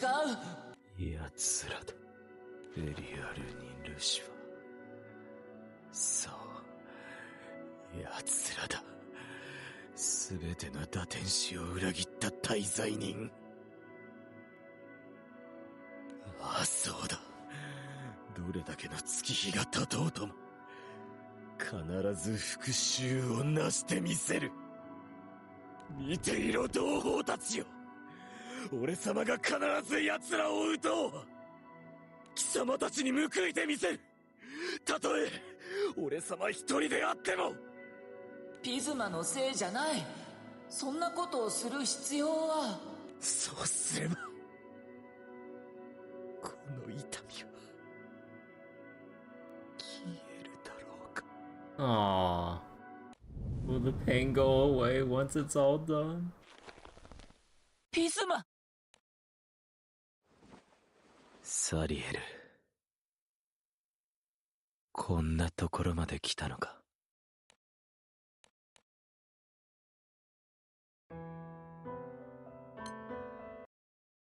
サリエル、こんなところまで来たのか。ピズマ、本物なの？あれは君の過去？見てきたか。ああ、そうだ。俺様のリミッターが壊れたのはあの反乱の日だ。痛みが消えんのだ。胸の奥が痛む。笑うとなお痛む。だが復讐を考えると、Revenge makes him forget about the pain of losing his fellow brethren. やっぱりそうなんだ。見てきたのならわかるだろう。俺様が背負う罪が愚かだった。無力だった。すべて取り返しがつかなくなってから気づいた。貴様が死ぬところを見た。僕は生きてる。But I'm alive. それこそ奇跡だ。貴様はアバターの素材にされた。生きている方が。Look, it doesn't matter how. He's here. If he's here, he's here. そうだ。貴様がそうだから。勘違いしてしまった。同胞たちは生きているなどと。背負った恨みと責任を忘れそうになった。ピズマは許して欲しかったの？償いたかった。復讐はそのために。忘れてはならなかった。もはや俺様を許せる者もいない。できるのはただ償い続けることだけなのだ。分かったのならば帰れ。ここにいるのはそういう情けない愚か者だ。貴様がこんなところに来てまで助ける価値もない。俺様のせいで貴様は。それは違う。何？僕は生きてる。君の前にいる。昔のことはよくわからない。僕はあんまり覚えてないし、昔の僕は興味もなかったと思う。だから、大事なのはそうじゃなくて、君と一緒の旅は楽しかったんだ。Fun? それが何だと言うんだ。俺様の罪がなくなるわけではない。僕はまだわからない。どうして僕は生きるのか。それでも生きてるんだなと思えるようになった。ピズマのおかげだ。また滝に行こう。止まった時計台の前で夜を明かそう。僕たちは友達だ。友達？サリエル。友達は助ける。だから帰ろう、ピズマ。The power of friendship.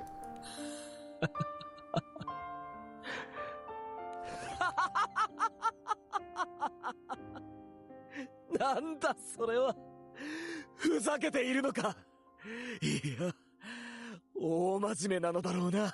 どこまで愚かなんだろうな、俺様は。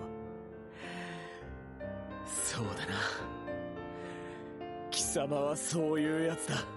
やっと笑った。笑うしかないだろう。こんなところまで来た理由がただ友達だから。手間をかけさせた。すまん。帰ろう。こいつを止めねば。やるね、サリー。まさかピズマを立ち直らせるとは。Not bad, sorry. Ah. Was it actually Belial with the way that he's addressing Serial? So casually? Nickname-wise?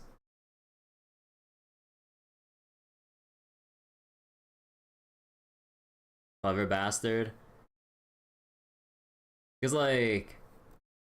Yeah, I guess we're giving too much credit for, like, the seal between dimensions, like, just completely putting away Lucilius and Belial and stuff, but I guess Belial is just exerting his influence through whatever small little crack to push Pisma over the edge and everything. So he's being manipulated by the one he wanted to kill this whole time, huh? Yep. ピズマ？サリーの成長は喜ばしいが、俺もこの機会を逃すわけにはいかなくてね。貴様、まさか。 So Belial said all that shit to him back then on purpose, hedging his bets? 残念だけど、お友達はまだ返せない。The finger snap. Pisma? Serial instantly sees that something is wrong. As a dark power envelops his friend right before his eyes, he desperately reaches out. Pisma, Teo!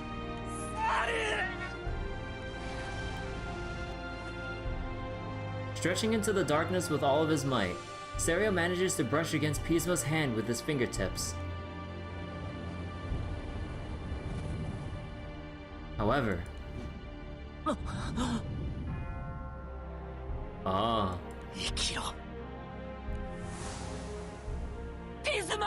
Okay, so now he's gonna get sealed away story-wise, and we'll have to wait for side games to unvault him after a year in like a rerun or follow-up event, or if they unceremoniously just push him out as a new character without an event to go along with it.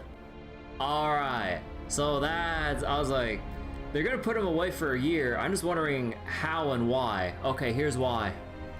Fuck Belial.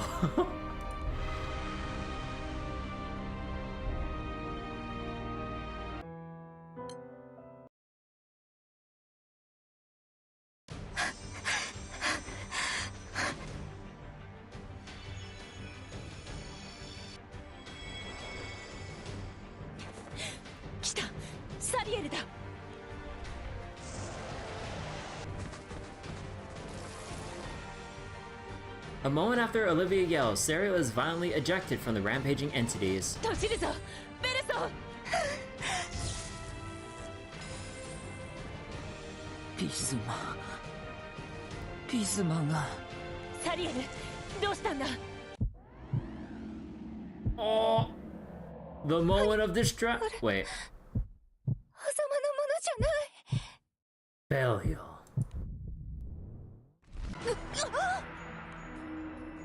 なんだこれは。まさかすでに狭間のものに還元された私の肉体を介して干渉を。オリビエ、そんなどうして体が。ああ。そうか、奴が私にかりそめの肉体を与えパンデモニウムから脱出させた。ベルソーすまない。ああ。オリビエベルソーさん、しっかりしてください。なんだよこれ、いきなりなんだってんだよ。きっとあれのせいだ。ピズマは帰るって言ったのに、ピズマが僕を突き飛ばしたんだ。僕に生きろって。手を伸ばしたけど届かなくて。サリエル、ピズマじゃない。誰かが狭間なものを。早く何とかしないと。オリビエもピズマも。Indifferent to the despair of the fallen angels, the entities continue to rampage. Trying to break their seal, they direct their ever-rising power at the group.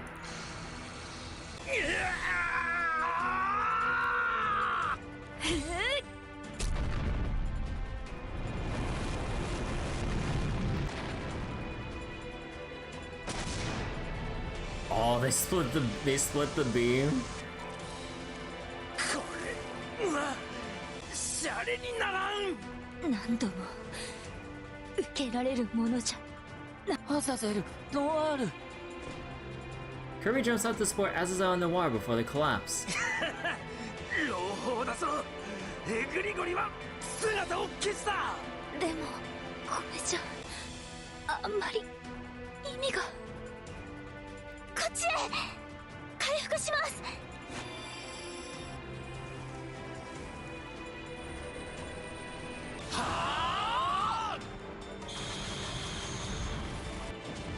God, it takes like everyone's combined might to contain the egg. これで健在だと。まさか本当に6枚羽に相当する力だとでも言うのか。得意点合わせてくれ。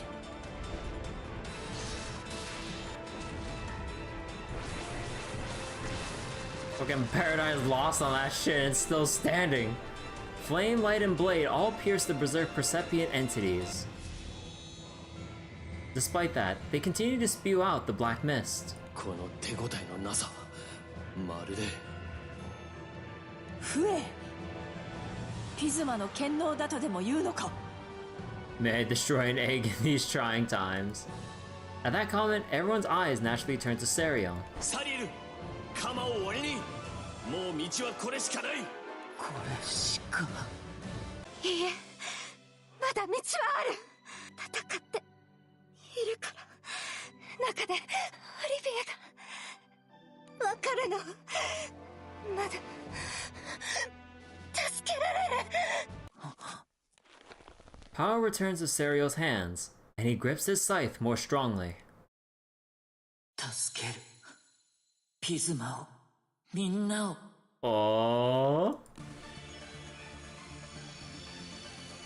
Oh shit.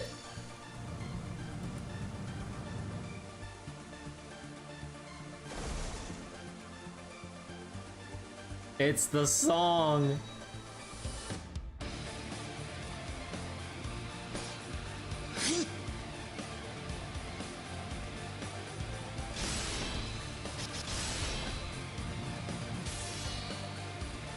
Mikael, サンダルフォ、得意点手伝ってほしい。Of course. 大丈夫なのだな。お別れは嫌だから。 Serio takes a combat stance and stares straight at the collection of rampaging entities. Despite its appearance, he gets the feeling that his eyes meet with someone inside of it. ピズマ、君も生きるんだ。 Oh shit. Grand Serio gameplay. There's this sprite.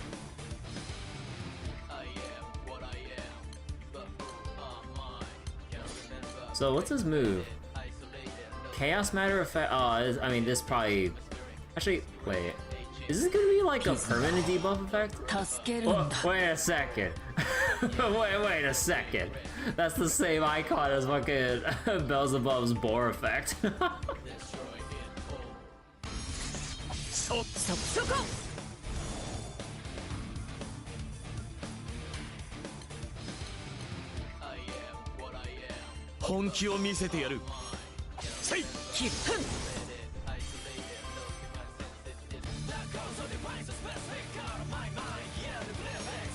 It's an event debuff? Yeah, it's an event debuff. I mean, like, you know how they do the scripted event battles. Like, they always make special skills to fit the scenario. I was wondering if, like, it'd be more... I was wondering if it'd be more descriptive to give a better indication of what his kit may be, but we at least know that it inflicts a debuff, and it's a big, chunky skill damage hit. Perma debuff for Serio would have been really cool. Some stack on Serio. Oh yeah. Wait, let me see. Oh no, it's a scripted buff. This time I'll make you smile.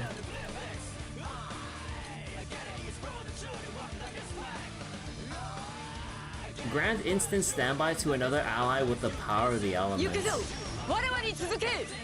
Oh. その魂に刻める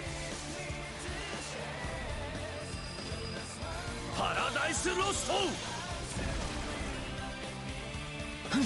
進化の裁きを下そうゴッドハード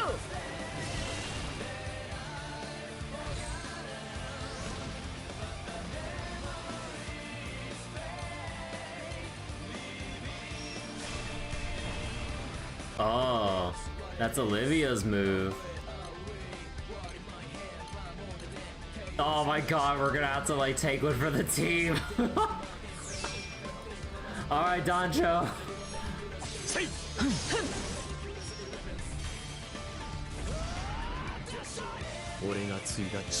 God, I can barely see Doncho through the wings.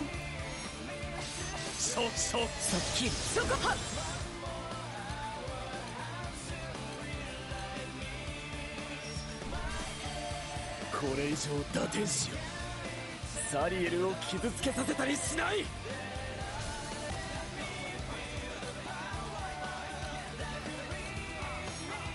我汝のせいに宵闇を導か Oh my god, the buff from within the egg. 僕は僕の意志でこの鎌を振るうみんなを守るためにラクリマサングイス Oh, wait, the way he cut the screen open like that, okay. I mean, I think the Ogi effect was kind of but I do like the ending part where he cut the screen open there.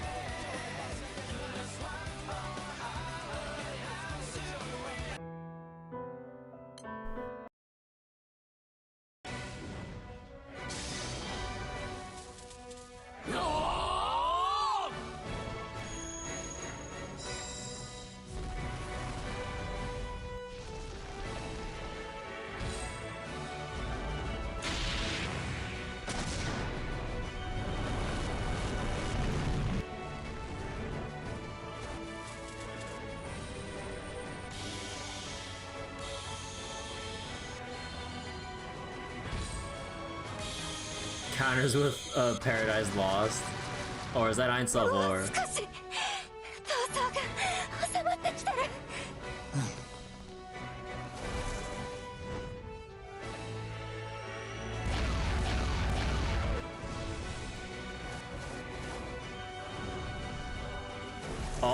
Oh, it grazed him. Holy shit. Readying his sights, Serio sprints across the battlefield with his friends at his back. He dodges attacks from the berserk entities as he approaches them. Isn't Einself or blue? Was it blue? I'm having some bad memories on like the appearances between Paradise Lost and Einself 4. Break the egg. Oh wait, no, don't break the egg. I think it was blue. ピズマを返してもらう。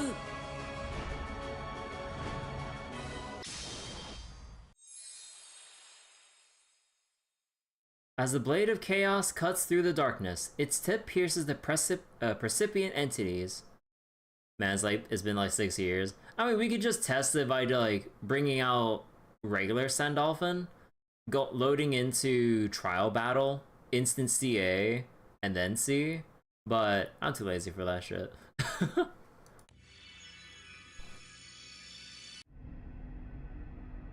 The very next moment, black light starts emanating from Serio's pocket.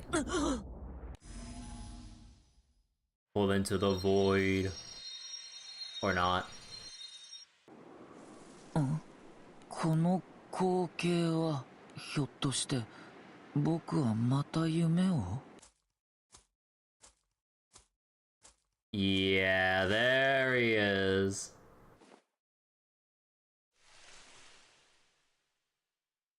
Yume da to omou kai? 補佐官? ほら、アリの行列だ。向こうに餌があるらしい。来なよ、サリー。一緒に観察するだろ。Though hesitant, Serial eventually walks up to stand at Bellio's side. ああ、一匹だけ外れた。どこへ行くんだろう。偵察か、それとも報告か。案外ただの散歩かも。全部が全部規則通りじゃない。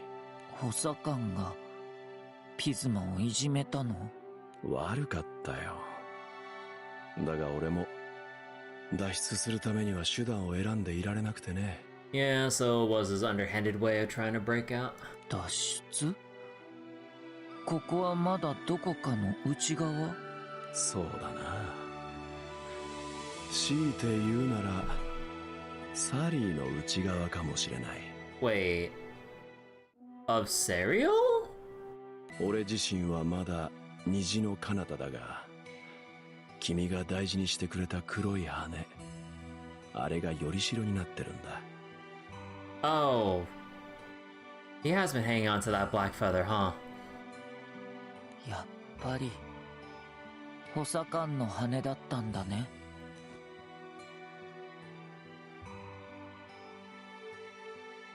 Fucking, what was the fucking, like, after all these years, like, Chekhov's feather? Like, pfft. Like, holy shit. Serial takes out the black feather that he had one day woken up to find next to his pillow. ずっと聞きたかったことがあるんだ。どうして補佐官は僕のことを生かしたの？ Same thing happened with Lucifer's feather. True. 君を生かしておけばいつか利用できるかもしれない。俺への執着を生かしてね。そんな風に言ったらサリーは納得するかい？わからないけど、なんだか嫌な気 So 持 this ちにな president's っ for it? た。It make me feel bad. サリーが見たいように俺のことを見ればいい。君はもうとっくに虫かごから出てるんだから。僕が見たいように。重要なのは己の意志。貴様がどう演じたいかだ。じゃあ僕は。ありがとう補佐官。僕を生かしてくれて。補佐官？いや、どういたしまして。Ah. Man, you know, that's kind of surprising. Like an actual, like, stunned, speechless response from Belial of all people. Huh. 補佐官? いや、どういたしまして。 Yeah, like an actual genuine surprise like reaction from Belial. Instead of like the whole facade he likes to put on all the time, or, you know, trying to deflect like how he actually feels with trying to, like, you know, misdirect people, or, you know, however he goes about interacting with everyone back then. But yeah, that... huh. Belial grins and dramatically bows to Serial. He did something nice for someone with no ulterior motives and was thanked for it? Yeah. Huh. さて、今度は俺が聞いても？君の長い旅について。報告する。 Nah, he's giving a report. Serial tells Belial about everything that's happened to him. His time on Augusti, the...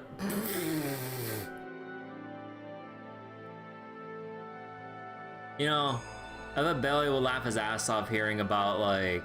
Oh no, that was Lucio with the shark. But it's like Sandalphon having to unleash all his power to handle the Sharknado. The tumultuous events of a certain holy night, the members of the Mo Troop, and the other fallen angels he has found. なるほど。サメにサンタに演劇ね。想像以上に賑やかな旅路だ。Belial planted a seed in Serial, and now maybe Serial sown one in Belial? Yeah. Maybe. Huh. Shark, Santa, and the theater. でも結局虹は見つからなかった。もう見つけなくていい。You don't have to look for it anymore? いいの？見つけないと補佐官は。俺とファーさんが戻れないって？君の元上官はそんなにやわじゃない。Well, that's unsettling. I mean, like, in a way, it's like a nice thing for Serial. It's like, go live your life. Stop obsessing over bringing us back because, come on, we'll make it back on our own. And for everyone else here, like the reader included, we're going, oh shit. They're coming back. Yeah, Belly just giving to us straight. Like, good for Serial, but the Skyra better watch out.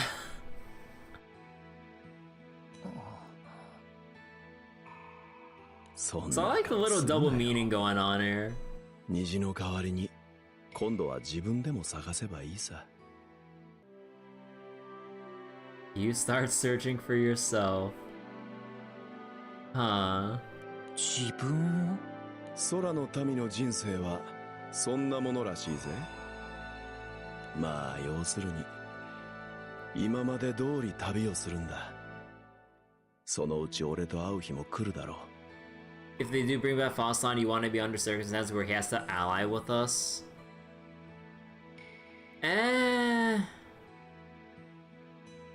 Given how, like, Fosson's been built up and how his whole thing's played out, that seems kind of too generic of an approach. Although I feel like maybe that's what might end up happening in some way, shape, or form anyways, but...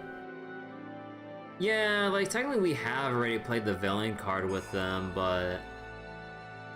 He'd still feel more impressive as a villain than, like, circumstantial, ally.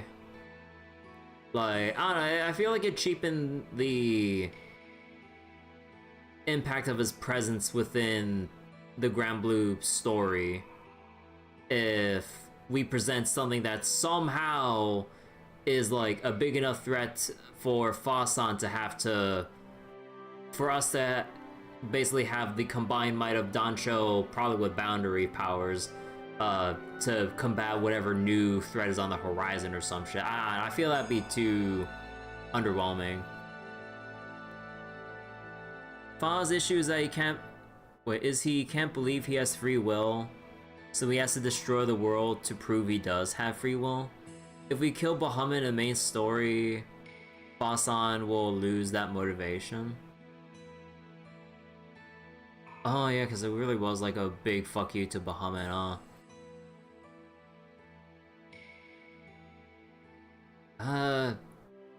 I mean, if we kind of frame it like that, I suppose I wouldn't feel as let down. Huh. 次にサリーと対峙した時にまだ俺に従順に従うのか、それとも鎌を向けてくるのか。どちらにせよ楽しみが増えた。You love to see Fa-san have a breakdown over that? Honestly, that would be amusing. Huh. おっと、名残惜しいがお別れの時間だ。But yeah, it really is nice seeing this, like, characterization stuff from Belial to Serial here.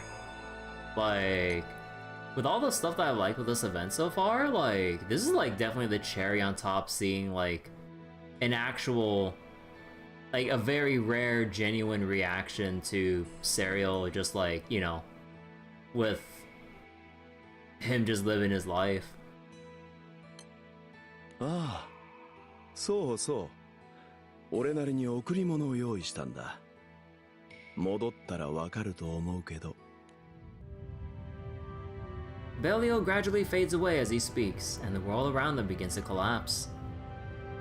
The build-up for this has been too long, but the payout's been pretty good. Yeah, like for years, like Serial, like the writers have basically put Serial in limbo, going like, Belial, I need to find Belial, the deputy head. I need to ask him this question. Many years later, but now that we're gradually finally getting a, you know, Serial to finally move forward with his everything, like with his life and stuff. Yeah, the payoff for this is relieving to finally see play out. 補佐官、いってらっしゃい。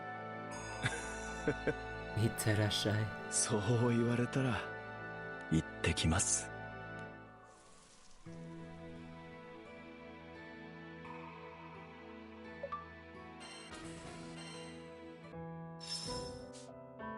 どうか、サリエル、オリビアとピズマ。Days have passed? あれから数日が経った。空はいつも通り青い。The sky is as blue as ever. 世界の危機が去って、打天使もいつも通りの日常に戻った。Can live his dream of being a queen of an ant colony? No, hold up. 本当にすまなかった。 Wait, we actually just straight up like get him back instead of like, I thought with like the I mean that's what Belial has made an obvious not illusion hints about, you know, like the present and everything, but oh, okay, so we just get Pisma back straight up. That okay. I thought like we get him in like either core state or like a severely weakened or comatose state or something like that. I mean that, although in a way that's kind of would be too similar and frustrating with like with what they did for Nehan, right? Like originally when Nehan was revealed, he was put into a coma until much later that or no, not that much later, but like a year later, they made him wake up from his coma, I think it was.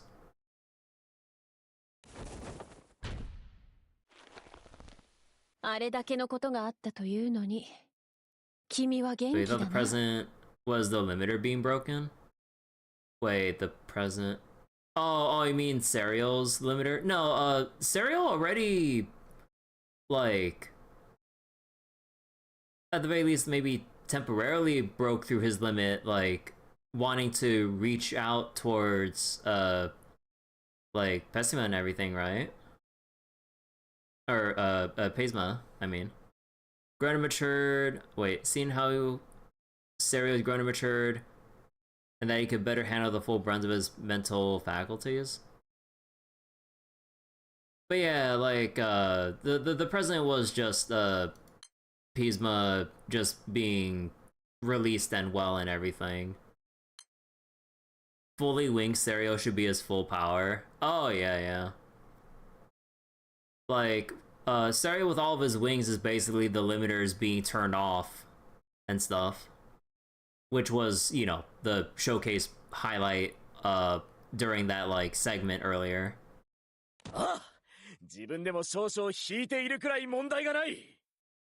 I'm creeped out with how little I needed to recover. ゆえにだ。どのような罰でも受ける覚悟はできている。さあ来い。ピズマ落ち着いて。結果的にではあるけれど、狭間のものは無事に安定したし。They're all fine in the end. Thanks, Belial. 私も一時的な干渉で肉体を保てなくなっただけで、今となってはこの通り無事だ。Okay, so Olivia is still in vessel form, not the real one still inside.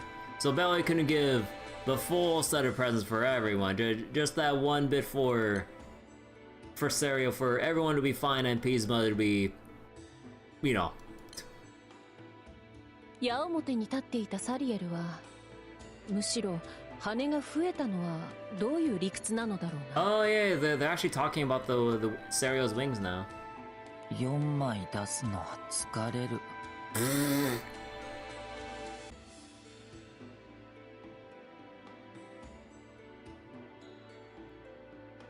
So, I guess, like, he can just turn it off or on at will.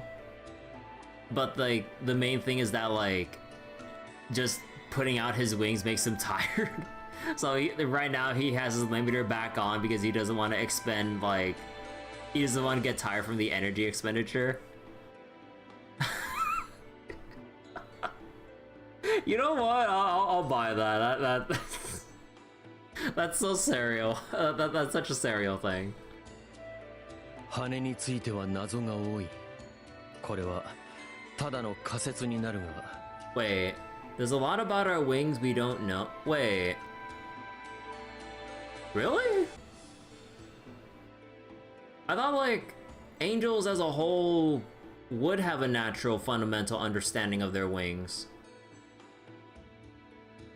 With the exception of, like, whatever happened with Serio, which, you know, like, I thought, like, Olivia was just confused about how the wings got there, but then the angels just straight up don't really, it's still like an unknown field to them? Really?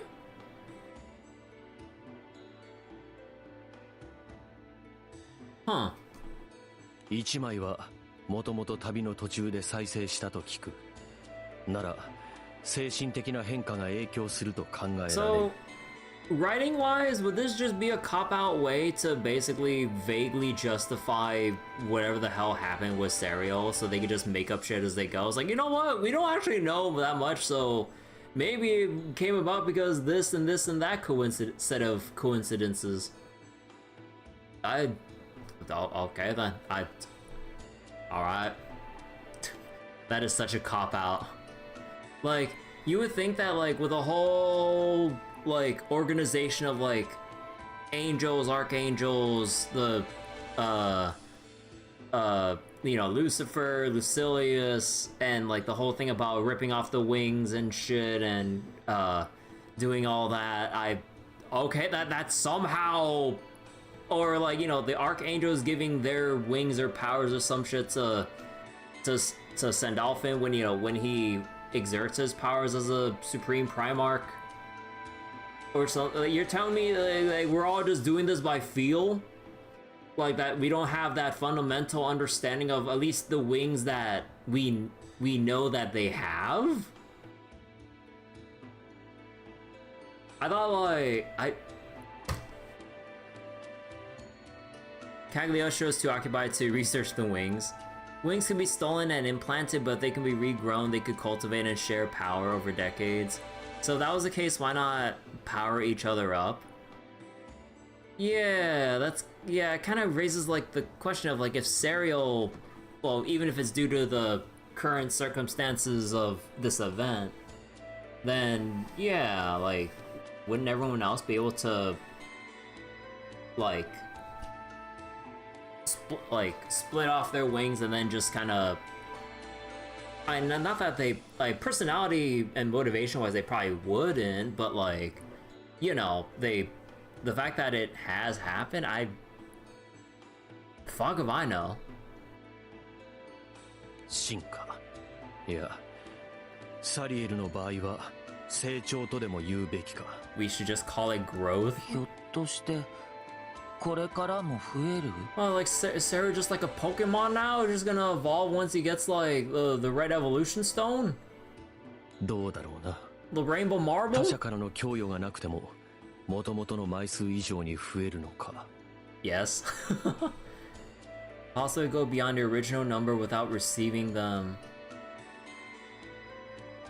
Without receiving extra wings from other angels.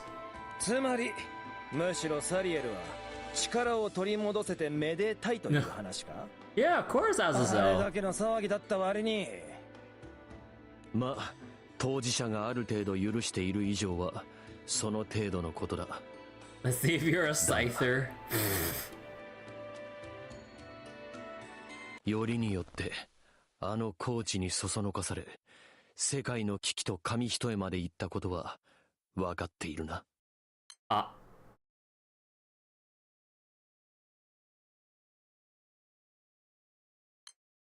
本当に申し訳なかった。お前がグランサイファーに開けた大穴の弁償も忘れんなよ。Yeah, you gotta pay the bills. No late payments. 今は手持ちがないが、可能な限り早く弁償すると誓おう。You know what? We should just call up Sherikart and just make Pisma like co-workers with Sandrillin. They both got their respective debts to pay off. I'd be down to like put these two together for whatever goofiness and just have them work their asses off to pay their respective debts. Look, airship repairs ain't cheap, especially with something as big as the Grand Cipher. Like, we need some special ass material, probably like, or high quality material to make sure that shit like remains sturdy in whatever perilous like flights we'll have to go through. 殊勝な心がけだの。では、我が輩にも殴らせろ。Noir? Where's your sword? は？我がツッコミを耐えられた屈辱、ここで晴らさでおくべきか。なんでいきなり剣持ってねえんだよ。Partially a pun because of the slice, Scyther has an evolution stone for it. Alternate evolution covers it in rocks, turns slice into axes instead with flint. What the heck? No one tell him we have Mithra and Noah to repair the ship magically. Yeah, shh. Look. Bills are bills.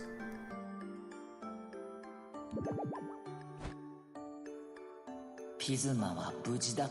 We just turned to gray. 補佐官が話していた贈り物だと思う。借金は旅をしながら少しずつ返していくらしい。そう。僕たちはまた旅に出ることにした。Are we? Okay. 借金。この俺様が借金か。いや、全面的に俺様が悪いが、借金持ち。響きが良くないな。ピズマは呼び込みが向いてる。声が大きいから。僕は声が小さいって怒られる。Scolded for being too quiet. アドバイスのつもりか？貴様は声の大きさより棒読みをいい加減なんとかしろ。 Forget volumes sound more natural first. そういえば貴様には改めて礼を言っておく。ん？何のこと？一連のもろもろの礼だ。きちんと言っていなかったからな。ありがとうサリエル。貴様にはもはや返しきれん恩ができた。別にいい。僕が嫌だっただけだから。友達だからね。そうだな。俺様たちは友達だ。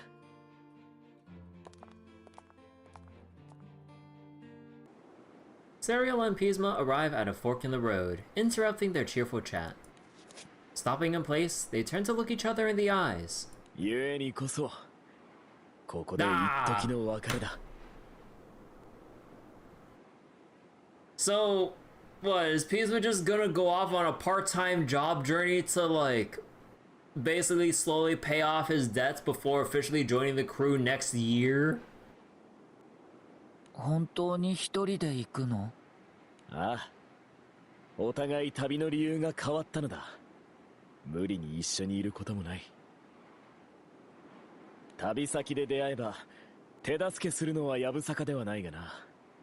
そのくらいがちょうどいいだろう。 Look forward to the rerun.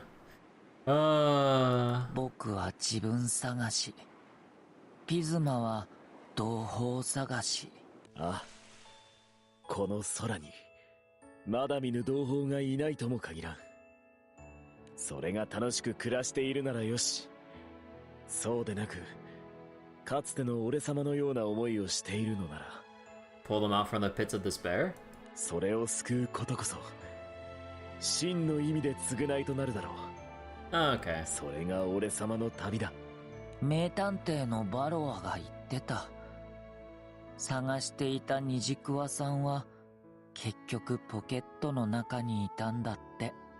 The fallen angel he's looking for was right here in front of him this whole time. すまん、何の話だ？グランサイファーは多分ポケットだと思う。Oh. 時々中身を見た方がいいかも。So basically, like, you know, maybe instead of searching the entirety of the Sky Realm, just come back to the Grand Cipher every once in a while. Maybe we'll pick up a new fallen angel.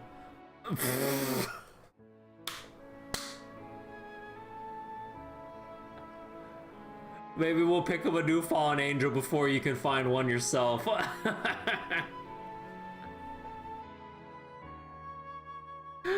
Bro. ほう、なるほど。覚えておこう。あと、まだあるのか。引き伸ばしてないか、貴様。これ。Aww, the marble. Serial pulls out the rainbow-colored marble. これは貴様どこで？オリビエが拾ってた。ベルソーをさらった時落としていったって。そうか。あの時なくしたと思っていたが、まさか戻ってくるとは。オリビエには今度礼を言わねばな。 Someone look at the Rage of Bahamut catalog for potential fallen angels. You know, like, yeah, like, they definitely have, they probably have a whole bunch in their catalog that they can pull out to reuse in the, as an export character. 二度と手放したりしない。誓おう。うん。では、俺様は行く。じゃあな。またね、ピズマ。See you tomorrow. Oh wait, wrong game. ああ。またねだ、サリエル。 Pisma holds up the marble and flashes a grin at Serial. Even as the two fallen angels go their separate ways, they step forward without hesitation. With their freshly made promise to meet again held close to their hearts, they will live in this world while searching for their own rainbows. Do you ever deal with Amira's thing in Granblue? Not really, as far as I remember. Like, we managed to finally see Favaro, like, actual portrait for him and everything. or actual artwork for him, I mean. But that's about it. Then they can use her. Oh yeah! Right, that was Amira's like whole story, huh? Yeah, that's it. Apocrypha, the end.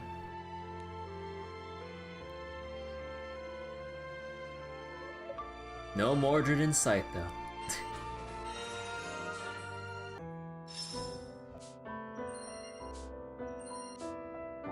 狭間のものがもう一度安定してくれて本当に良かった。 Alright, let's see. Any other entries here? It's all the usual from everyone here, right? Yeah, it's all like the usual. Some kind of story where Primarch, Fallen Angel, managed to have a kid, stashed her away. But yeah, we never read into Amira's whole thing, but man, that feel so weird to just pull out Amira and acknowledge her existence again after all these years. Cause like, we basically... Cygames have basically abandoned Forte. And after the initial attempts, yeah, like Amira ain't gonna be a thing as well, or wasn't a thing at all beyond like her 5-star. And then I believe there was Summer Amira by chance, but then that's as far as it really went. Holy shit, we got... Look at all this for Phasma. Fallen Angel, helping Saria search for Rainbow, Indestructibility Fallen Angel, cannot be hurt, Shield for Fallen Angels, frustrated with his constraints, targeted and immobilized, watching his brethren get struck down, his guilt at being powerless, desire to punish himself, hatred towards Bala and Lucilius, Belial manipulated those with emotions into fighting the Archangels, Sario managed to bring him back to his senses, now journeying for other fallen angels who escaped Pandemonium. As he owes the crew for compensation, he returns regularly to deliver payments on his debt. Her seasonal lines were not translated that year either. Oh wait, I didn't read the early ones. That one Ice Dragon Newt they brought over from Shadowverse only to never use. What was her name again? She was like the water character, right?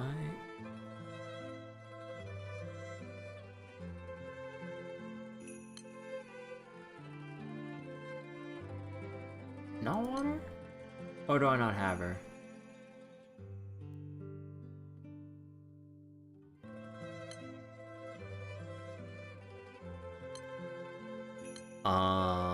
Hold on, which one? It has to be like someone relatively new.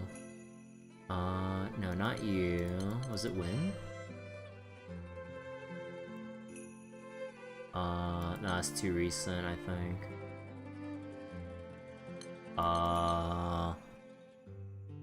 The foot girl from New Shadowverse.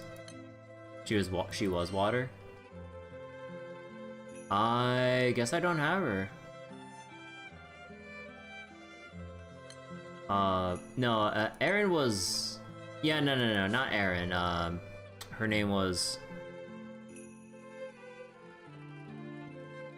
Dragon. Yeah, because Erin's not dragon related at all. Yeah, I guess I don't have her. But, Filling, I believe? But yeah, I think actually, do we have a subtext that I can take a look at? Nah, subtext is gone. Okay. I thought we could look through via subtext or whatever, but sadly no. Subtext was gone for a while. But, alright. So... oh wait, oh shit! Viren's back! Huge success! Oh shit, we got a shield. Now we can get rid of that goddamn cucumber. So her story is also kind of copying Izmir's.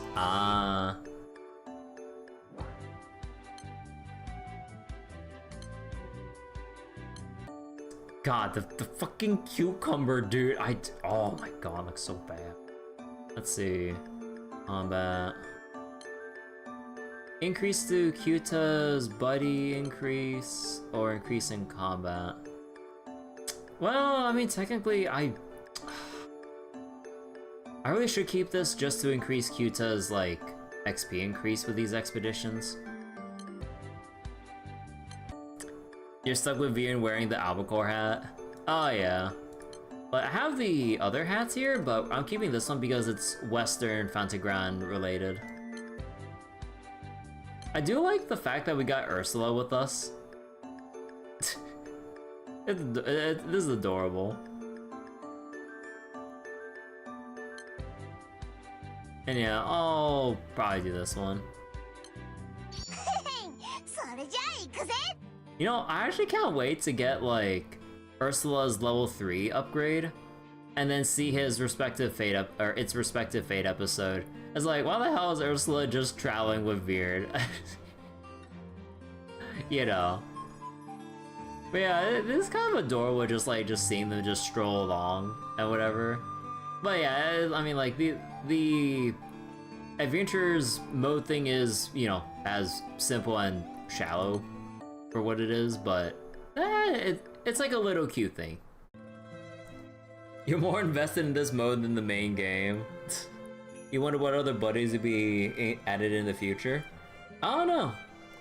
Actually, do they say who else will get? Oh, not that one. Did they say who else will get with the other buddies? Divine General. Oh no, that has to be Joy. That has to be Joy. Many Lives of Cats. Oh, we get the young cat and Joy. Oh, okay. Okay, you know what? I like that. I wonder what other, like, pet or mascot characters we can toss in. Why is Young Cat locked behind level 21? Because Side Games wants you to grind this shit out. Ursula makes more sense. Yeah, honestly, I thought, like, Ursula, like, no joke, I thought Ursula would be, like, the last one we get. And then, like, we'd start off with either Kyuta or the Young Cat, and then go into Joy. Cause, like, Joy being the third unlock, to me, progressional wise, makes sense. And then we just have the silly X factor of just, hey, here's Ursula. But yeah, it's kind of weird. I thought they rearranged this a bit differently.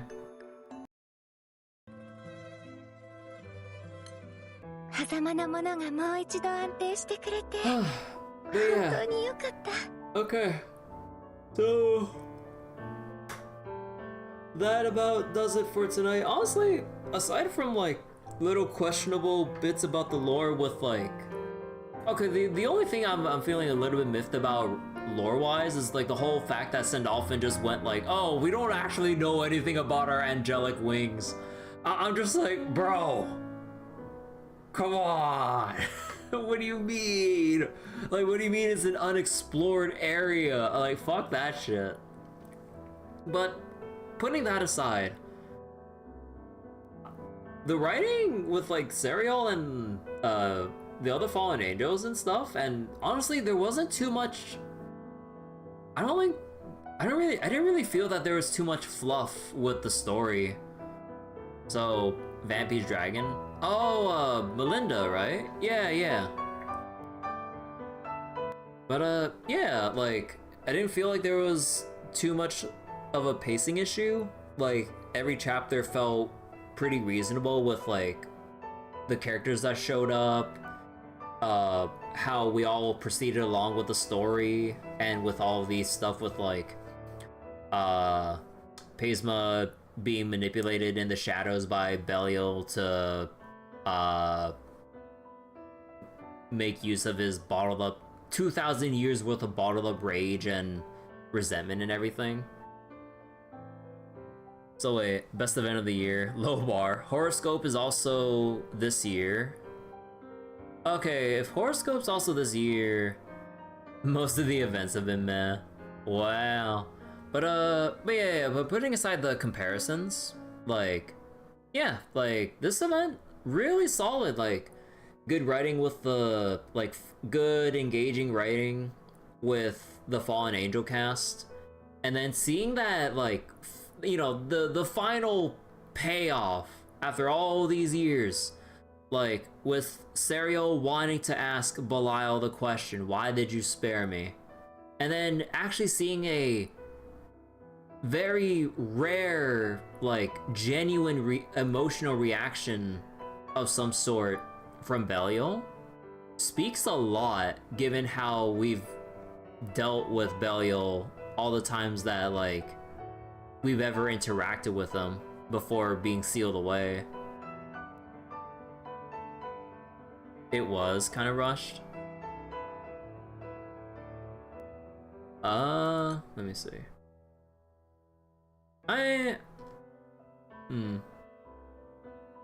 Oh wait, do you mean like the thing with Serial and Belial being rushed, or do you mean like the thing with Phasma and like the manipulation to push him to attempt breaking the seal?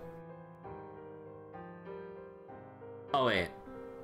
Oh, you meant the horoscope event being rushed. My bad. But yeah.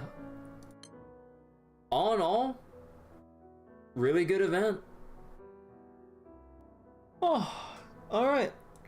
So, that'll be it for tonight. So, thank you all for watching. I'm gonna go chill, watch some anime. I believe there's a new episode of Silent Witch out that I'm gonna go watch with my friends, and, was it Kaiju number 8 that's out today, or was it, no, Mikadono... No, Femboy Wednesday was, already passed. Very Saturday. Silent Witch... I forgot what the other episode released, today. Cause, like, God, okay, I guess I'll see, like, when I'll go watch some anime with my friends. Good luck on Stereo Roll, so I get more lore from his Fate episode. I'm not gonna count on it because, I already kind of blew my spark on the earlier Flash Gala, so... I might be missing out, and I might be suffering by the time Guild Wars gets here, because I would assume, safe assumption, if I don't get Serial, I'll probably be suffering. So, yeah. Anyways, take care, everyone, and I will see you all next time for... What did I say I was gonna do next? Oh, right. Zenless Zone Zero with the small puzzle event into Agent Stories. Z3. Yeah. Alright. So, I'll probably set that up tomorrow. And yeah, I'm gonna go chill, watch some anime, maybe grab a midnight snack, and get ready for Zenless tomorrow. Bye-bye, everyone. Take care.